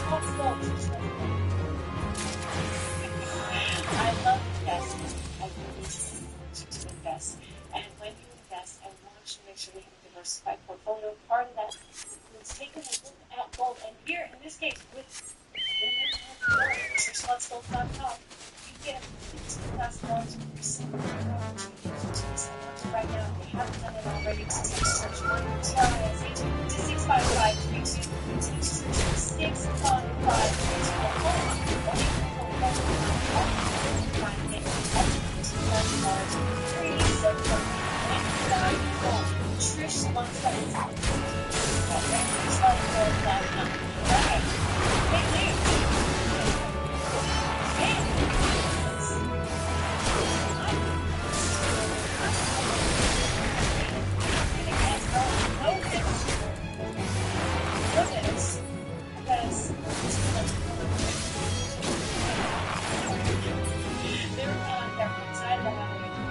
her daughter was pulled over for arrest, and they showed up. I mean, why are they showing up together if they're not sort of together, right? Here's the new image.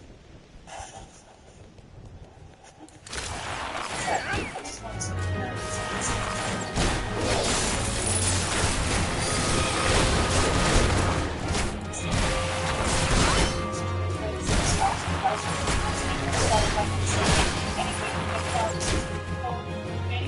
daughter, So,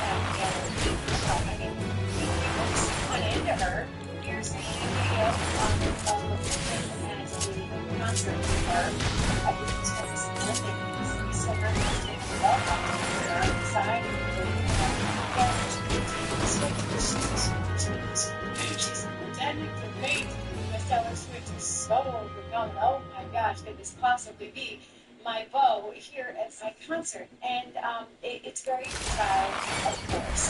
It's very cameras and our fans. It's everyone asking, is it all just right? Is it all is it all? Look, it doesn't help this guy, the PR agent, when he's talking about this so-called shady activities before. So, according to the Air,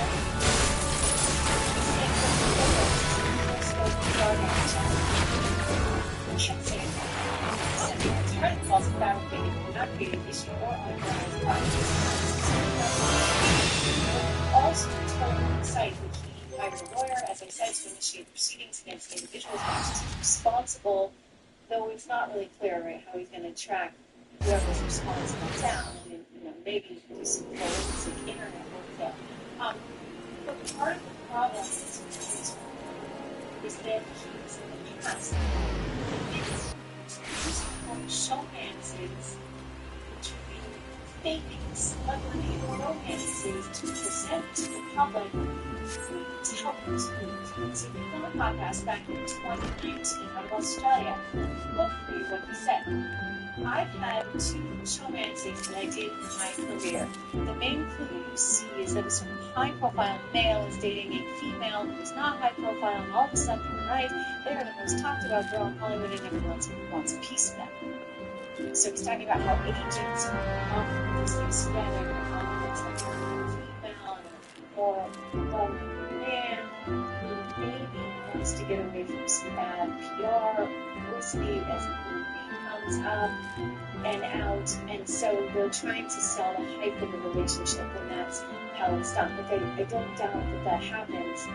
This would be a little odd, right? Because Taylor Swift is a far larger star than Travis Kelce, but maybe he's like Crohn's with maybe he's like, she's like, I need a more Americana image, right? Like, you give me a little football player that's going all the way to the Super Bowl. Let's see if we can work this out. There's a casting call. I'm joking around, of course. I don't know. I don't really care. Except that it's interesting in light of the political environment in which we now live, because I think ultimately, well, the public may tolerate that in a relationship, like Travis Kelce and Taylor Swift may or may not have. They're not so willing to tolerate it in their politicians, which gets us back to Kamala Harris and the charade that is Kamala Harris. The charade being that they think they can actually put up a website that's all about joy and hope and no actual information about her policy. We got nothing on her website about her policy other than, oh, this is on her website. She should sound saying today she's going to get $25,000, right? New food buyers to try and offset some of their housing costs, which just me.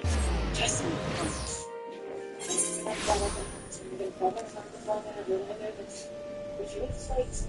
And that's what it is, inflation. Once with prices like that, it's disastrous for you $20. We're going to make it like education. You want to do the education? You want to do the housing? Will you do the education? No, thank you. No, thank you. But again, whether Travis Kelce and Taylor Swift are quote real, I would say this, it's got to be pretty unique, special relationship. Given spiritual power of her, as well as him. I mean, it's got to be. I'm betting this contract someone. I bet this is not just being boy and girl. They fall in love. But I think what it's sort of telling us is that people are tired of anything being control. They're searching for authenticity. It's probably why so many people here, so remind you how to make sure that you subscribe, to share, like, it's really important that you do so. It's critical so that you do so. But I think that this authenticity is actually what really matters in the scheme of things. And so they're trying to create HPL cerebral products by way of Harris, but you know what? The people aren't fine. I mean, maybe they were. Just people are weird. To help them provide for their families. There's a more critical approach, much more critical approach. There's something that Meghan Markle could have taken a few lessons in. That's the next maybe a few lessons in. This is Meghan Markle. It's got its bad news. Really bad news because you see, she had this American Riviera Orchard, American Orchard Riviera. Anyway, it's supposed to be like this, the one Pato created. She thought she could use her brand to create this lifestyle. So she came up with all these cute little jams, like little bottles of jams that she made. And then she was going to sell them, I guess. She gave them to her celebrity friends. Maybe she was going to sell the cooking utensils that she made to make the jam. I don't know, but, you know, after all of this work, she gave something else to them. She only produces the product every day. It's because she can't. She can't. Because she never thought it to be trademark registration. But now, they just pull them off. Don't make it not have American Riviera. Do not take on her. So, grab a piece of paper and tonight, that. So she can't actually produce that. Somebody else in this has that trademark. And it's just,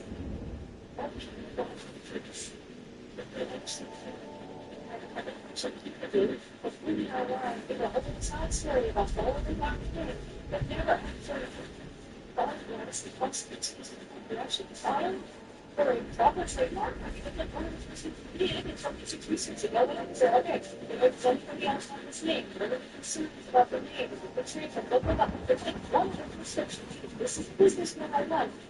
So,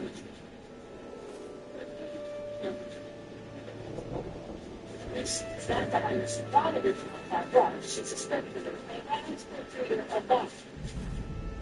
It's all of these self-recognition.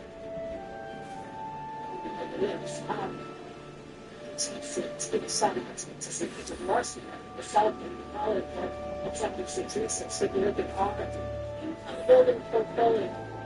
Wow, everything. Except for the CSP of the last 3 months, it's just under 6%. Yes.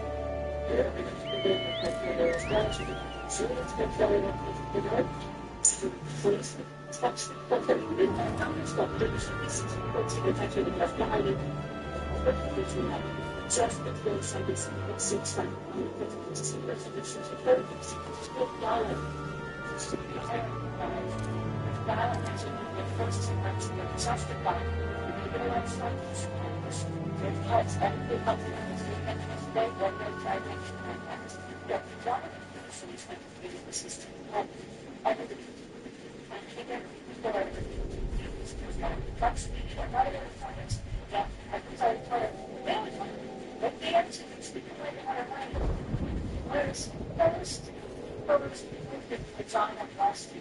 I was considered that it seems like that's a good for waiting to understand the scene of this man. It's like, you know, it's still like this, it's like the video I know. But then, I was, you know, I kept trying to do that, and again, honestly, then with that, it's not right, because it's like the audience that all the time was being set up. And I'm glad it's been like a lot of people, I don't know, I thought that had good chance to talk to a certain audience up above, you know, like talking on a different plan, and I thought it was like, what's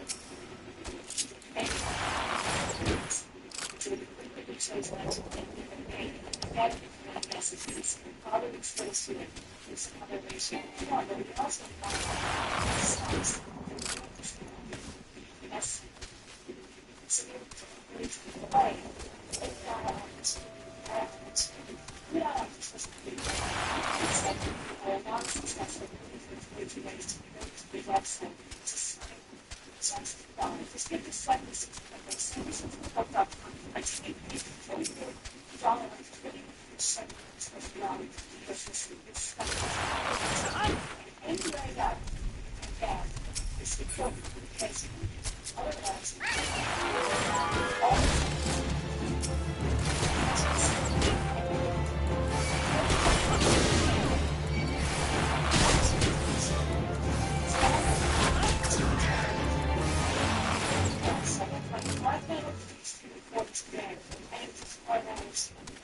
terrific momentum. My thanks again to Corey Lewandowski for joining us. Make sure you subscribe. Make sure you share. Make sure you like. I want to go out to some of our comments, but there's just so many of you watching live. I see Dawn back in here. Cat Crazy, that's a good one, right? I've seen it before. That's a kind of handle that's hard to get. Anyways, a lot of you here. Thomas, welcome. We are one. Welcome.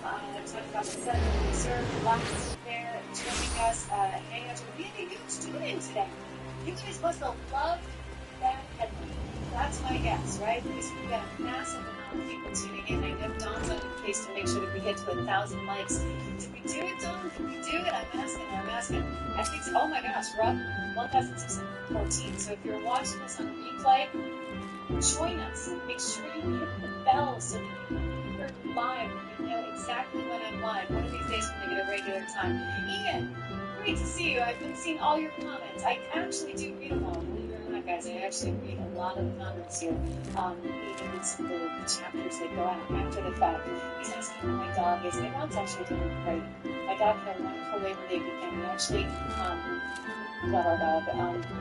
The dog is trying to stay with us at night, and that's been a whole other issue. So we have to get for school now. That alarm goes on early. Well, some mornings really early, like 4 or 5 a.m. because we have sports and it's a busy hustle. So my dog Fluffy's doing great, but I'm gonna have to put back into this little thing.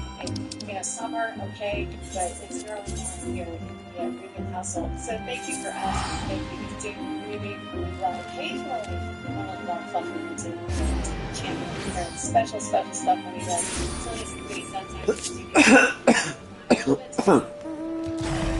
Until the bar, he was perfect. Anyway, thank you for asking, and great to see all of you here today. Remember to go to 76 Research. It really is important.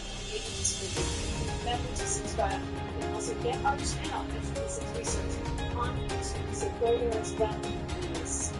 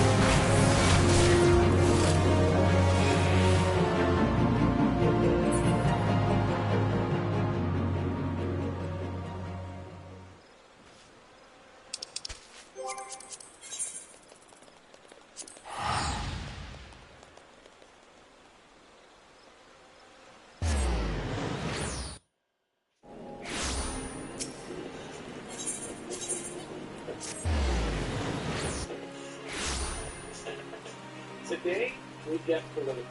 We're going to delve into the issues of the day regarding international students and temporary foreigners. And I'm going to pick on a part-time finance minister who's celebrating July's housing studies. And don't forget to like, subscribe, and share this with anyone you think will find it helpful. Please send some comments, some feedback. I read all of them, and I really appreciate your support. International students and temporary foreign workers have been in the news quite a bit lately, to the point where the federal government is on a retreat, and this is the big topic we're discussing. So my question is, how did we get here? Ontario, pre-COVID, had about 150,000 international students attending schools in the province. And we are now looking at 411,000. That's about a 107% increase during the COVID years. What happened? Pre-COVID, things were so difficult for international students to attend the school year that they had to prove that they had 1 year's tuition paid before they came to the country, and they also had to show that they could sustain themselves living. During COVID, we had a passport crisis. It was so difficult to get any type of passport because of work from home issues, folks not being able to run the offices to do the work, and it was also difficult to issue visa permits. During COVID, the government released and waived requirements to show 1 year's tuition paid in advance and the ability to sustain themselves in the country while studying. This allowed a surge in applications coming into the country. And what also happened was many of these students brought in their spouses that came in as temporary foreign workers. The majority of the temporary foreign workers that was surging was spouses of international students.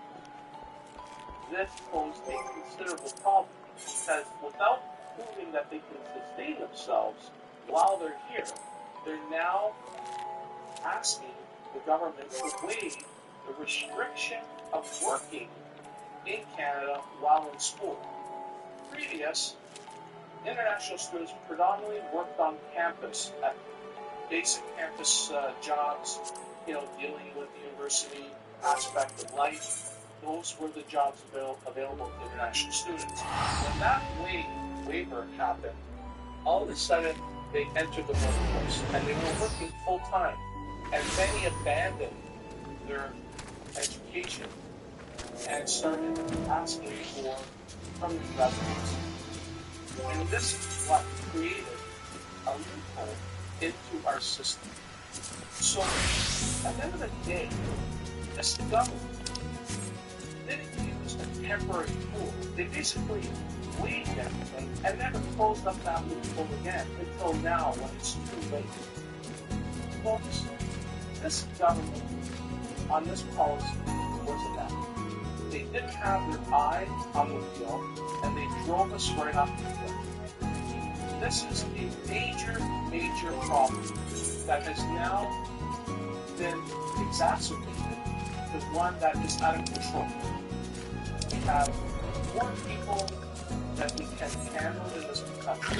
I've been banging the drum for the longest time, back to 2020, 2021, about the international students numbers growing to 250,000 and leading over 900,000. We don't even have the ability to track people that are inspired people, let alone managing what's here. We have a problem, and don't be fooled by the government letting them think that they got things under control.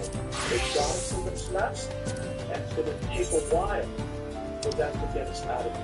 It's time to hold politicians accountable. This was preventable if people were on their portfolio managing the issues of the day. Having a limitless cap on international students and allowing folks to bring spouses in should have been a fucking red flag. And the reality is the mass worry was caused by ineptitude. policy management and ministers not doing their job. And the sad thing is, the immigration minister is now in charge of housing. Folks, we need better judgment. We need folks that govern on a day-to-day basis and are not just looking for sound bites and polarize in media. So hold them accountable. Once again, we had our enthusiastic part-time finance minister, Mr. Freeman, on Twitter posting about how July starts with how 60%. And for the job of it. So it drove down on Monday, and I wanted to really find out exactly why July is 50%. One of the things she posted was that this is such great news that housing affordability is back in reach for young Canadians. Let's drill down. First of all, CMHC suggested severe changes to the Analyze Select program, which was the multi-unit construction, especially the program allowed builders to construct multi-unit buildings with this program at record numbers, and we're seeing permanent new issue in the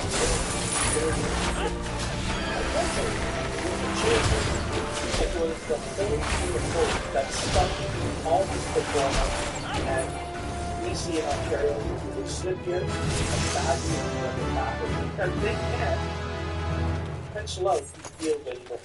Now, most builders knew that these changes to the cities and the select policy were going to happen.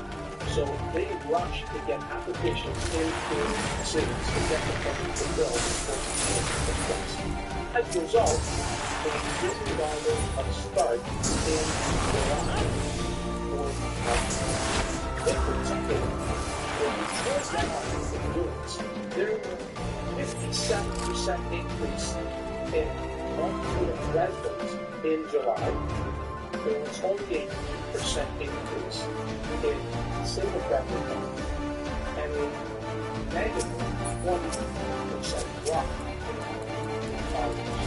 The first time in a long time, rentals outpaced owner-occupied units in the housing start category. And when the majority of the new starts are rentals, one has to ask our part-time finance minister, how does this factor into home ownership affordable that all your buildings are rentals? Folks, this could be the final wolf to get our part-time finance minister shut out of this portfolio. Because the reality, he just doesn't understand what's wrong. She sees clips in the media about some positive news, and she's a cheerleader on the stage telling folks that things are better than they are. The reality is she doesn't have a clue. And we need better government, we need better representation, and hopefully we can get a full-time finance minister after this debacle. Justin, what do you think?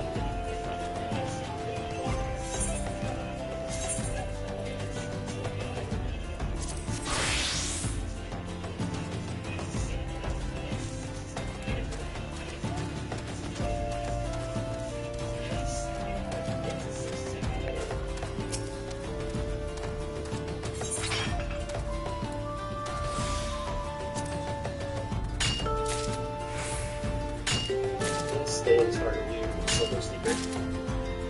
The pretty large materials and they sit at the edge and they're comfortable. The elements breathable and very soft and touch. It's not buy it. They're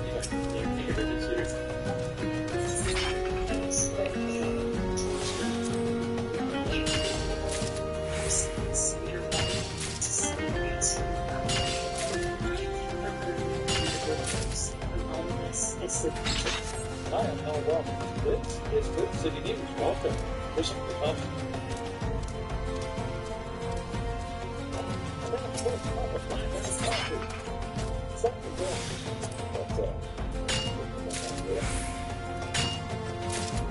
Because I'm drinking this right here, your baseball. I may fight when I take the regular girl with an ankle injury. So, sugar, the food, none of that, but drink that straight, because this little bit, that little sugar. And it tastes like it. So, don't put sugar in it, okay? Fire not the only premium great coffee beans, let's go look at those premium coffee beans. Tastes like because those folks make corporations keep pushing those great beans on American people. They're going to kill you. Don't buy coffee from people that hate you, boy, I tell you right now. That's why I'm proud to personally recommend Blackout Coffee. 7-year-old right? Resolution support companies like Blackout Coffee, they long lines, and the store order online. And don't get you this within 48 hours of grocery. Boy, the road stop, send it your direction, get it for it, line it up, brew it up, put everything in, just drink it straight. Drink it straight. Like my coffee, I like my guns, boys. What? Do me a favor, go to blackoutcoffee.com/salty and see what I'm talking about. There's a real deal. Time to quit drinking that corporate crap in the morning. That's blackoutcoffee.com/salty. Promo code salty, 20% off the first order that gets with the Blackout Coffee. You thank you right now. You thank you right now. That's Joseph. Yeah, find out. Bang, bang, find the gas. Says, good, leave the gas. And then you do that. Reparations, boys. That's not reparations I want to hand out right there. Here's your reparations. Give me your money, bitch. Give me my reparations. Okay. Oh, I'm sorry. Here. Reparations. Here's the oh, my God. Can't believe you shot me. I can't believe you hit him. Don't hit anybody, by the way. Don't hit anybody. What are you doing? Why are you guys walking around? So right there is the shit of those. Even growing up in the 80s and 90s, you know that's a baby back, right? No? Growing up a baby back? Gotcha. No. Oh. You would have been better off. What is going on? It's got shorts and leggings on. Why is that? This is a truck?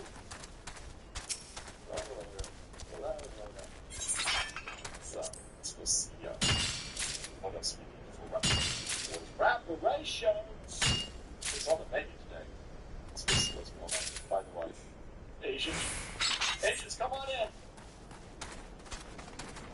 You're white now. Shut up, no. The Asian's like, I don't want to. I know. Well, it's fine. We're good. Oh. The Asian won't fight. I know. You should want it. It's how you want it. I don't fight. It's just, oh, what? What? Yeah. What's the bar? It's I don't know why. I'm in charge of reparations compensation. All black people should return to us. Here, I'm going to give you what the permanent tax how settle phone. That's our helicopter. That's our the microphone. The stop sign. The one we're talking. While the flight's on right now, the black they black people textbook that took China.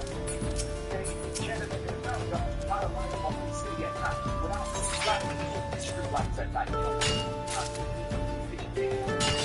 that's what everybody running right. That's right. Team that ownership about you. Team that ownership about you.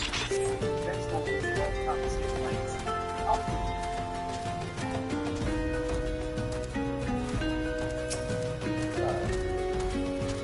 Obviously, black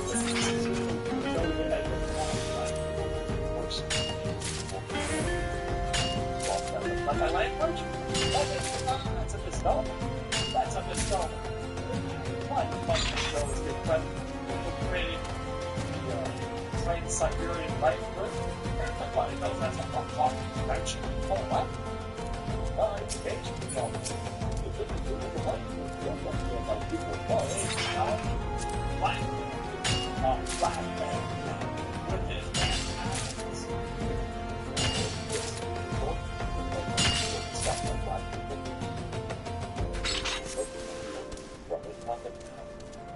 Whites!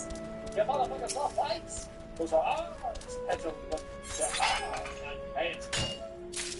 Yep. Whole thing's very what a fascinating situation. Black people created everything, invented everything. Africa's such a shithole. Very funny.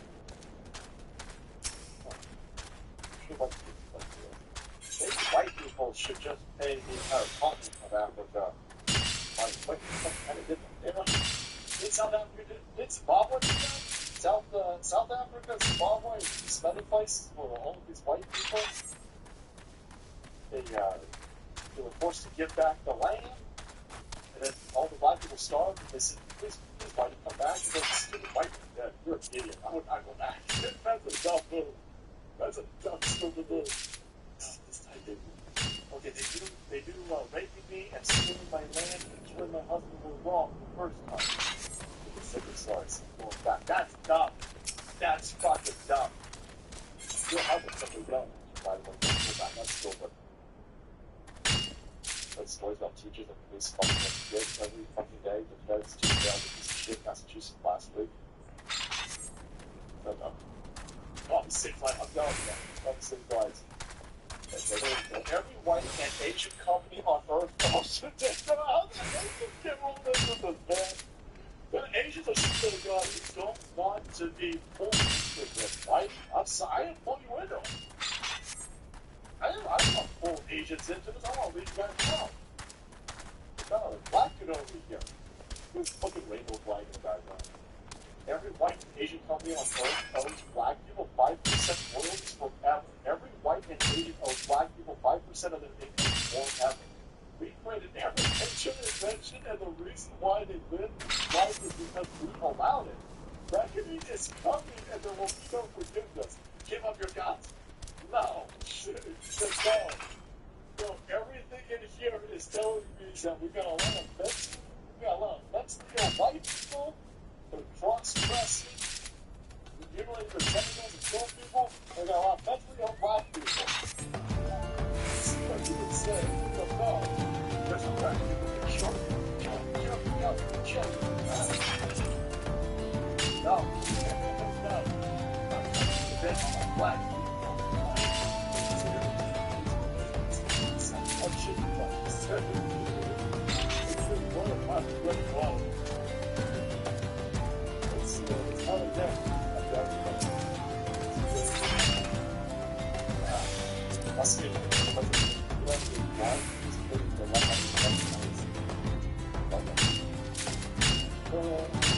Rachel last Sunday. Thanks, man. Rachel last Sunday. Rachel Sunday. Last Sunday.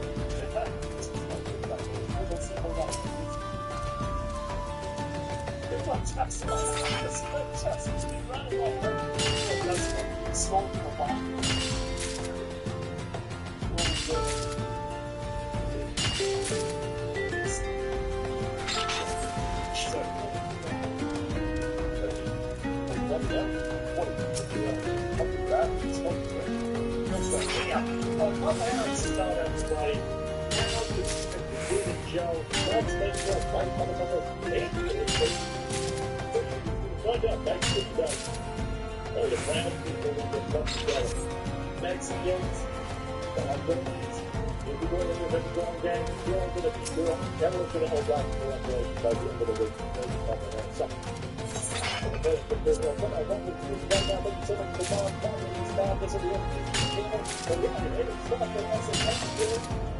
Let's jump off. Let's stop the looking down on Trump. I'm looking at an apology. It's software. Last year stuff. It was alien software UFO or any sort of UFO. Wait, so the UAP. You're lucky that you ain't getting Italy Pro. Dude, someone's going, what? Oh, what? Don't worry about that. Tomorrow, Dr. Drew, boys. So, just make sure we're talking about Noon Pacific. Noon Pacific, Dr. Drew Show. We're going to Anally Pro, Dr. Drew. Oh, watch out, Drew. Just breathe and relax, Drew. Breathe and relax. Nothing you can do about it. So beyond your vision. We're going to Anal Pro. Comment section. The chat. Alright, guys. Turn you to that. Do it, I think. How's this work?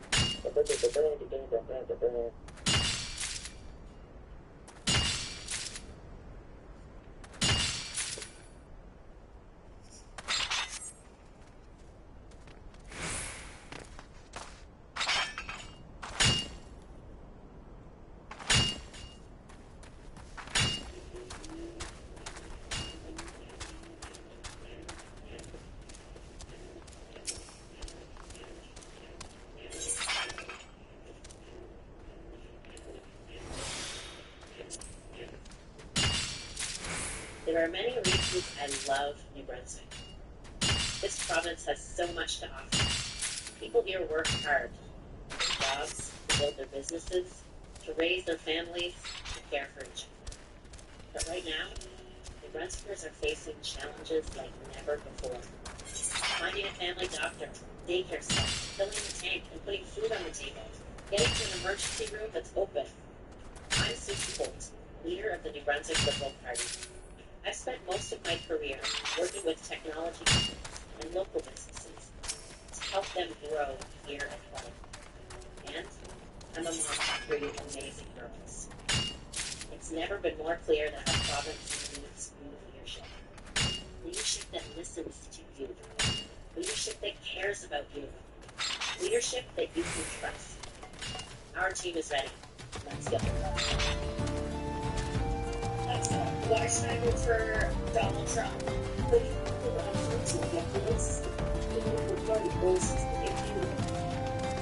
Alexa, why should I vote for Kamala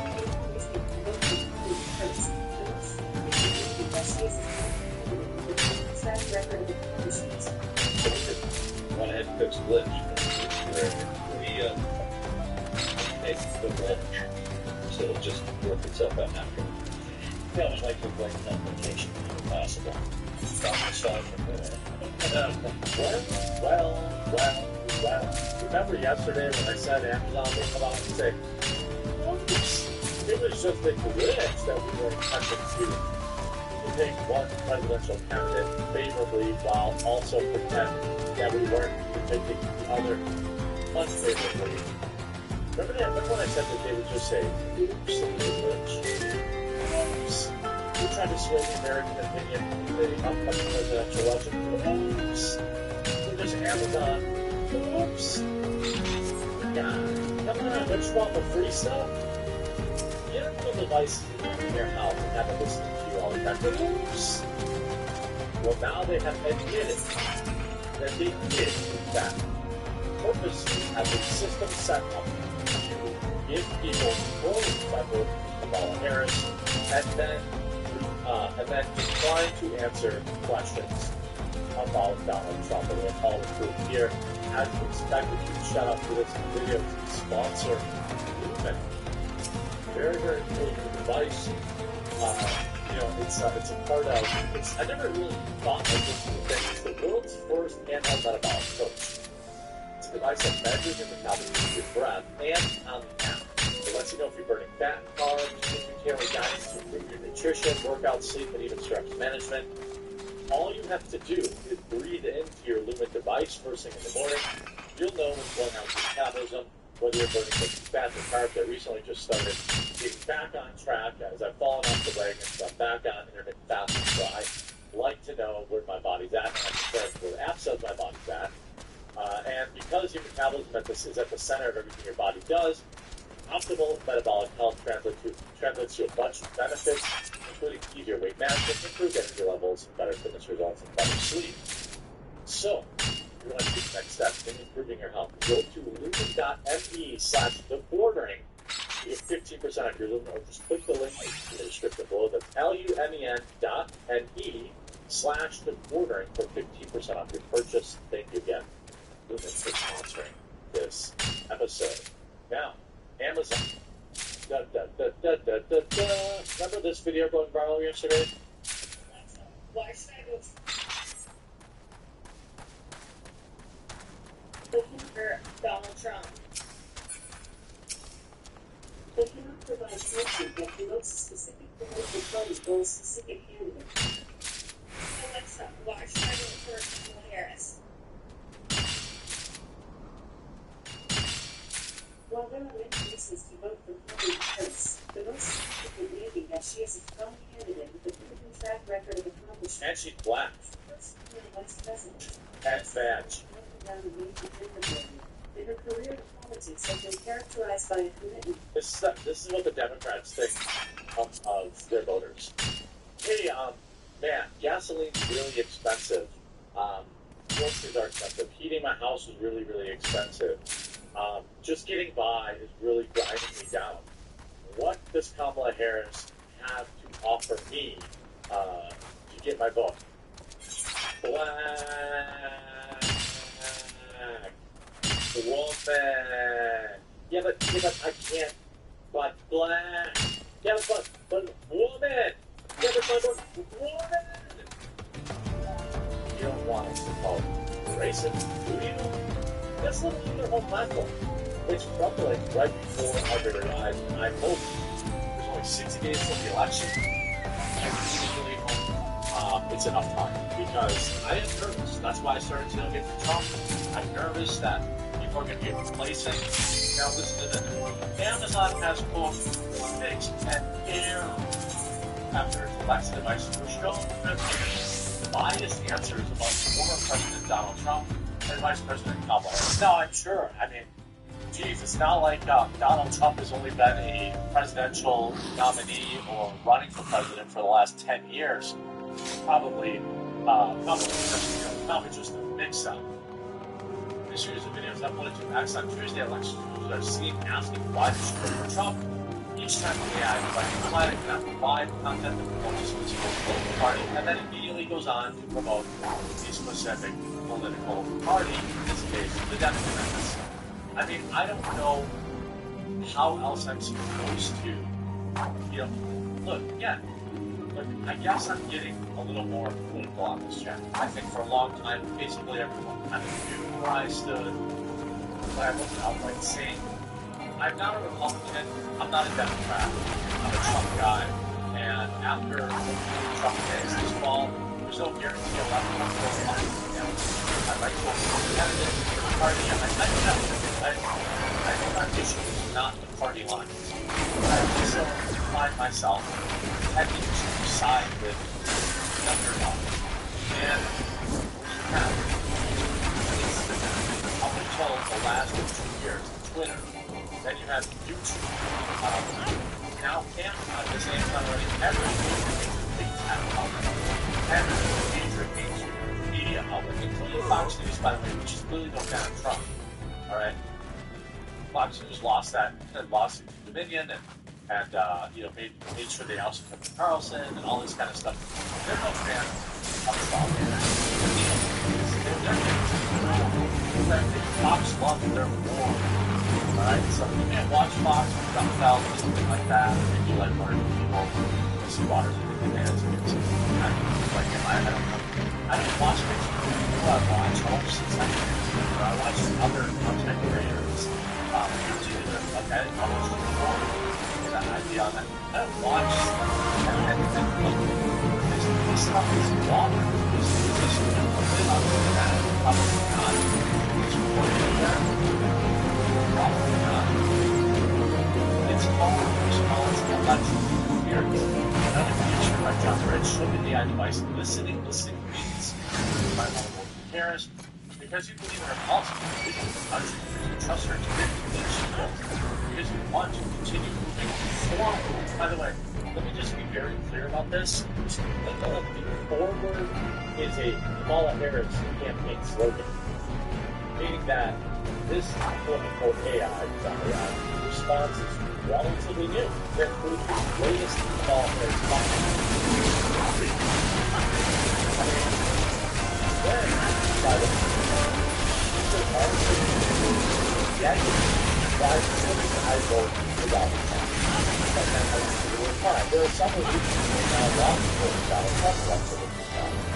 but we vote because of our policies, which we can't set up a good, healthcare environment. Other than those reasons, which is almost well wrong and minority. People of his opponents. You like how the guy literally on the board?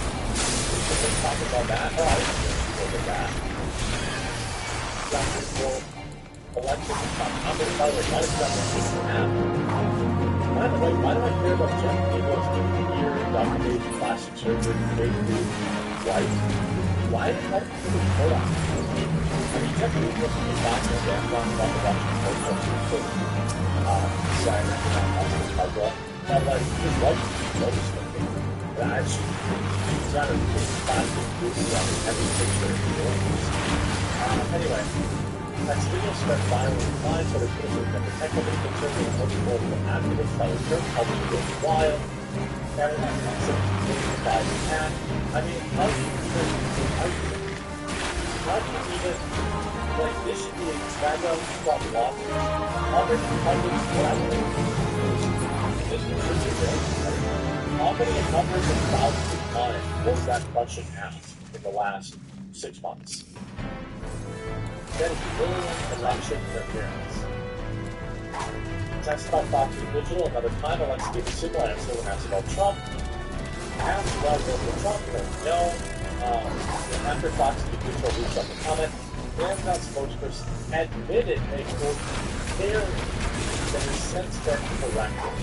How many people have already listened to that? How many people have their opinions swayed by this device? Amazon fixes Alexa for air on the device with different methods compared to Trump. Using the quickly fix Amazon told Blagger and others. I mean, what are you talking about? How long was it in place before anybody even noticed? Nobody's answering that question. You know what I mean? Like, I think we're finally today, I mean, Amazon, not kind of much, but we're talking about that. Amazon left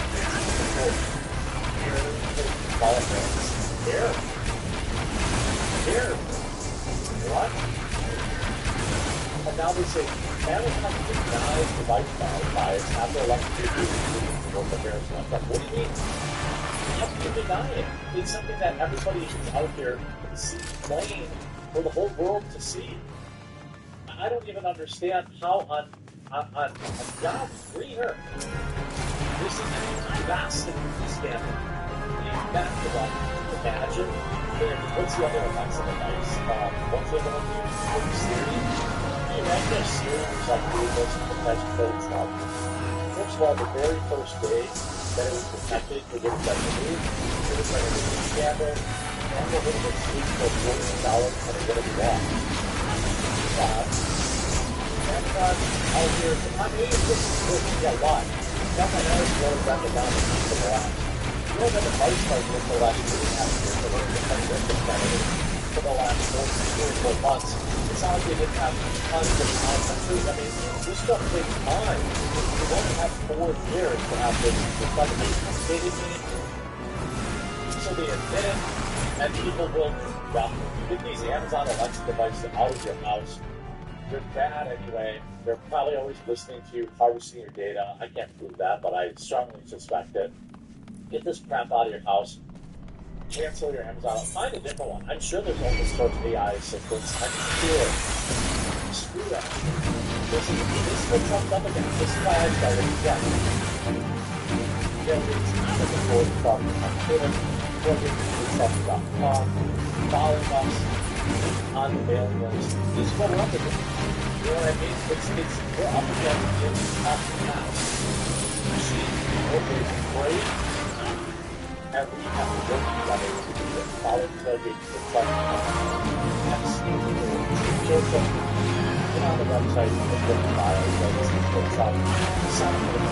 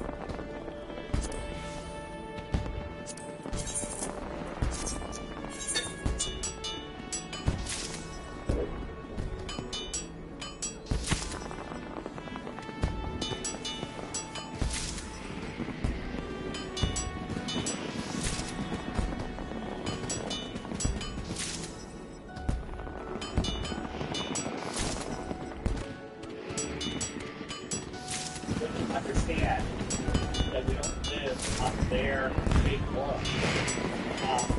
Then you can literally unplug from the matrix. They literally have us in the matrix, right? I agree. Yeah. The globe is their ultimate free. Whatever the most of the episode by their rules. And the thing is, we live in a created world, which means there is a creator, whatever name or thing you want to put on that, that's up to you. That's your deal. But nature is where you find truth, and lies are only in your imagination.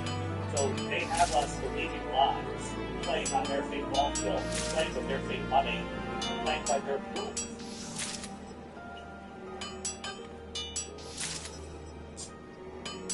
When you understand that we don't live on their fake world, then you can literally unplug from the matrix. They literally have us in the matrix, right?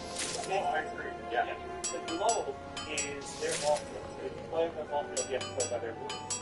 And the thing is, we live in a created world, which means there is a creator, whatever name or thing you want to put on that, that's up to you. That's your deal. But nature is and lies are about nature. So they have us believing lies, playing on their fake ball field, playing with their fake money, playing by their rules.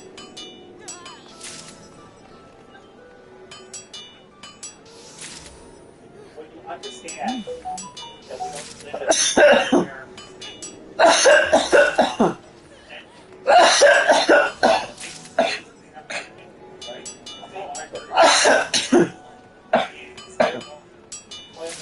you have to play by their rules. And the thing is, we live in a created world, which means there is a creator, whatever name or thing you want to put on that, that's up to you. That's your deal. But nature is where you find truth, and lies are only in your imagination. So they have us believing lies, playing on their fake ball field, playing with their fake money, playing by their rules.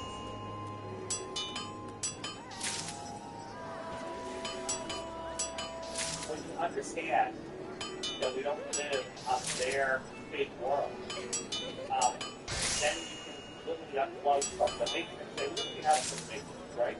I agree. Yeah. The globe is their ultimate. It's playing their ultimate, you have to play by their rules. And the thing is, we live in a created world, which means there is a creator, whatever name or thing you want to put on that, that's up to you. That's your deal. But nature is where you find truth, and lies are only in your imagination. So they have us believing lies, playing on their fake ball field, playing with their fake money, playing by their rules.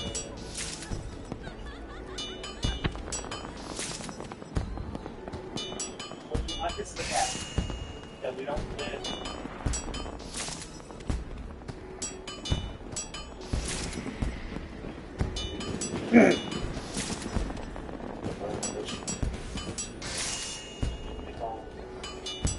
Chinese spies in the heights of the country.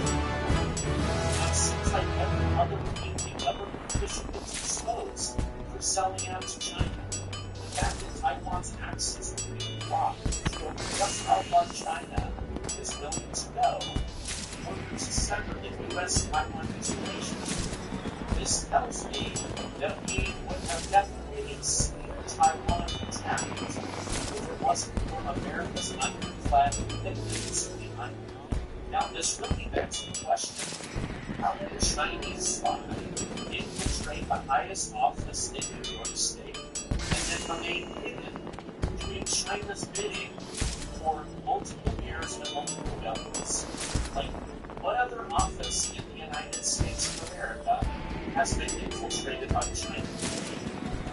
Now, just a month after Biden was forced to decide if it is inabilities RFK Jr. has claimed that Harris is not an upgrade from Biden. During an interview with News Nation's Chris Cuomo, RFK Jr. discussed Harris's first interview performance by stating, "I continue to have a president give an interview who can articulate a vision and put together an English sentence can articulate her and defend her policies and her record, and who can engage in debate with the regular debate, unscripted appearance, president or vice president. Now, I agree 100%. Harris was a complete mess. She kept claiming her views haven't changed, yet she no longer supports addressing them in the radical way she's been advertising for many years. It's clear to anyone who has even slightly paid attention, Harris is doing exactly what she's being told. She's literally a deep state puppet. Now, it's either that, or she's been lying to us about her past beliefs and stances. So which is it? Do you have those radical ideas, or are your handlers telling you to lie or deny that you were that radical in the past? By the way, I looked this up. Donald Trump has done 34 interviews since Joe Biden was forced out of office. Kamala Harris has done 1. Now, this is a huge difference, 34 to 1. Yet the mainstream media continues to heap praises on Kamala Harris as an articulate and dedicated leader while bad-mouthing Donald Trump as being bad for the country. Let me know over in the comments, who do you think is bad for the country? Kamala or Trump? If Kamala, I want you to type K, and if Trump, I want you to type T for Trump. I personally think Kamala is bad for the country, but wow, Trump, 34 interviews for her 1 interview. Now, Tim Walz's older brother, Jeff Walz, has asked to clarify what he meant by saying he has lots of stories about his brother. He wanted us to know it's nothing bad, just that during the weekend vacation, while riding in the car, that Tim Walz would throw up on family members when he would get car sick. So he says there's nothing hidden in his past. But, so his brother is basically trying to tell us he does not have a stomach for the job, right? Now, I mean, he did leave the military early, so he didn't have to deploy. But either way, Tim Walz's family is not wanting to badmouth their brother or their son, but they have publicly endorsed Donald Trump. So they love their brother, but they're saying do not put him in the White House. You will regret it. Now, Trump's running mate, J.D. Vance of Ohio, did not lie about fighting in the war. He has appeared alongside Laura Ingraham of Fox News to discuss protesting that America is currently suffering from. Now, in specific, Vance targeted pro-Palestinian protesters for turning college campuses into garbage dumps. J.D. Vance stated, nobody gets the right to harass their fellow students. Nobody gets a right to set up tent encampments and turn their college campuses into garbage dumps. And nobody gets the right to block their fellow students from attending class. This isn't rocket science. Now, there is a huge difference between listening to J.D. Vance do these hard-hitting interviews and Tim Walz avoid them. I don't know if you saw this or not, but at the mall the other day, they asked Tim Walz, what do you think about the Israel-Gaza situation?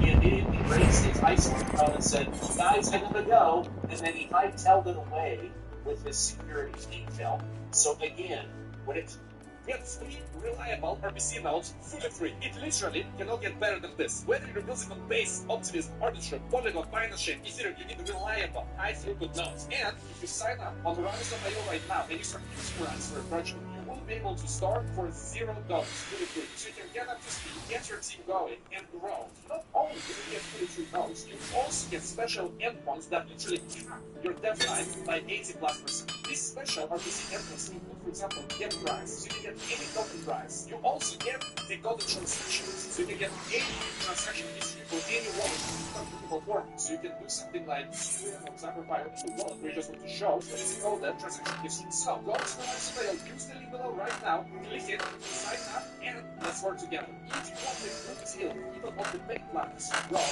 contact the support and we'll hook you up. Click right now. See you at Morales.io. This is not Rizzian's spot.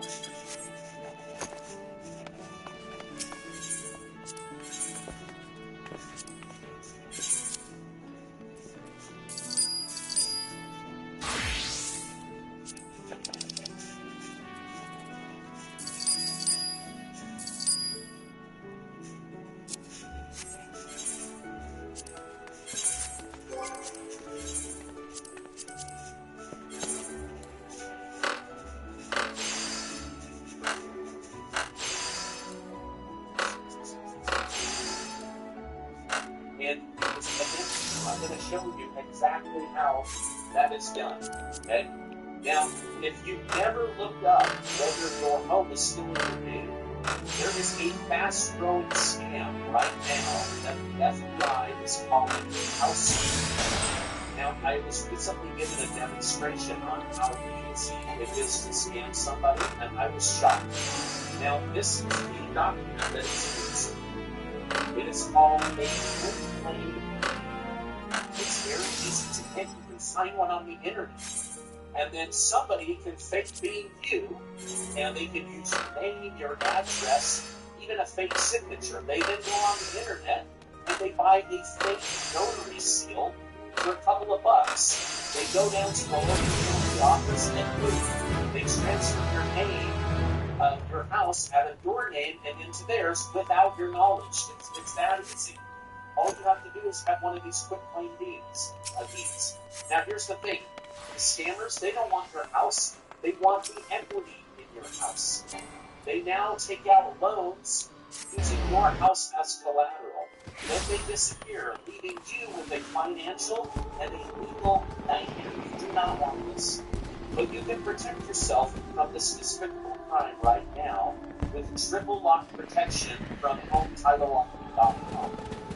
Now, you can find out at HomeTitleLock.com. Just go over to HomeTitleLock.com, enter your address, and you'll receive a complete title scan to see if you're already a victim.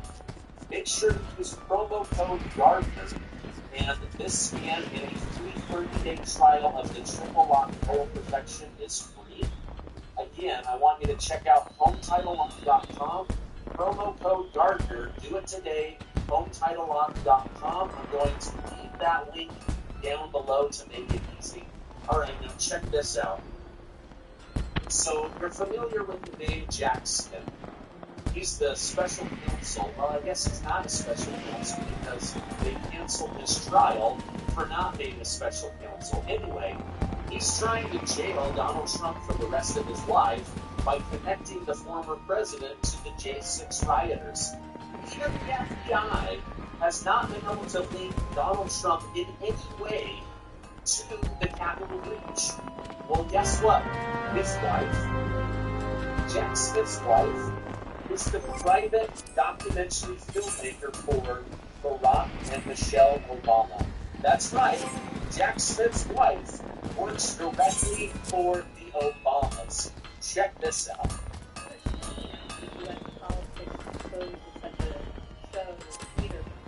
That's really not good.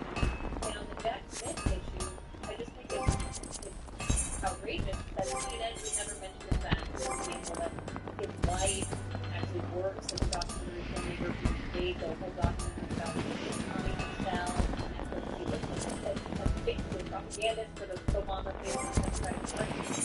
Her husband is the one overseeing this operation now to serve our Supreme Court to weaponize against the former sitting president. I don't know anything about this. I'm guessing what.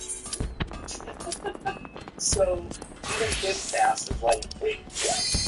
This lady works for the Obamas and her husband was specifically hired to target Donald Trump? Really? What?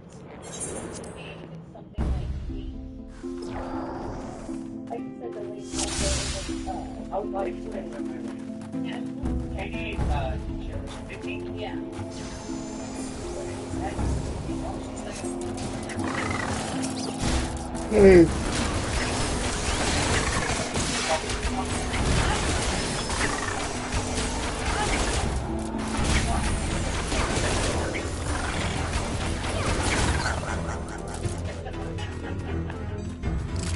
Yeah, Trump's special counsel for Obama materials for the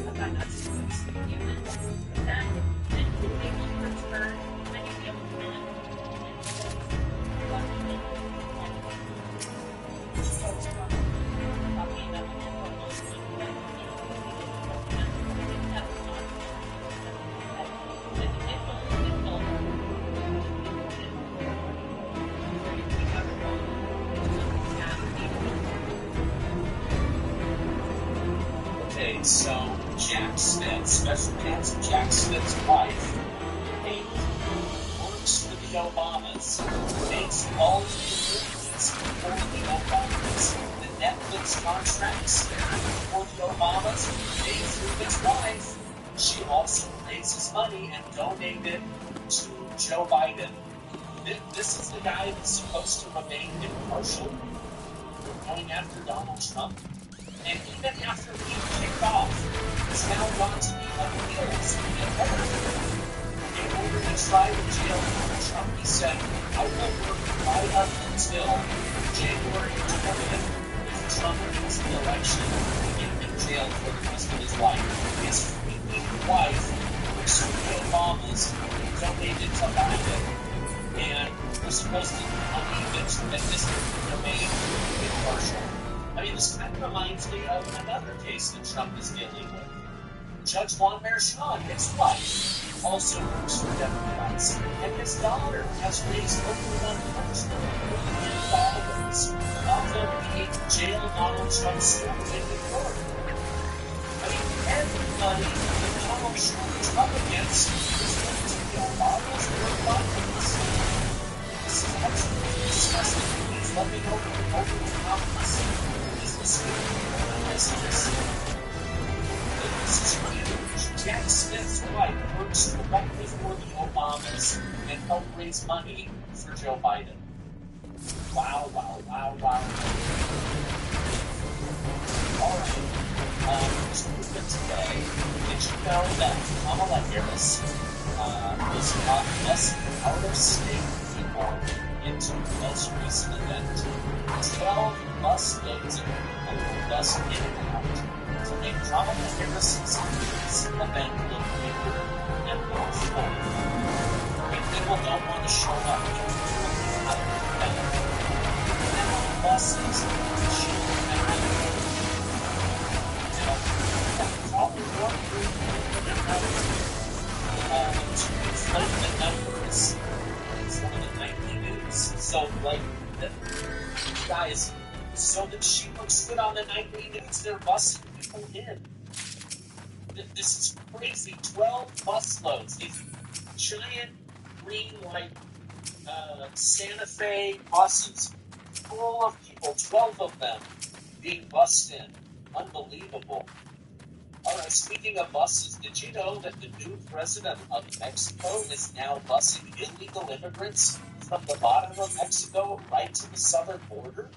They're trying to get people out of Mexico and into the U.S. as fast as possible.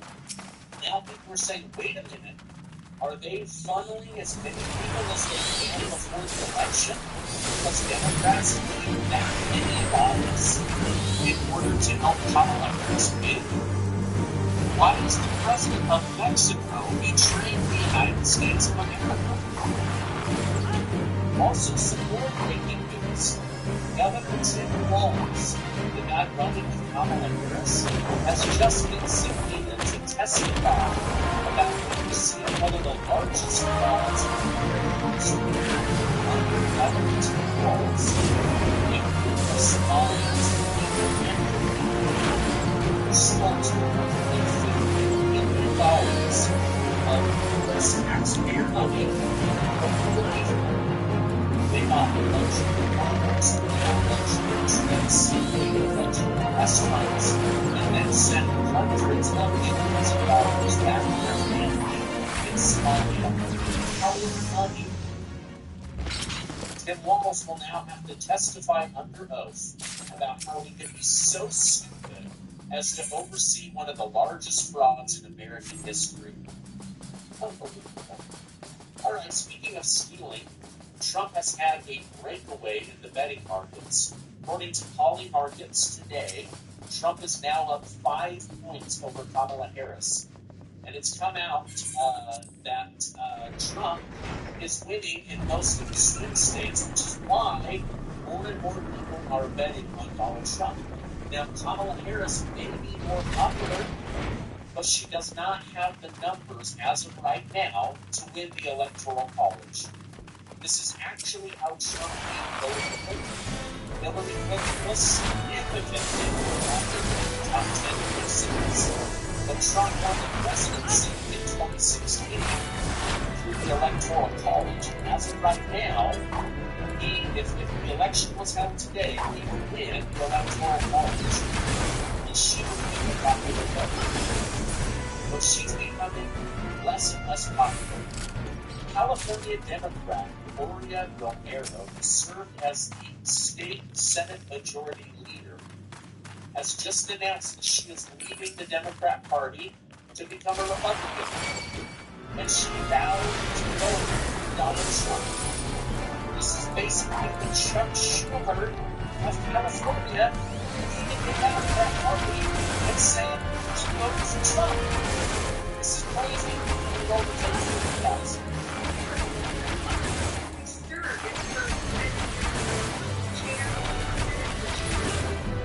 But today we say goodbye. And now another near lifelong Democrat who is joining the growing number of people who are leaving the Democratic Party. This is not the Democratic Party that I once championed.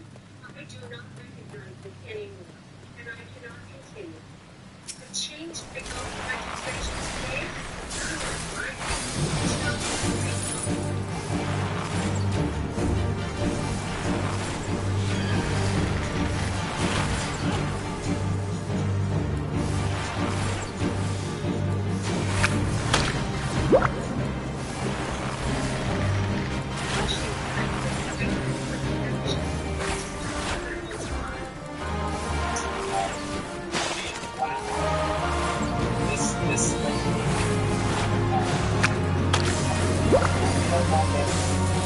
Is essentially the Chuck Schumer.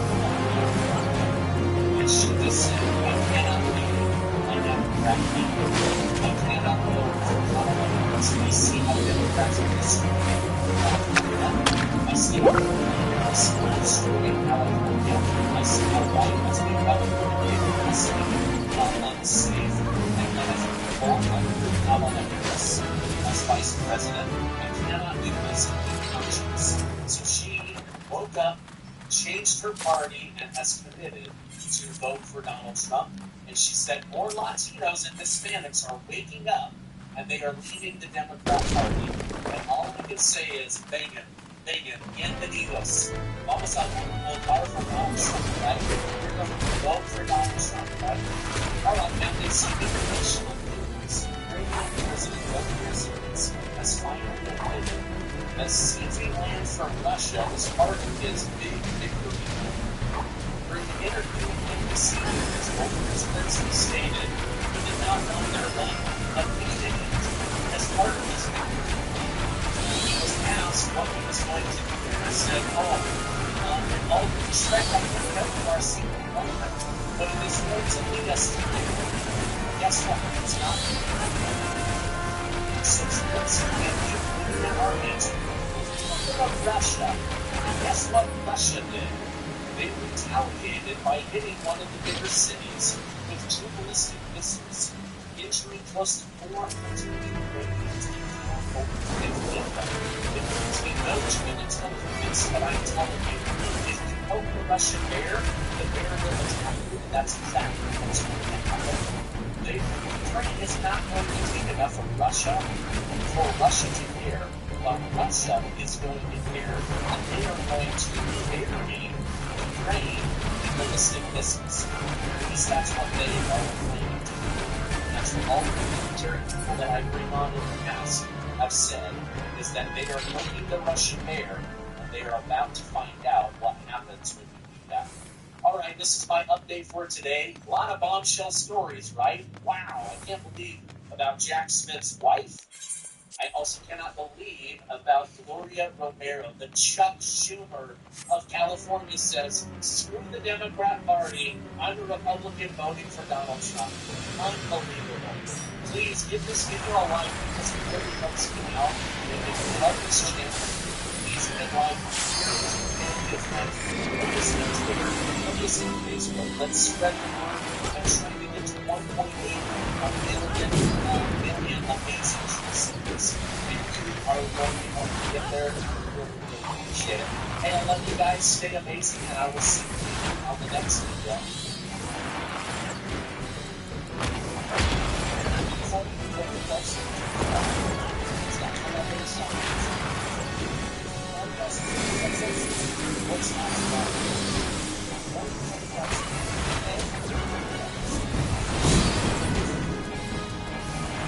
Tonight, and he says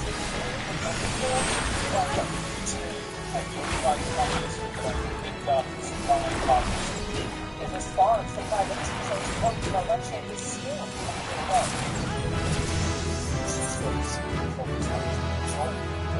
for Canadians, as we have over the past year. Considering us on our calls on the industry, wording down the government. And today, the voting for a voted tax election at the earliest confidence vote in the House of Commons. So, what happens now? Does this help or hurt? What does this mean for our next federal election? I'm Rosemary Barton. Happy to be back with you all, especially happy to be back with a special added shoot from Tyler Bear and Nicole and Bill Ross joining us on a Wednesday. We were scheduled to hang out together on Thursday, but we're here together on a Wednesday because this is a beginning. Chantal, give me your thoughts on how this might be for the government. Was going to do that. It seemed to me inevitable ever since teachers were sent back to work in the way that they were. And what surprised me about today is how the government never saw that coming. And I talked to a number of people that retreat of the cabinet back a couple of weeks ago, never focused on the possibility of an election before the year ran out.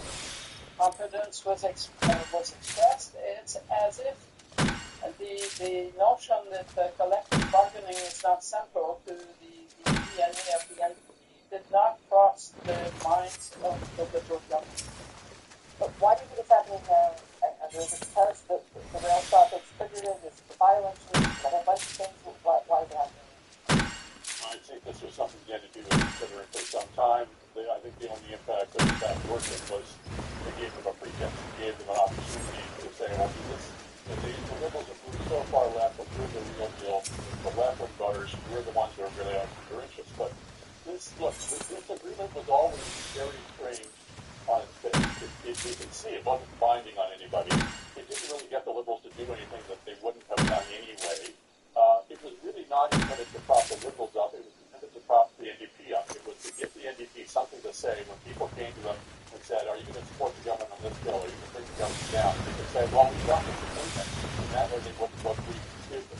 Well, okay. They've now decided to pull the plug. They want to keep their distance from the Liberals now with an election coming closer. They want to establish some distance. That's fine. But it does mean that they're going to get those questions coming at them now. They're going to be back on this thing because one party or another, either the NDP or the Bloc has to support the Liberals to keep them in power. The Bloc, I don't think, will have any compunction about voting to bring the government down. They're riding high to pull. The NDP is not, because they're back in the same dilemma they were in before they couldn't decide. So where does it leave the Liberals then? Up in a stable place, a worse place? What happens? Well, I guess it depends by Liberals. The people who wanted Justin Trudeau out are probably still Liberal views today. The Prime Minister seems to have like a balancing step. If he was looking to have a story ride in caucus next week in an island, I bet he just basically gave it to him because the opportunity to get rid of the Prime Minister when there's a threat of the election hanging over you, that is pretty slim. I agree with them. Yeah, I agree with Andrew. My sense is that he takes stock at the end because of everything that they wanted to accomplish. They had done at the end scandal in the Senate. There really wasn't much left on the back list of things that they wanted to get done, but they couldn't get done in one year. They now feel so that they have to better answers. So in a way, it's kind of a win for everybody. It's a win for the Prime Minister because he gets to continue on if that is what he wants to do. And frankly, and now he gets to kind of uncouple himself from the Liberal NDP coalition government as the Conservatives have framed it themselves separately. The Giants pose a trickle when it comes to some votes, but I will just say that the opposition motion for a pure confidence vote doesn't need to happen until the end of November. So that's still quite a bit of runway that the government has, and the NDP has, to try to reframe things the way they want to see themselves portrayed. Building your online business? Go to Wix.com and set up your store on a single integrated platform. Add products, showcase them dynamically, and seamlessly track your inventory. Accept multiple secure payments, and design your storefront down to the very last detail. Get all the tools you need. Drive more sales with customizable gift cards and flexible product subscriptions. Retain customers with a point-based loyalty program, email automations, and reach millions with sales channel integrations. Complete your setup with a personalized analytics dashboard. Make smart business decisions and shape the next phase of your business. Build, manage, and grow from one place. Go to Wix and launch your online business today. LinRobot has now solved the litter box problem for over 1 million customers around the world. Except that we don't know what's going to happen in those by-elections on September 16th.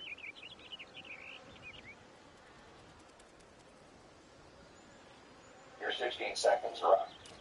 I ask you again, because nobody believes you when you say you don't know how much money your family's got with the people. You had a month to look into that. You knew you were going to testify here. Again, how much money total have your brother, mother, and spouse received from this organization? How much? That is tell what it is.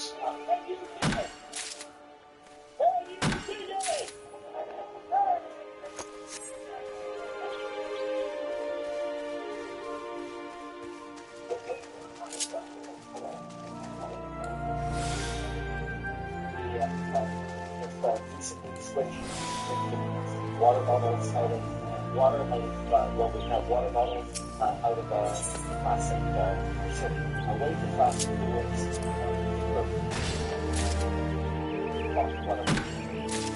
so the surface cost on the deck you're going to have to carry if you're driving to that.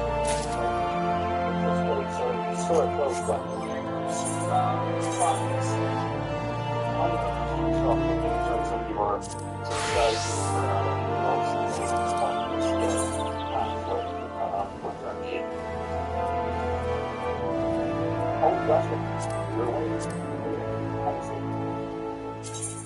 Have a coffee. Eat some. We'll be with you tonight. Disney Plus subscription so competitive. It's only $13.99 a month that we're saving, but every little bit helps. A lot of people would say that we should be taking a page out of the Donald Trump. A lot of language people would say that. Well, I'm sure I'm completely Canadian, but I don't know what I think. What we don't want what how we want to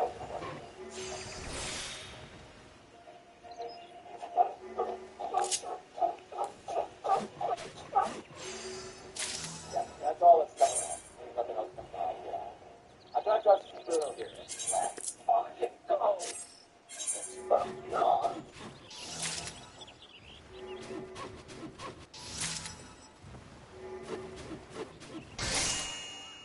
What's going on, ladies and gentlemen? Welcome back to The Fringe. Welcome to a Wednesday night Chill and Chat special Fringe stream. No, as Stefan keeps saying in the chat, it's not an emergency stream. A hangout. Right now, it's been a heck of a week so far. And honestly, I was just sitting around going, we haven't done this in a while. Today was a big day with political news. Let's sit down. Let's go over everything that's going on, because some of it I don't think should wait till Friday, Friday night Fringe, and it's just a good time to sit and hang out with the community. I think it's a great time to sit and chat about things. I'm going to apologize to everybody right off the bat. I'm a little weird today because I don't like getting into personal things, but I've always had an issue with sleeping. I'm one of those people that's a little neurotic, so like when I try to go to bed at night, my mind immediately starts racing, even if I'm tired when I go to bed. So I've been only riding about 3 to 4 hours a night of sleep. My doctor gave me some sleep medication, but he said, this would help. It did help, but the problem with it is that it makes you very cloudy and groggy the next day. Kind of like you ever take like Nyquil or something, Jeff, and get that way. So again, if I'm a little off tonight, I apologize to people. I'm trying to take the leftover of that medication. I don't like doing medicated streams, but again, here we are. So bear with me, folks. I'm trying to get through this. Let's get our fear. And I know I'm a weird guy. Let's do a roll call. We don't really do roll calls on San Jackson. Just for the fun, we got 204 wonderful people sitting in here so far. Joining us on the screen. Make sure you give a thumbs up. You're not weird. You're just weird. Watching today's video. They don't want political news getting out, so leave a thumbs up in the stream if you're enjoying the content.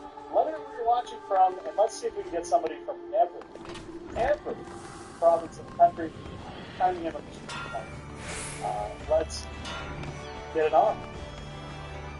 What do we got here? Let's get right to the chat.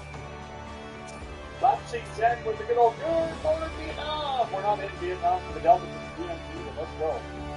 Lexi, I just subbed to Goodwood Channel. Len, welcome to the stream. Glad to have you here. Great to see you here. We've got Ryan coming in saying, hit the button from Brooks, Alberta. Love Brooks. Welcome. And we've got Elite coming in from Sylvan Lake. Hey, coming in from Saskatchewan. We've got Edward coming in from China. Here you can't spell fun without, I don't know, what is it? You know what rhymes with vagina? Fun. That's what it was. Princess Thickness joining us once again from Montreal. How are you? Welcome in. Great to see you. We got Rodney from Newfoundland. We've got Canada RV joining us from Ontario once again. Welcome back into the stream. Canada RV, it's always great to see you here. We've got Glenn coming in from Ontario. Stefan saying, I'm too embarrassed to say where I'm from. I bet you it's Ottawa. Hey, I'll take a guess at that one, but welcome in. It's great to have you here. Reg coming in from Fort Mac. Welcome in. Great to have you here. We got Boone, Sylvan Lake. Princess Thickness dropping that good old hi with all the eyes. You guys know what that means. I mean, that's cool. Jeez, welcome in. It's good to see you here. Again, I know it's a running joke, but it's good to have you here. We've got Marguerite from Brunswick. Rod coming in from Cape Breton Island. We've got Lenny, North Bay, Ontario. We've got Metaphysical Manor coming in from Okotoks. Welcome in. We've got Connie Fortson, John coming in as well. We've got Cher coming in from the good old YPP, hopefully on my way there soon, or near there, I guess you could say, but welcome to the stream. Great to have you here. Thumbs up from Snow Lake, Manitoba. God, that's a small town, but hey, I've been over there, believe it or not. I love it. Welcome into the stream. Great to have you here. Lifting the Veil from Victoria. Welcome in. Great to have you here. Debbie in from Sudbury, Ontario. Daryl coming in from Dugald, Manitoba. Great to have you in here. I've been through there as well. I am Winnipeg born and lived there for a good portion of my life. Love Manitoba. Welcome in. We got Ingrid and Charlie coming in from Okotoks once again. Great to have you guys here. Ingrid, welcome into the stream. Queen Esther, good evening, Derek. Have you tried melatonin? I have, and they're in from Ontario. I've tried all sorts of things, and it just doesn't work. We've done CBD, we've done melatonin, I've done high doses of melatonin. Sometimes I have to resort to NyQuil just to get a good night's sleep, and then my doctor recommended this medication. I won't be doing it again because essentially this feeling won't go away for a day or two, but it happens. That happens with medication. Sometimes you get a bad one. We got AJD coming in from Montreal. Welcome in. We got Master Snatch joining us from Ontario. I don't know if that's the right way to pronounce that, but welcome in. Great to have you here. Mike TV Dub coming in from Winnipeg still. Mike, welcome in. Great to have you here. Rod coming in from Ajax, Ontario. We got Claude coming in from Northern Ontario. A lot of folks in from Ontario tonight. Jim V also in Brooks. Welcome into the stream. Great to have you here. Janet near Belleville, Ontario. Welcome in to see you. Joyce saying, I'm loving this. I'm loving that you're loving it, Joyce. Welcome here, Janice. Sorry. Welcome in from New Minas, Nova Scotia. It's great to have you in here. Vinay Vaya coming in from London, Ontario. Welcome in. Vikram joining us once again from Montreal. Deborah from Georgina, Ontario. We got Rod from Cape Breton Island coming in as well. Welcome in. Chris over in Sterling, Ontario. Brett coming in Calgary all the way. Welcome in. Great to have you here. We got Screwface coming in from Timmins, Ontario. Kareen coming in from Medicine Hat. Welcome in. Harley coming in from Red Cliff, Alberta. Welcome. I'm assuming it's Red Cliff, Alberta. Welcome in. We got Yorkton, Saskatchewan. Good old Burger Bob joining us in the stream. Welcome. Later coming in from St. Anne County. Welcome to the stream. We got Paulo coming in from Texas, formerly Alberta. There you go. Welcome in. Yeah, Master Smash corrected into Ottawa standard. That's probably a little bit more on par with what it's currently using on the stream.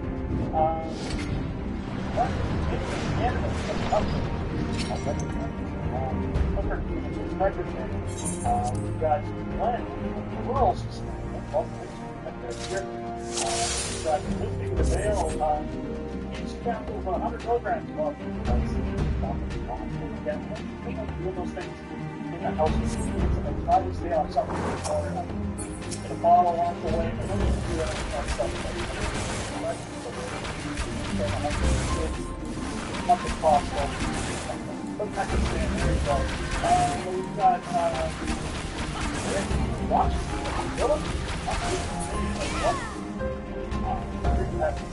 That's a hell of a shares and drink wine before bed. Listen, I'm not an alcoholic. I hope you drink my baby and then off. Why?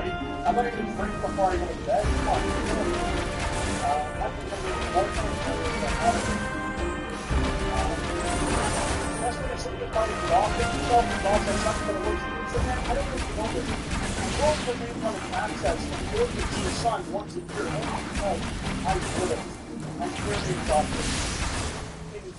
Running is a dangerous and exhausting path that somebody's got to do. So, I appreciate you.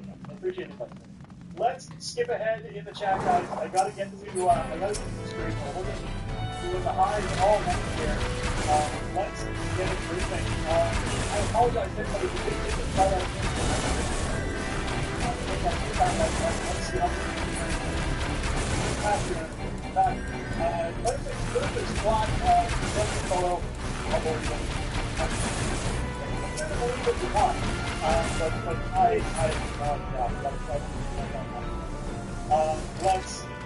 We don't orbit the orbit the sun, we go around the rotation around the sun in the solar system. We don't orbit it, but we do a rotation. It's whatever.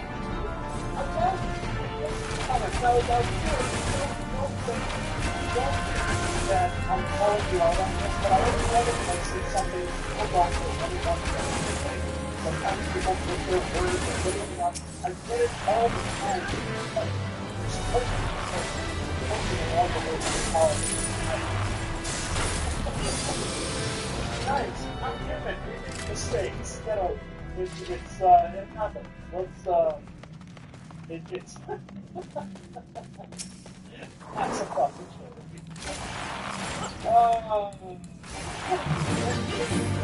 Let's start off. First off, people apologize. Something's wrong.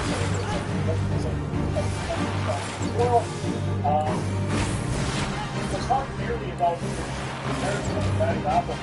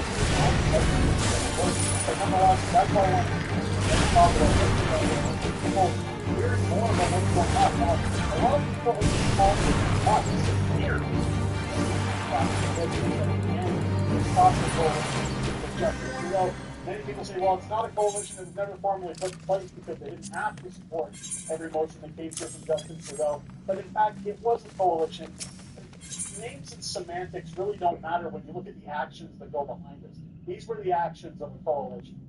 Jagmeet Singh, of course, ended that agreement today because he says we got what we wanted.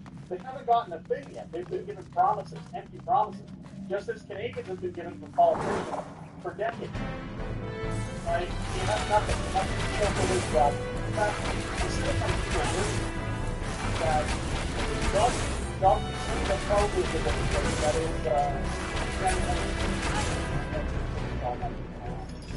is little Jimmy Jugger Nuggets. I said, look, I was not the smartest guy on the planet. I'm first to admit that. But the company is a business sector. I think it's one of the business world right now. One of the powers of the what the government is that status quo of the state made you don't have to do that stuff. Negotiation. No matter the changes. Not being responsible. You have to get into that. What we did was essentially agreed to help out Justin Trudeau, just merely the state law.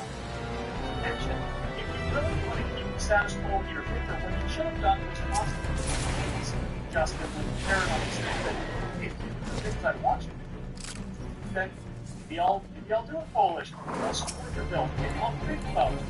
Justin knew how detrimental Jackie's possibility to that coalition. And Jackie gave it up in space. Yep, absolutely no problem. No problem. I'm just draw attention. I just want to make sure that we get that I understand. Of course, support everything you do. If he was a smart person, and again, this is where he's beyond the realm of intelligence, is that you would hang on to that wild card at the table, the ace up your sleeve, and say, well, I think you're going to have to give me a little bit more than I was. So, ultimately, for a guy who says that he's now running, I mean, it's laughable at best. I mean, you guys remember that when Jagmeet Singh that he was going to be Prime Minister and everybody was expecting he had to stop him. This is the same thing. I mean, he says he's running for Prime Minister. On what? On what country? What country are you running for Prime Minister? It basically, what you're looking at is a stunt. It's a PR stunt. Jagmeet Singh. Now, Justin Trudeau came out swinging, and then again, we talked about it in the video. If you haven't watched it, you should go watch it. Give it a thumbs up. Tell YouTube where to cram it. What we will notice is that Justin came out saying that Jagmeet cares about the workers. Cares about CEOs. Support here. Support job cutting. Job switching cuts that we are going to make with tax and home, red tape, the CEOs on other ends of the playing field. So again, they call it something, we all know that God needs to that he's saying he's in this coalition. Unfortunately, he left the false under by his party, by outsiders, by their Polyam, just to simply say, okay guys, you will come together and do more deal. That doesn't mean he still won't talk about President. But nothing changes. Until he calls for election, nothing changes. And so I can kind of understand why YouTube would suppress those videos, but at the same time why a lot of people wouldn't be interested. Because it's almost a nothing that you're like 2 years for the call election, not to bring off the vote. And that's really nothing. Is that this is stuff he's never going to follow the election because his intentions are wrong. Here's all you have called an update is that if you really want to get that coalition, you're following the election. You're following the election. Jagmeet Singh is ready to jump the gate off. They're wrong. Why? They're going to get the election. They're going to sit there. On the federal election, they stand 0 chance. In fact, statistics show that not this is the first time that Jagmeet Singh became leader of the NDP. Had he lost seats in the first election, but by the second election, he only gained 1 more seat back. So he's made no ground, no gains his entire time being leader of the NDP. What does that say for his place in the party? Raghuveer Singh is done. He's done. And all the fellows have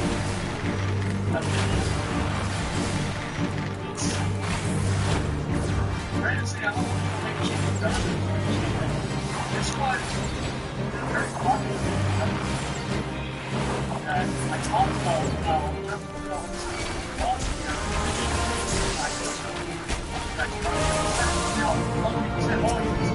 that's certainly stop here.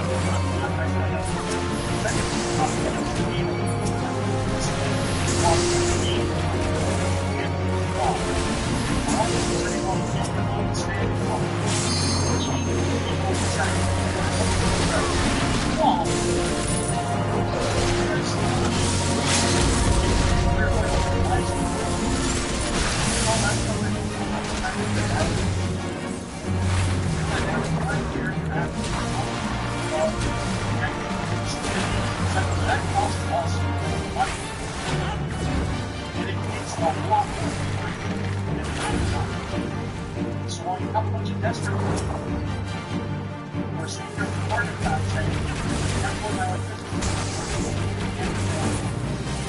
I can't go to gas, my car is in the job, prices might go up, even carbon tax there. There's a big problem.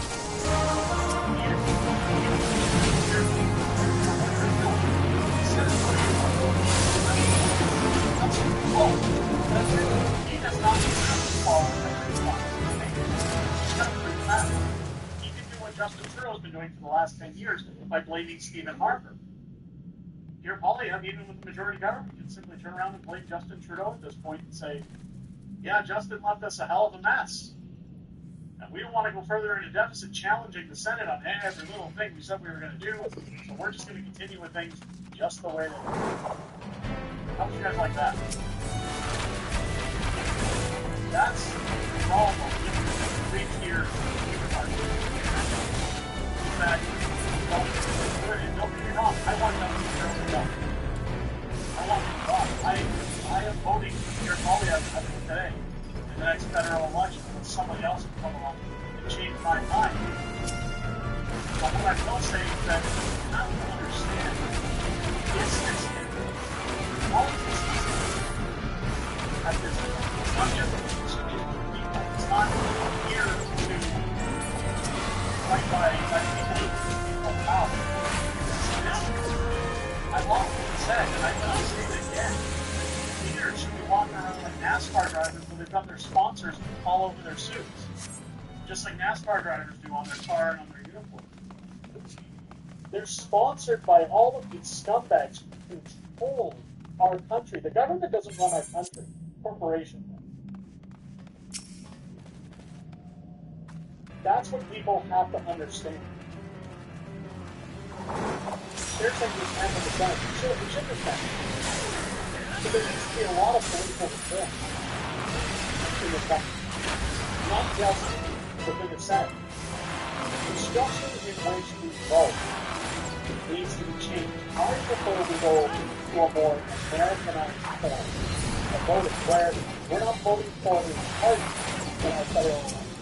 We're voting for one representative. Conservative or a liberal. Many appointed people that they're supposed to run that job, and the public should vote for them. Just like in the United States, people vote for the judges, people vote for the school boards, people vote for the mayors, people vote for the presidents, the senators. Americans vote for separate. And I'm not saying it's a perfect system, but I'm saying we have a lot more accountability and if we were in charge of everyone's job, not just one person who's representing the entire party.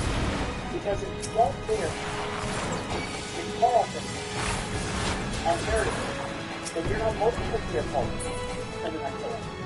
You're voting for whatever conservative is in your rival. So you might be voting for Stephanie, voting for Melissa Bennett, voting for Larry Brock, or you might be voting for Donald Jennings, or you take for the problem is that if you want Pierre, you have to go to that other one. Not Pierre Pauli. So you're essentially giving your job to somebody else so that the person can do that money. Doesn't that seem a little weird to everybody? Doesn't that seem broken?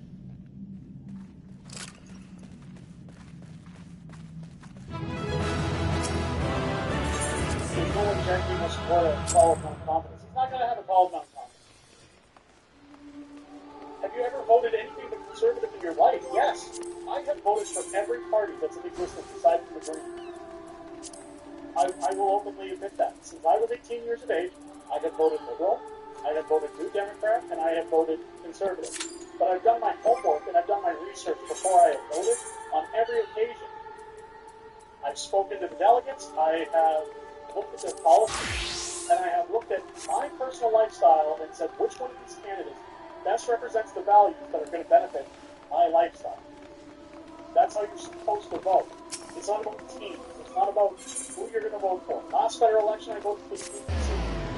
I like Maxime Bernier. I like his viewpoint. The only problem with Max, and I've said it before, he can't even get a seat. Once Max has a seat, once Max has some momentum, yes, I will happily go back to the UPC.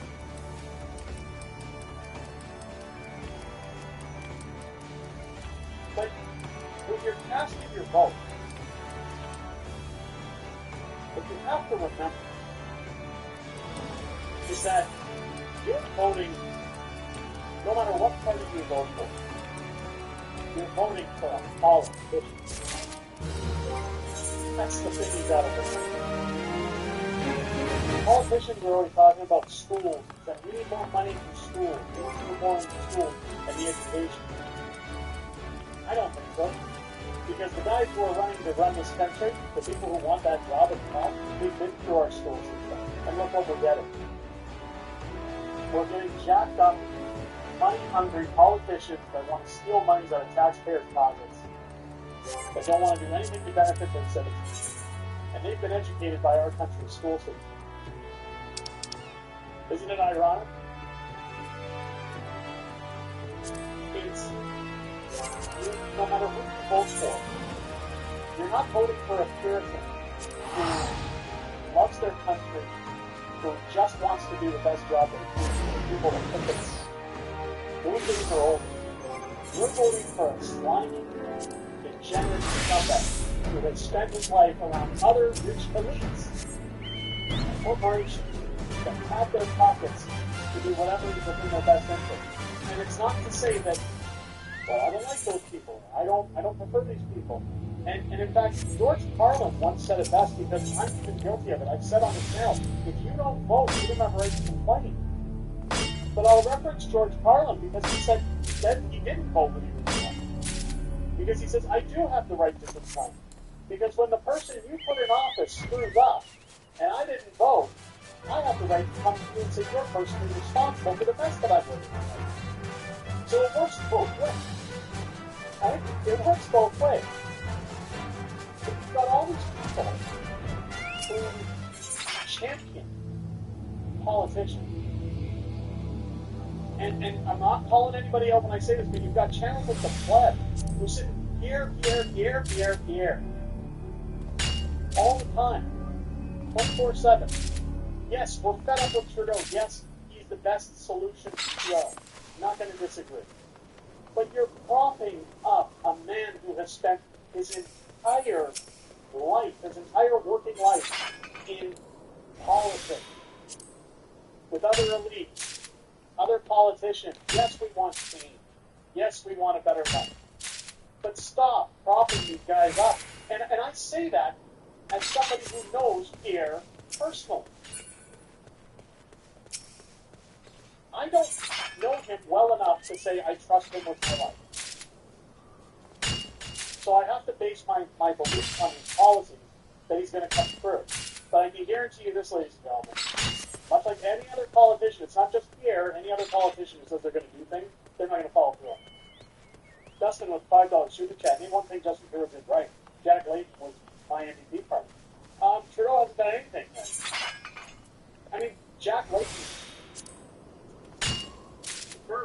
you trust? I trust myself. I trust my wife. I trust people I physically know I can trust that are in my own bubble, in my existence. Like, if you're going to put your trust in a politician, you've got problems.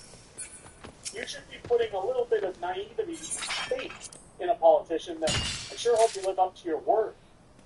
But I'll tell you the biggest problem in this country right now, and one of the biggest problems we're facing, when you look at people being allowed to walk naked in the streets during Pride and walk in front of children with their beds hanging out, and nobody bats an eye and nobody says anything wrong.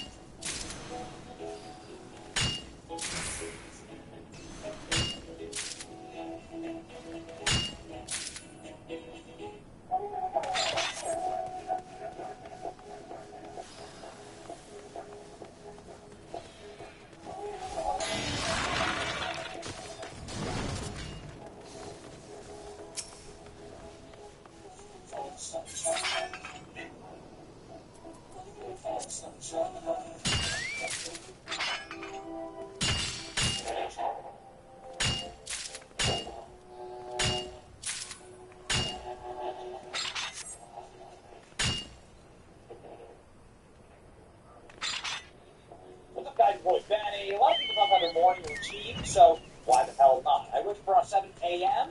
Sometimes earlier, sometimes later, but that's kind of average. I get a cup of water, I start my coffee, I go for a walk, run, or get a workout in, and I check apps. Go see what's trending that day. Show, change up some story ideas, and so on. So it's very important to see what videos are trending in my feed, and the video I'm talking is of one of Kamala Harris's surrogates. Somebody literally works for the campaign, Democrat from California, coming out against Kamala Harris. How does that work? The guy's named Ro Khanna, and he's slamming Kamala Harris's own tax plan to tax unrealized capital gains. That sounds like a Marxist view. Yes, it is.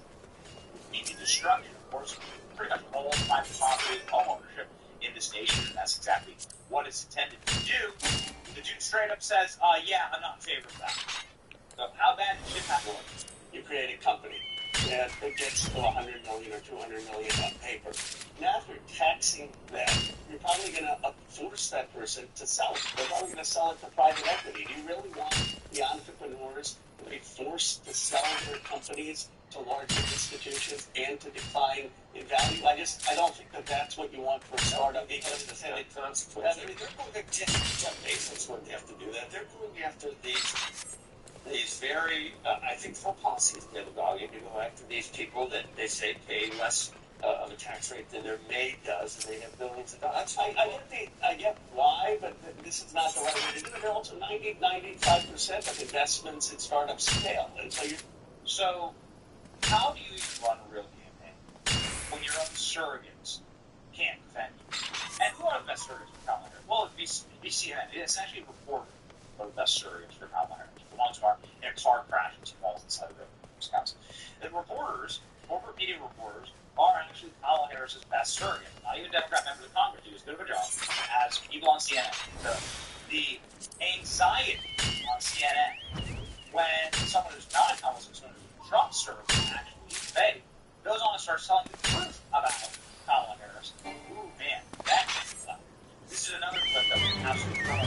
I see this stuff. story is actually back to back. It's a perfect sort of shadow box, right, of what's happening in American politics. Kamala surrogates can't defend her, and CNN, Kamala surrogate, who's the host, can't stand it. They tell the truth. Here's the clip that went. So you know. If evolving, so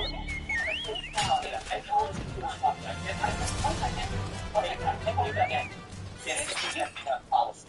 I understand that. I'm going to ask the question and you can totally answer. She said very clearly that now is those are not her positions. If evolving on an issue, if evolving on a position, you can even call it flip-flopping on an issue. If that is now not allowed, if that should be, the death knell to a campaign, Donald Trump got interested. So look, the reality is Donald Trump is clear about his policy positions, but Kamala Harris won't be specific about this stuff.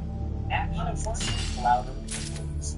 When she, let's complains about Kamala Harris. I want to finish that discussion. She said she didn't favor a ban on fracking now. The reality is she was one of the strongest proponents of that ban, so much so that when she was in California, she sued the Obama administration over granting fracking permits. She didn't just favor the abolition of private health insurance. She was a co-sponsor of the bill with Bernie Sanders and the U.S. Senate Medicare for All for America. The reality is with respect to the Green New Deal, she was the chief proponent, not just as a co-sponsor of the legislation, but going further and saying she would end the filibuster in the Senate to ram that through.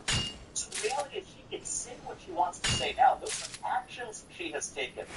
It's not a lot of evolved, of course they are, but she deserves to explain exactly why she's taken those positions. Exactly what her position is. If it's not a ban on fracking, what exactly is it? What exactly is her healthcare plan? No longer abolished by government. Just 4 years ago when you ran for president, she did. And that's completely that's the issue. I think Donald Trump is quite specific, and I can credit him for this for optimism that Kamala Harris has done. But the American people, the American left is really short of policy they have not had.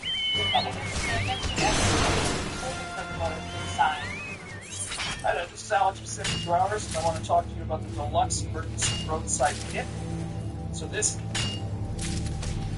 I never heard about all that. It's the face, right? Like look at the face. Look at the face behavior there on CNN. Look at how defensive and angry her jaw ends up, right? And the rage fill her eyes and her uncomfortable gesturing. Oh man, and how uncomfortable she's getting. The vague fact checks all of this. Lost all these classes with CNN host meaning Harris Palmer, defending Harris Palmer. Then CNN host is defending. The gap was served as far as also the public. Actions speak louder than words. The Trump Institute has 37 client interviews in the past month. All Harris Palmer has done. One, it's not true. Interview Fox News. So this is the expression of every reporter that actually goes live on TV with Vivek Ramaswamy. We've seen it again and again. I'm Major. Vivek has done a great job. He's probably my favorite person to watch on live TV because he's done a very good job ripping the guts out of the lies and facades that are put on this country by the corporate media and how they are never held to account. Does here in Christian Walker being like, you're a Russian composer. You're a Russian politician. So you gotta, that's something. Why don't you apologize to them? It's amazing. He does this with regularity. Why not play 21?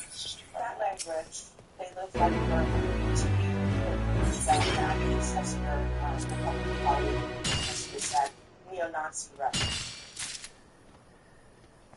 It's the classic mainstream media movement. Some individual phrase of Donald Trump, focus on literally that word, without actually considering the substance of what's in it.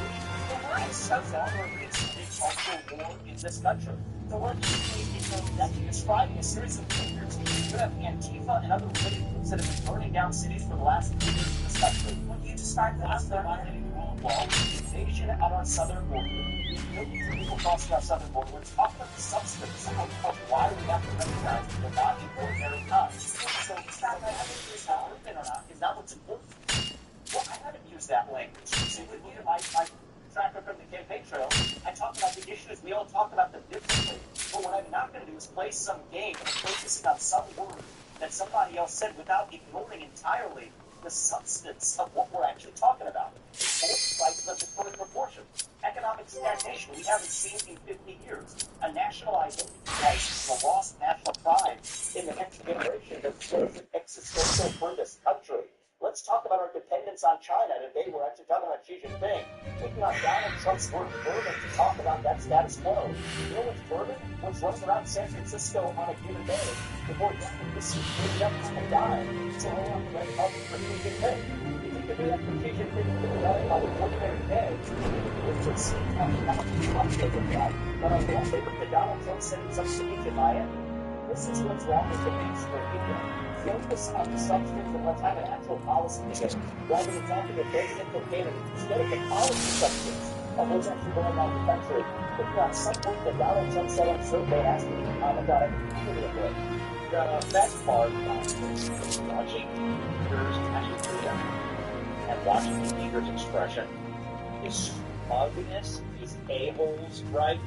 Self-aggrandizing. They don't live the real life. Look at this. Look at this. Look at the image that you're setting. You're looking down, right? There's nothing to say. There's nothing to say. It's really hanging so they said, not only does the ball of practice out there about this information, it's about the policy. Not be a problem. I changed my mind. Doesn't matter. But it's such a great point. So let's go to finally my favorite series here. They directly call it Wild That is a Freedom. I think getting banned by Sam. Freedom. Toby TFO. By the way, just one time.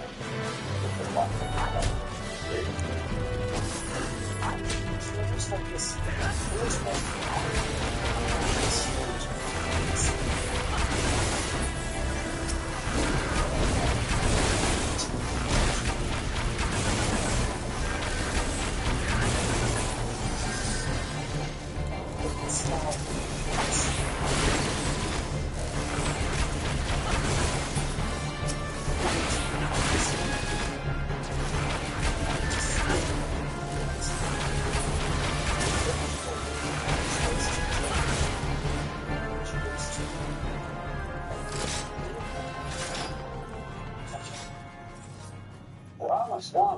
Why did you keep going in to get why did you keep going in to this?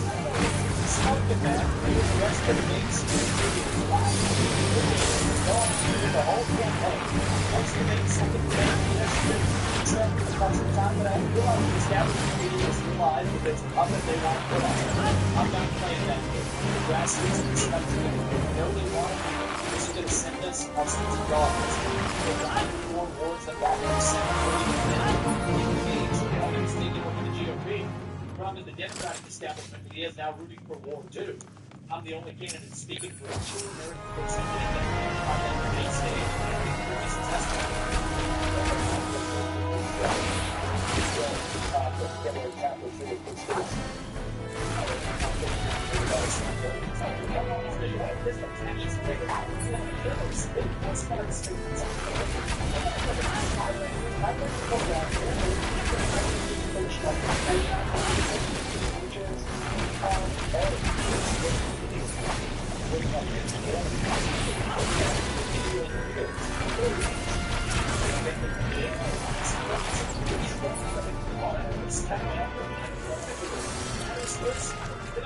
just calling out the mainstream media like I did with Kristen Welker at the start of that debate. I asked her about the Trump-Russia collusion hoax. I told her to look at the audience in the eye and apologize. The part of the mainstream media, despite pretending like you're not, look the audience in the eye.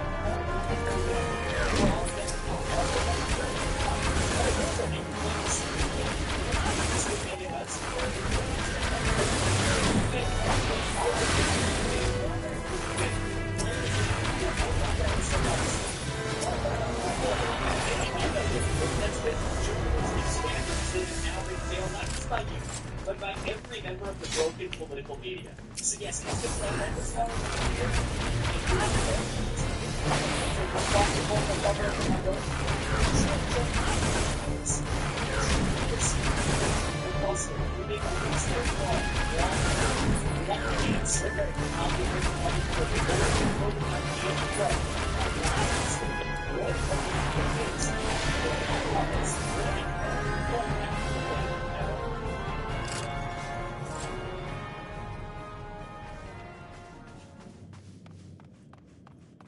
Going on, the Belarusians have shot down Russian drones that were flying over the city of Goma, and in a very aggressive and provocative action against the Russian Federation, which is supposed to be their ally.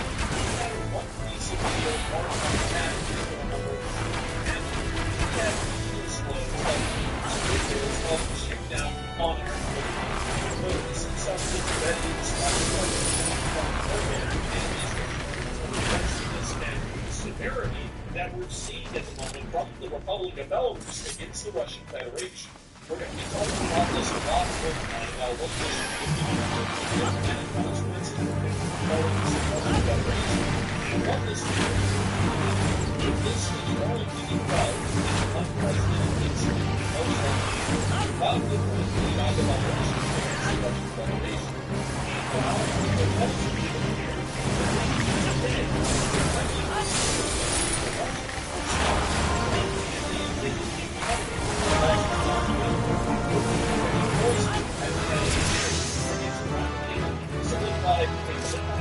defensive line on the eastern outskirts of the front and has now stopped the Russian advance in this area.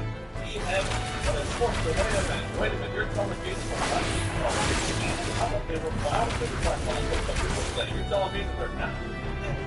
They've been saying, it's like this is not happening on building times before. But we have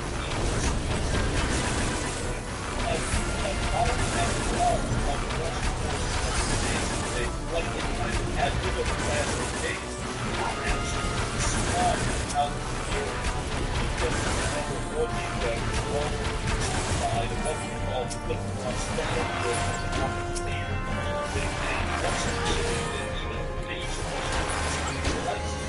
actually not seen over the entirety of the War Battle of Bakhmut or Battle of Kiev can actually be stopped, at least pretty significantly, even with some Ukrainian brigades in the area saying they have been deprioritized for munitions and support. We also have the update well, that the first one that did head, the Russians ended up laying down other the algorithm yesterday still was really get this is what changed our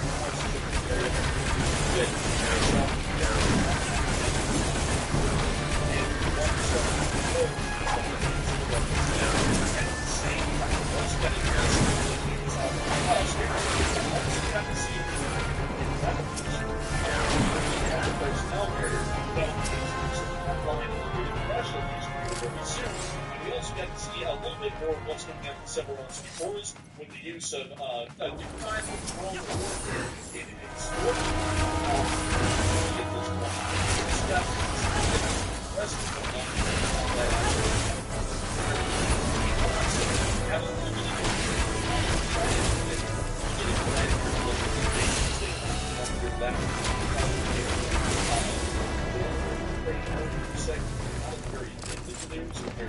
We'll probably do some more than that later.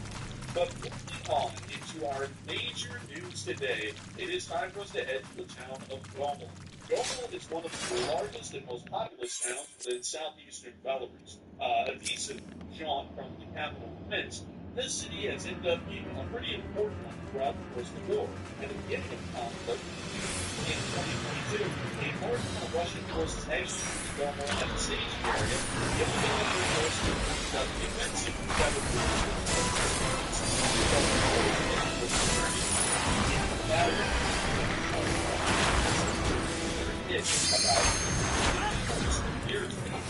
At the same time, Gomel was also on the staging area for all of the forces in the area of war, all equally as a somewhat moderate or smaller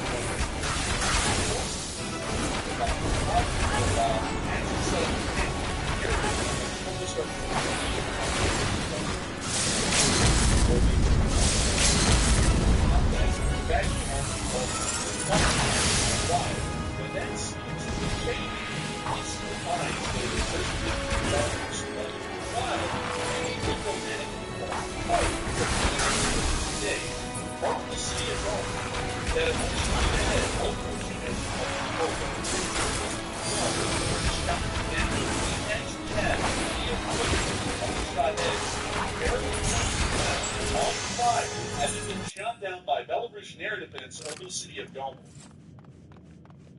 I heard the airspace will have the end of it for them to shoot that down, considering that Poland wants to shoot stuff down in their own airspace. That's kind of crazy. It is. I mean, this seems crazy, really, to be honest. And also, while we only have one limitless here on our map for our news, I am going to be taking y'all over to our Twitter really quick because we actually have a lot more over here as well. So let me take y'all over to the profile and show y'all this really quickly. By the way, we're really close to 19,000 followers. We're at exactly 18,916. So if you want to follow us on Twitter, you can. Links in the description below. But that's beyond the point. Here's the footage that we had just a moment ago from being shot down. We are also able to get an additional clip right here of the drone that's spiraling to the ground. I'm not really sure if it's the same drone or a different one. We did get a report that there have been multiple drones, at least 2 or 3 of them, that were shot down in the one area. This looks fairly similar to the fireball that we saw in the first clip. It's a different angle, but it does look to me to be maybe a second Shahed or maybe the same one. But we can still see it spiraling to the ground. Fireball.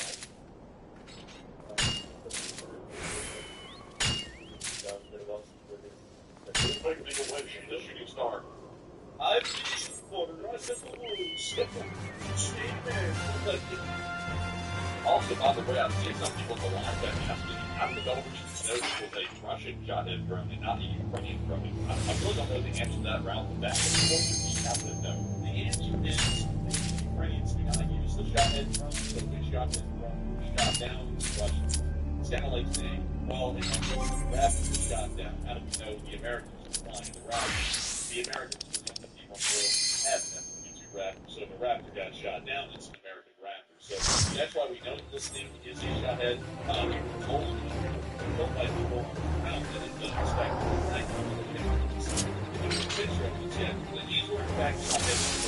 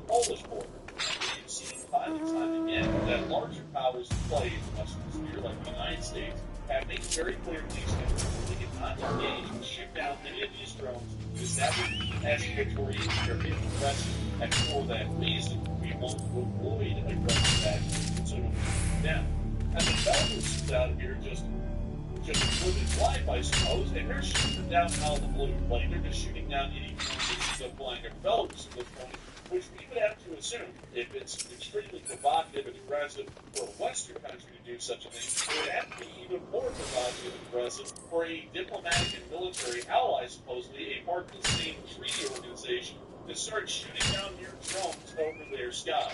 So that is why this seems to be one of the most provocative and aggressive actions that has ever been taken by Belarus against the Russians at this point in the war. I don't even really know what to make of it, to be entirely honest with you all, because the fact that they're a part of the CSTO, and let me go from this as well, that's actually stands for the Collective Security Treaty Organization, which is the Russian equivalent of NATO, where the Russians have faith to put up NATO. This is their emblem, this is their flag. It looks like the starboard is kind of a deliberate sort of design there. But these are all maybe like a rolling story to me. Was that what you were trying to say? Oh no, this is the starboard.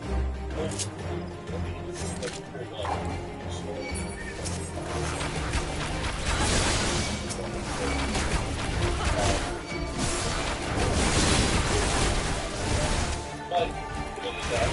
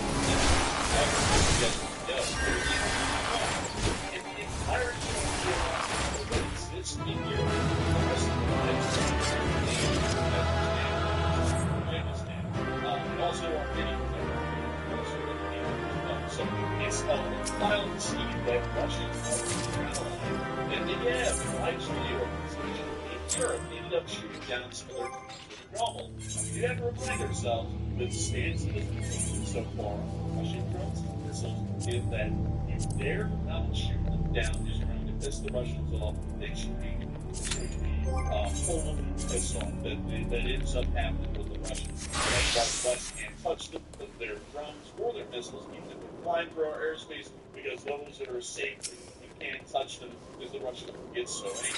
And then Belarus, a military ally and a diplomatic ally, by the way, of the Russians, and heavily economically tied into the Russian economy, ends up shooting down their drones. That is insane. It is crazy to see, and there's been a lot of questions as to why this happened, or what in the world led the Belarusians to have it motive to shoot down drones. Also, Danny said it's not aggressive, it was an accident. And going off of this, that this was an accident, and while this is the first time that we've ever had this on film, this is the first time we can actually report this as fact. This is not the first time this has happened. It happened again about 5 or 6 days ago, but we didn't report it at the time because it was nothing more than actual pictures and video evidence dashed back into the plane. But now that we have pictures and video evidence to back up this plane, we're now retroactively saying that the prior plane is probably also true as well. Now that we have something to know, the Belarusians probably do have a pattern of shooting down Russian drones over about the past week. So we're trying to get the best idea here. What the world can really do the Belarusians to do something like this, to shoot down these drones and such things. And it seems like a decent amount of people are thinking that maybe the Belarusians mistook the Ukrainian drones. I mean, sure, they flew from Russia, but the Ukrainians Chinese can just fly their drones into Russia and circle the bank and normal, and then the Belarusians that they are using drones and shoot down. Others are actually saying that Russia is incompetent, and it's not. Maybe they just strayed off their path and ended up getting shot down for that reason. Some are saying that Russia is sending a very strong warning to, Belarus is sending a very strong warning to Russia. I'm not sure if Russia is sending a strong warning to Belarus or vice versa. We're not really sure. We're trying to see about what the world is going on inside of Belarus, what people are really thinking as a result of what's happening. So Matthew, what are people saying about this pretty major incident? Is it accidental? Is it serious? Something what do you think about it as well? All right, so let's see what y'all said about this poll. Currently, 34% of the audience said that Belarus thought it was probably Ukrainian drones, and that's the reason why they shot it down. While 30% said Russia is simply incompetent and really a nothing burger. And 24% said Russia is sending Belarus a warning. And on this one, I would have to say, I'm going to blunt the first option here. I don't think Russia is trying to warn Belarus about anything. If anything at all, honestly, it sounds like maybe Russian incompetence and maybe things simply straight into their airspace, and Belarus simply did the right thing and shot it down like the Russian elements did as well. But a drone doesn't control your airspace, it's going to be shot down regardless of where it came from, just for the safety of civilians. So, to me, I think it's probably Russian incompetence. That is a possibility as well. But considering the angle of attack that it came across Belarus's borders, they probably assumed it was a Russian drone and figured this thing's off course and it could kill somebody, so let's take it out randomly. That seems like the most likely option to me.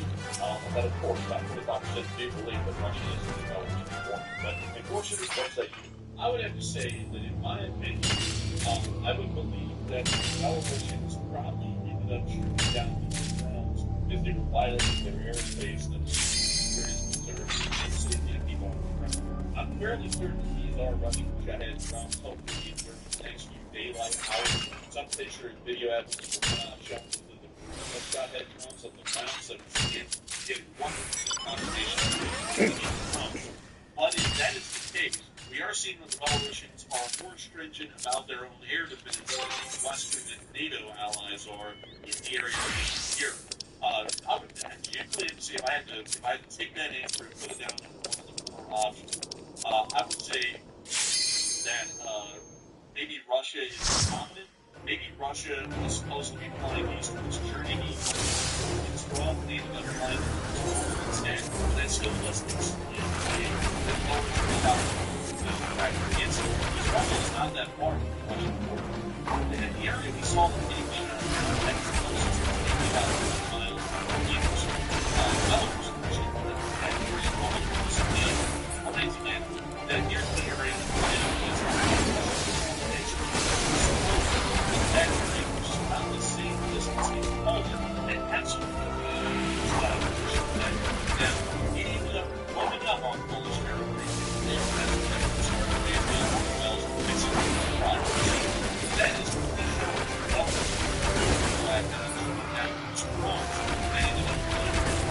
so I would say that as far as I know, this is probably going to end up being very much cultural political incident diplomatic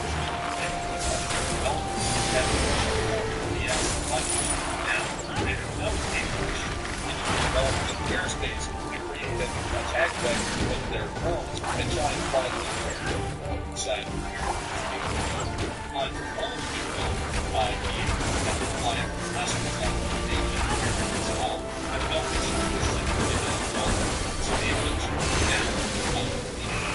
it's a great Russian flight vector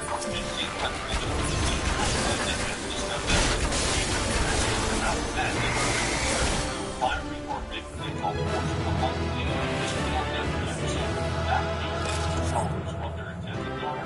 It's almost certainly going to shot down. Also, like the course was saying, altogether, Poland should be shooting down as well. But that's the common sense of the things. All the course of the you shoot them down. That's a safe thing to do.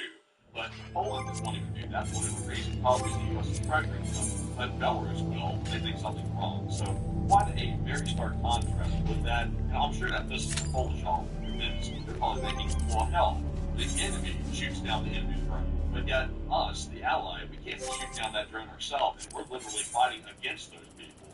It makes no sense, but I highly doubt that they're trying to use Belarus to do attack vector without discussing with them first.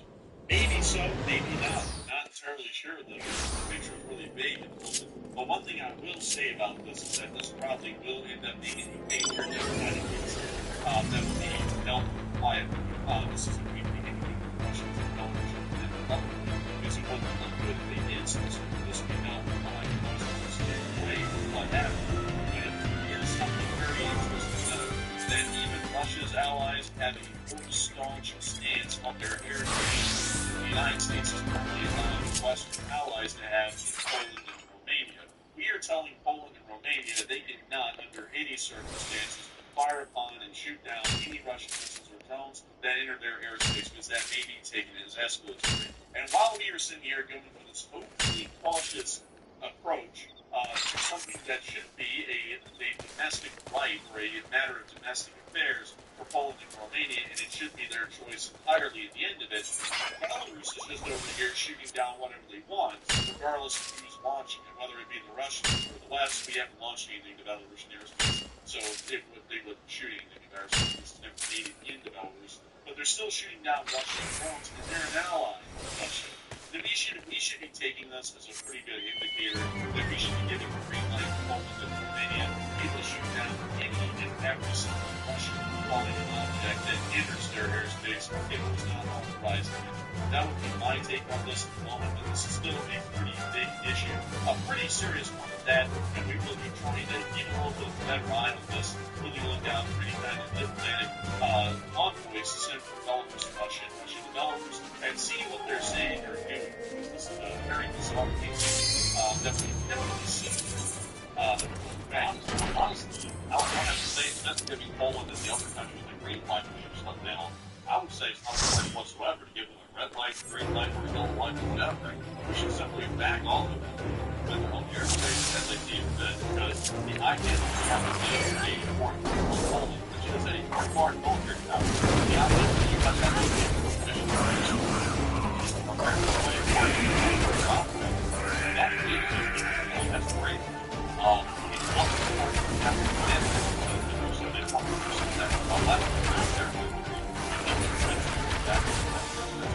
that's great. That is good.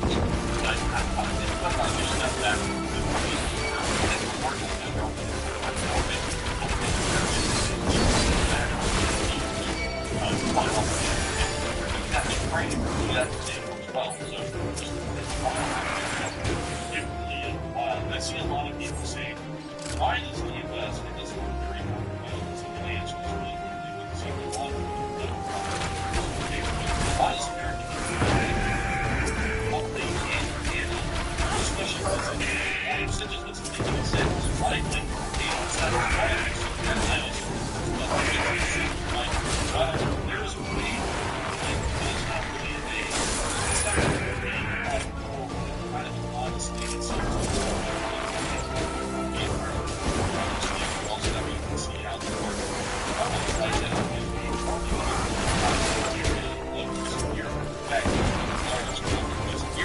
outside of the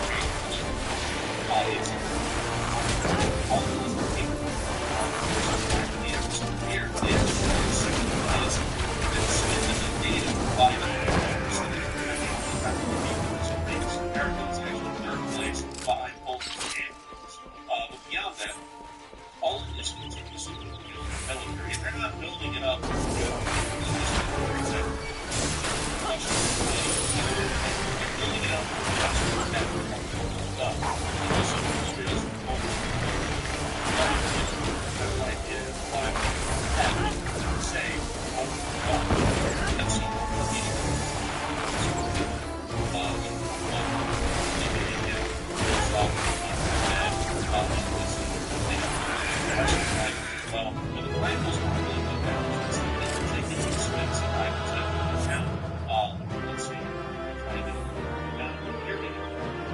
So, as you can see, they got me released Ancient Black Panthers, which were actually made by Hyundai Road of South Korea. It was plants in Poland to continue production. But the other main force of their tanks is actually the M1 Abrams, or at least it will be.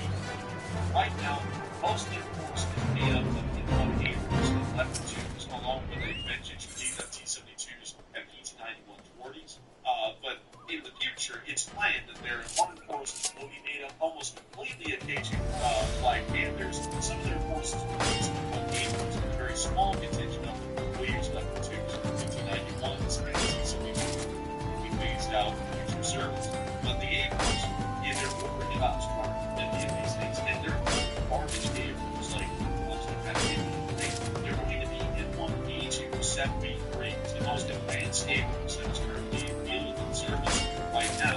And they're going to have about 250 of these things that are going to be introduced into the armed force. To give you an idea of how big of a number that is, the British only have about 200 battle tanks in their entire army right now, and that number is actually shrinking every year.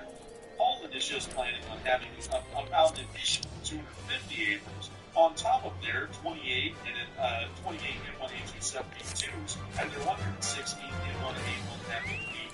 So you can get an idea here, a really good idea, that they cover a lot of left, and it has a lot of people.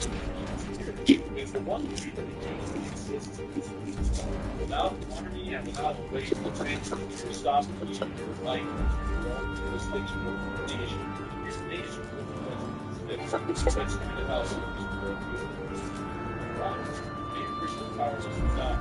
And so the United States has made a chokehold on Poland, largely on the Air Force side, also the ground forces side, on their national defense, really their right to defense.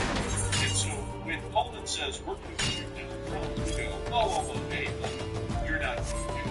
And then if Poland says, no, we are still going to do that, we will go, all right, sure, you can do what you want. You're not going to get American weapons, but then you do. And then we'll start canceling all these orders for the Abrams that they're trying to get, and also all the orders for the F-5s and the additional F-16s that they're trying to get. And so many of y'all can start to see that while this doesn't seem like a really clear, straightforward way to persuade a country to do something that you want to do,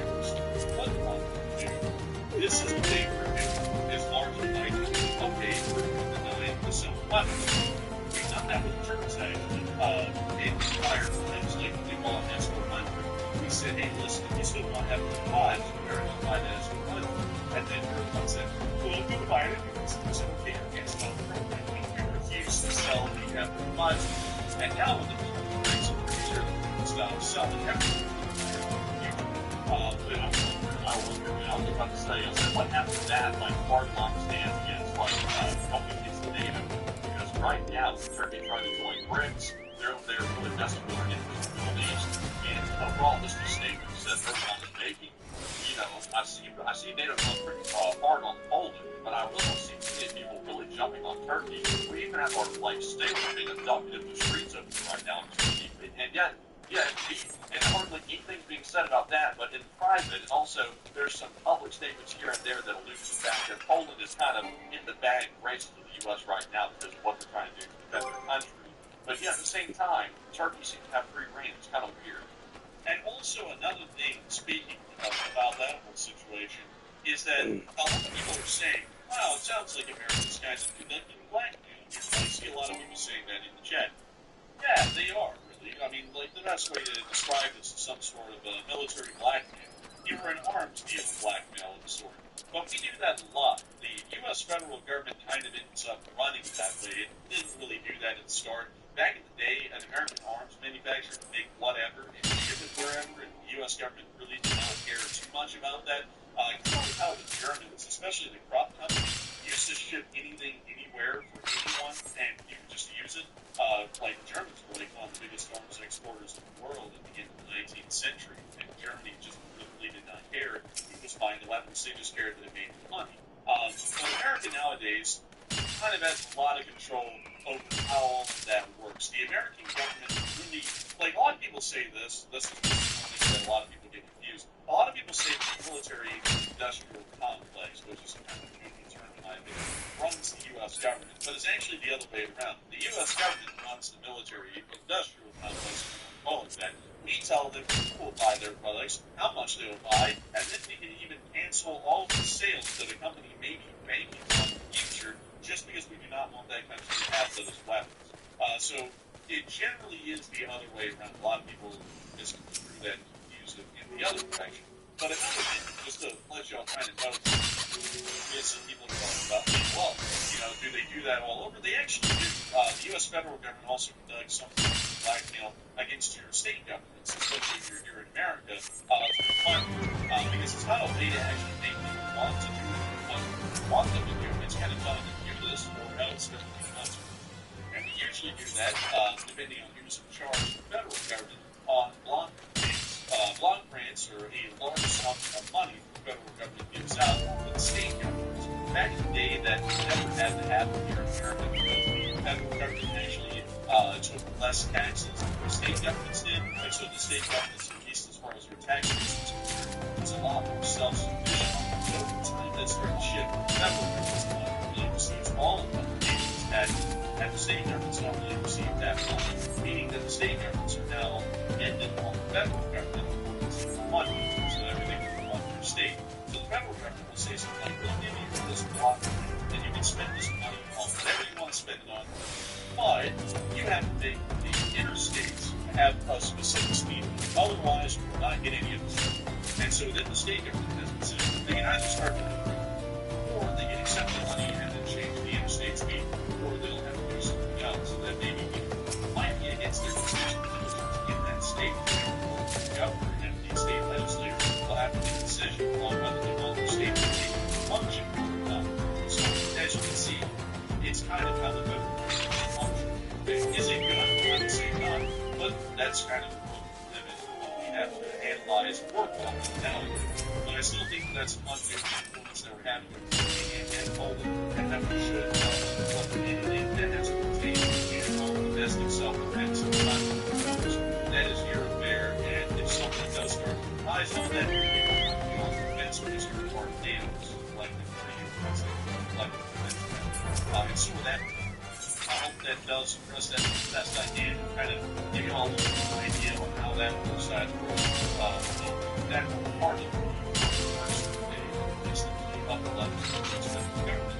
But moving on from that, out of that area, it's time for us to move on down into problems. Actually, really, before we do that, I just noticed it might be time for me to move over really quickly and give you all a small little update on what's going on with you. It's about that time for you to talk about this resolution. And if you have any questions that you would like to ask the audience about China and Taiwan right now, this is probably the perfect moment. But moving on down into the Strait of Taiwan, here into the city of Guangzhou, which is a larger city that's along the Taiwan Strait, actually facing straight towards Taiwan. We were able to hear today that the People's Liberation Army Amphibious Forces, or the PLAAF, sorry, let's see, it's the People's Liberation Amphibious Brigade. Let's see, I'm trying to think of what the world they actually call it. They have a specific name for People's Liberation Army Navy Marine Corps, land and sea, but then there's also the amphibious element of the Chinese People's Liberation Army that doesn't spell it. It has a little bit of a separate name, but it does fall under the command of the People's Liberation Army as a whole. But we were able to see that they done amphibious landing today. Here's the area at Laixing Bay. I'll actually show you where Laixing Bay is. So it's right here, and this is just south of where I'm showing you on the map. Somewhere right, but pretty close to the Taiwan Strait. It's actually technically in the Taiwan Strait. We were able to get these pictures today from the Chinese state media showing us these landings being done. And also, China was really whipping out the flying China, kind of flying there, with these amphibious landings using some more modern amphibious wheeled gun carriers in this land. You can see that big bay, this right there. You can also see again. That's understanding what the water on the one was good right here, but that last one right there, sheer, that one was nasty. And it's you saw that small, the simply waste of hundreds of billions of Chinese nice to see upstream south along the street. And I mentioned that water actually really smelled a little bit, but this picture actually did look good as well as this one. But every year, well, the last picture really showed you what all the water. But I believe when I remember correct, this vehicle was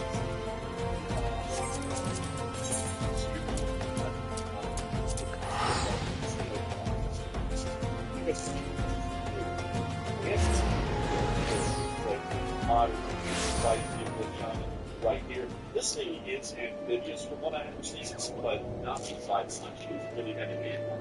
And I'm trying to see here really quickly if I can find all the gun carriers that they have. So let's see. It's not that. It's not that. Not that. It's not that.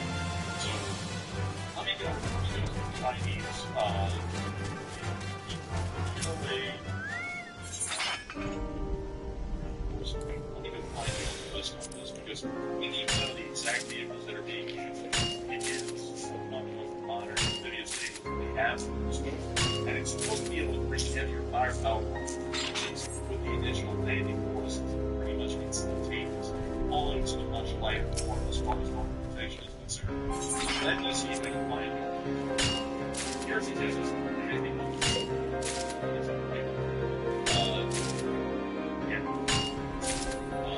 So let's scroll down. They actually have fleshing out there. Here's the rest of their exporting weapons that they made specifically to export to other people who buy Chinese. They had a lot of and that's good. They buy Chinese weapons from that. You just have to know is we find that. Good question. The Iraqi bought it back to the 80s, the 90s, 2000s. The Iranians buy some Chinese military tech, as well as Pakistan. Pakistan is a somewhat bigger buyer of Chinese military tech in the past. So is India. India's pretty good things as well. Some African countries come to Chinese equipment. Vietnam actually had a lot of Chinese military support, as well as most of Southeast Asia, or what we call Indochina. A lot of that ended up getting Chinese weapons. And then sometimes in other places, you see Chinese weapons popping up here. So, like, for example, Martel has ended up on the like the 60s and NASA, still buying NASA. But then once you get the presence of type 6A games, which the Chinese AKM, that was popping up next. So, really anyone anywhere was buying Chinese stuff. This is like you had American, French, British military tech that was usually top tier, along with German military tech that Germans always selling. And then you had the Soviets, which were like middle ground, and the Chinese were the really on. As that reputation for peace, not just in the civilian world, but also, just in the international world. Actually, want to bring good stuff. Let's see what they said recently buying the equipment, because they also get very great militaries and stuff, and also it makes sense watching themselves and stuff to tell, but they also just produce the United States a little bit, it's like a proxy situation.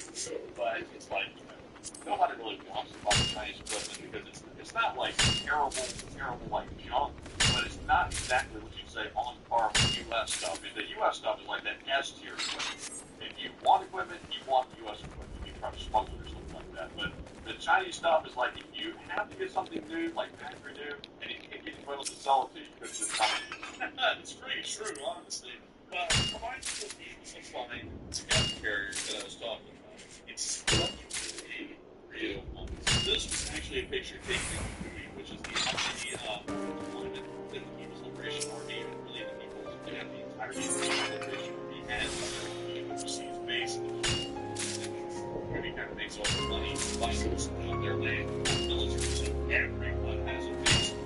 Pretty much, America does, China does, everyone does. It's just a place everything. So, but still, this is the vehicle that we saw, and this thing is fairly new, at least for the Chinese military. And not only that, kind of the best way to explain this vehicle is that it is a Chinese version of the AMX-10 brands, because it has a 5-meter gun.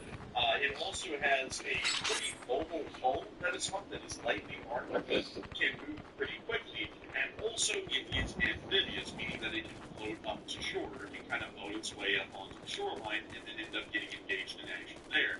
The reason why the Chinese use vehicles that has such a so is that the People's Liberation Army and the seals have the problem with being, at least historically, massively underpowered. So they're actually firepower, capabilities once they take on the shore. So does the People's Liberation Army,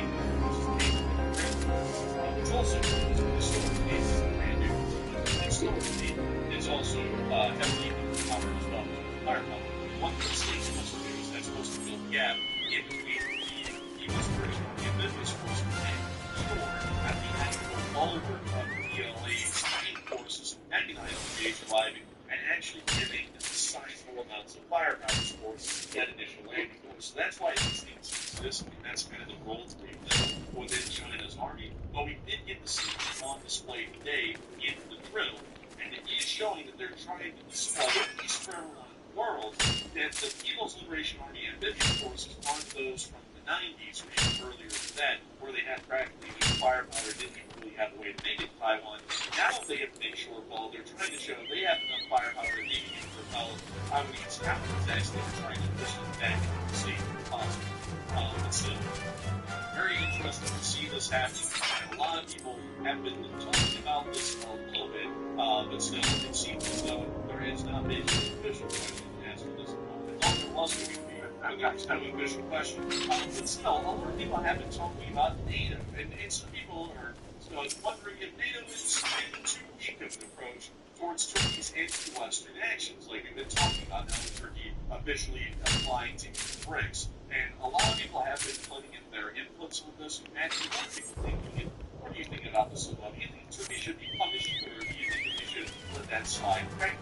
What do you think? All right, so we have to talk about Turkey. Turkey and Peru, it has to be addressed. And the question is, do you think that NATO is taking too weak of an approach toward Turkey's anti-Western actions? So 57% of the audience said yes, Turkey should be punished, while 22% said that no, we should talk to Turkey only in private and deal with it through diplomatic political means. And then 9% said that Turkey is still pro-Western, and they sort of contradict the anti-Western. So, in my opinion, I would say that Turkey is definitely acting anti-Western right now. They are trying to join BRICS, which is the most concerning of the bad actions. There are people who are also very hostile to the West, specifically the U.S. State, that were just being abducted yesterday in one of the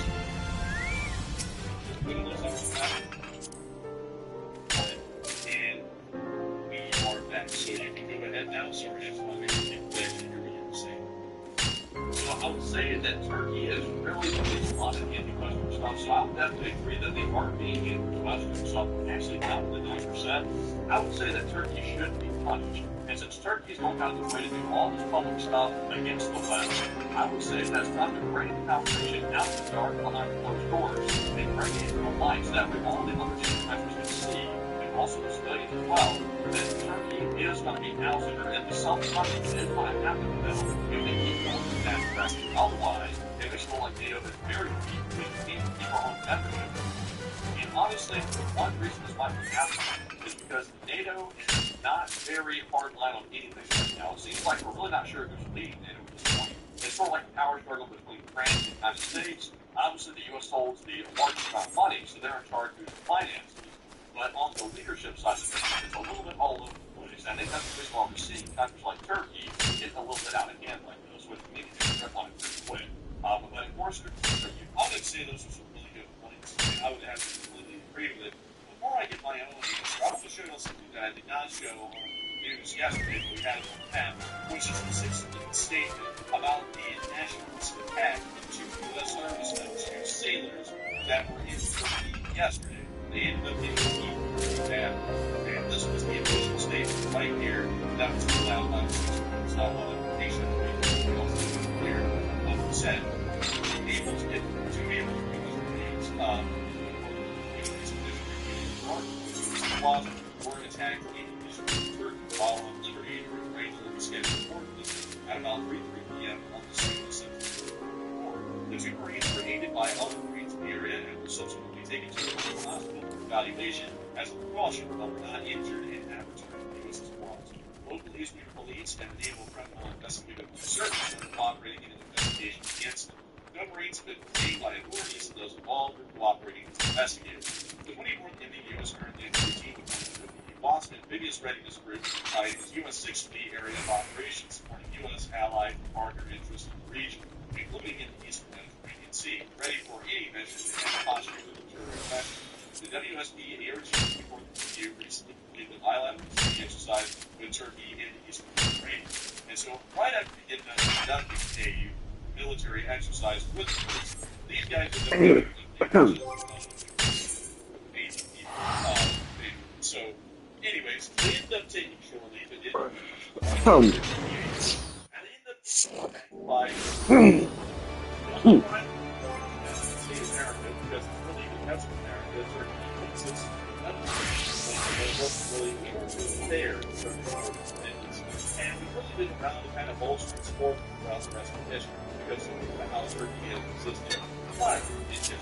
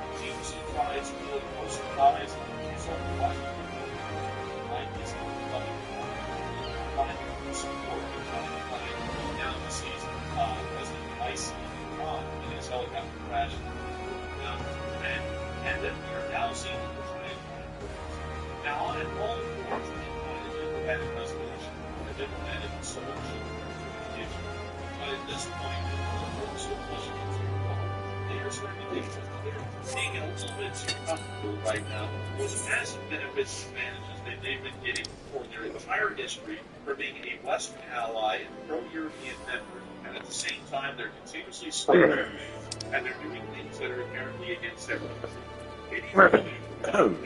At this point, that Turkey interests are going to be our interests, or this is where this path will diverge, and the United States will start to become openly hostile to the Turks, and we will make sure that their country is living in a pretty hospitable diplomatic environment from that point forward. This also, Enforcer, real quick, I'm not sure if I'm the only one who thinks this, but just overall, based on the things that have been happening about Turkey and the news I've seen out of there, I'm getting the impression that the Turkish citizenry population sort of really doesn't sort of lean toward the pro-Western ideas. They seem to be leaning toward the Russia and China side of things more often than they do the Western side of things. That's the impression I get that the population really doesn't agree with some of the West is doing, and that might be some of the reasons why the flip-flopping so much between the pro-Western and anti-Western ideas. And now that they've gone very anti-Western stuff, they don't think the population really wants. What the population wants is it's a really like situation like this. Every population is back raised. So and the better way, and they're the ones who end up electing vertical, which I'm not really a big fan of. And then the other half is traditional Turks, all traditional Turks, historically strong Republic Turkey back in 1942, that largely view themselves as more European allies.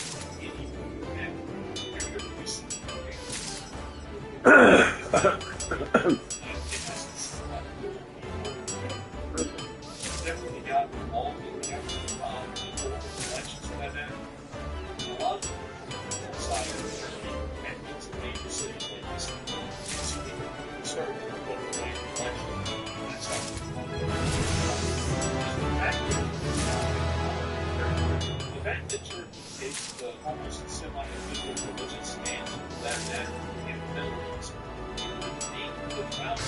Turkey spin their parade in the sea, because if y'all don't know, Turkey was founded not as the Ottoman Empire, like Turkey evolved from the Ottoman Empire and was a complete change.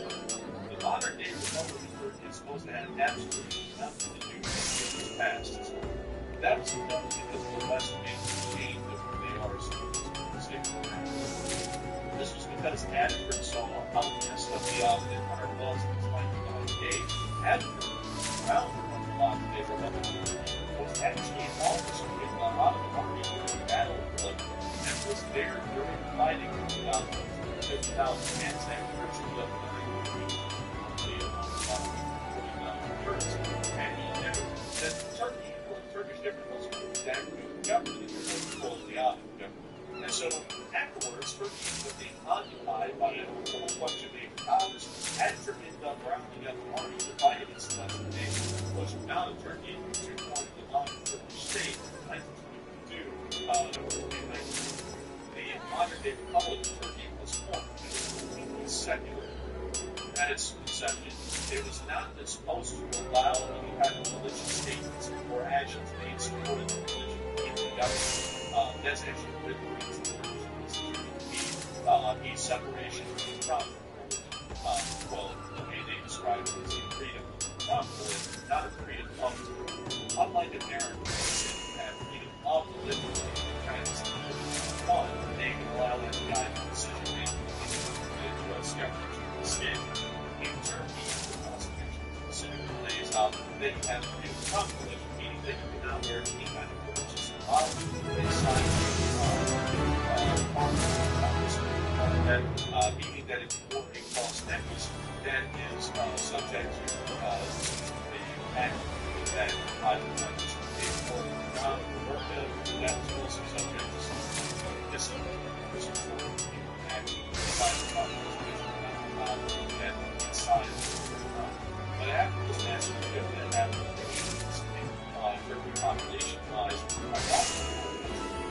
then we have a lot of started to vote in the election to be considered a lot more religious than what Turkey's American. And so because of that, actually lived in some of these and was from all those little families that came from the countryside, came with their kind of ideas, even in life out back to the late 2000s, back in the 90s. But it ended up starting to change Turkey into what it is today.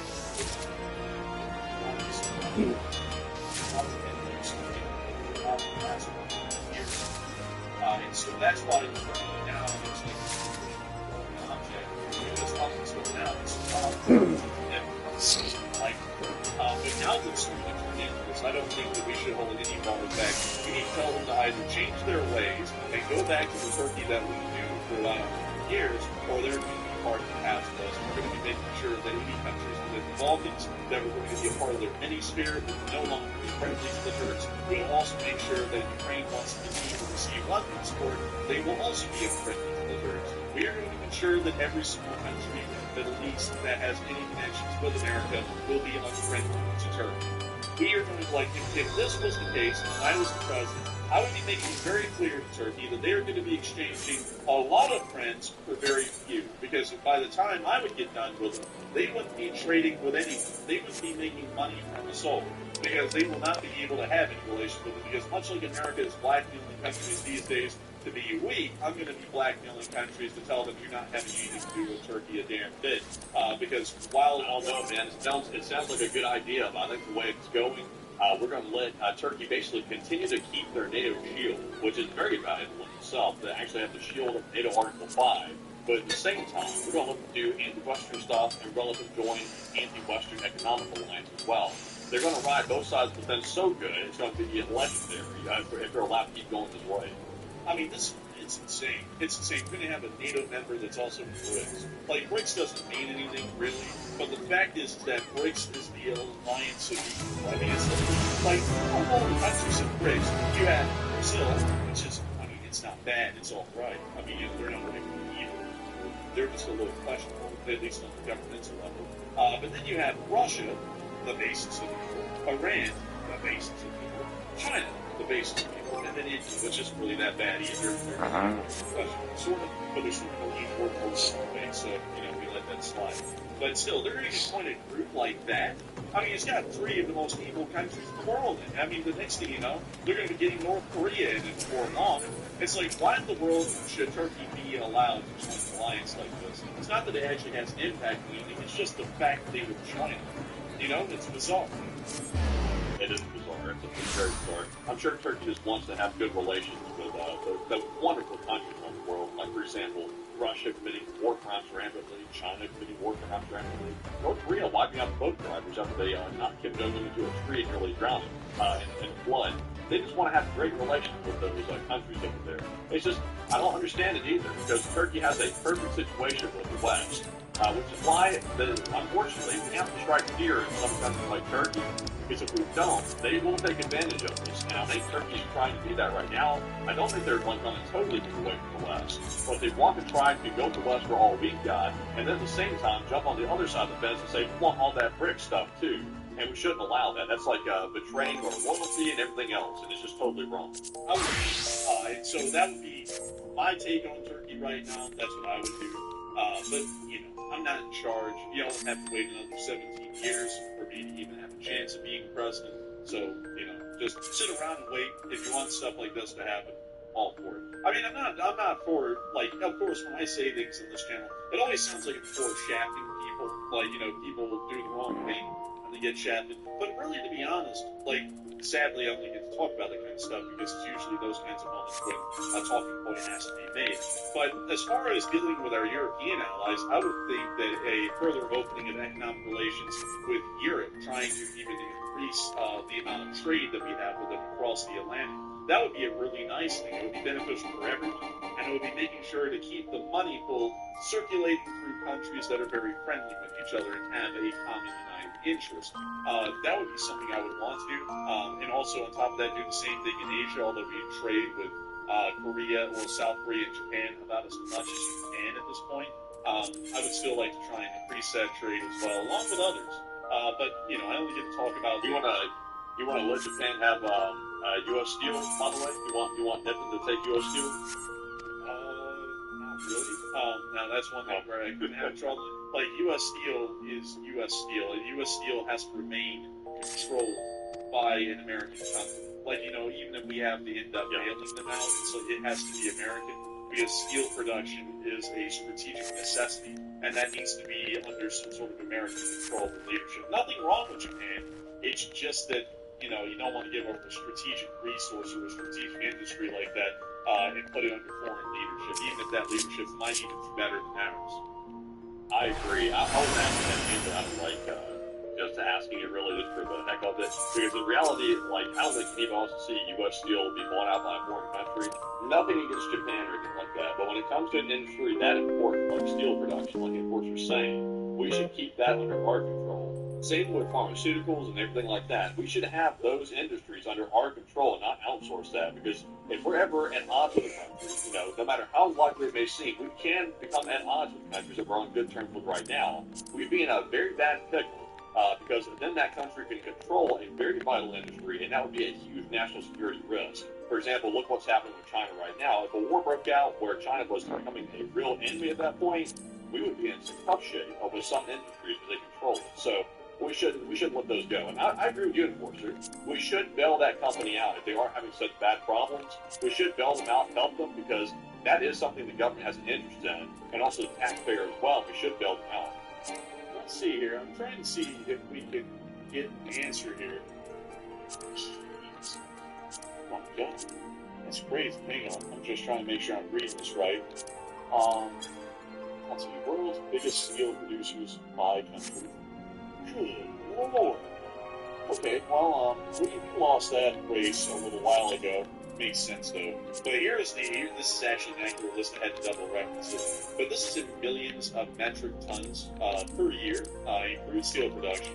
China is number one by a million miles. The only country that gets close is India, and they only have 10%, or a little over 10% of the steel production that China has. America is down here at number 4. It's actually the 4th largest in the world in steel production. But it's not a lot. I mean, it's only it's actually a lot. It's 81 million metric tons per year, which is a great deal, but that's nowhere close to the billion metric tons that China is producing a year currently. Probably tofu dragon quality steel is probably closer to pig iron than steel, but that's still pretty wild to see on a figure right there. But we'll never match that. We'll never match that though, because like you said, the quality is no good, and also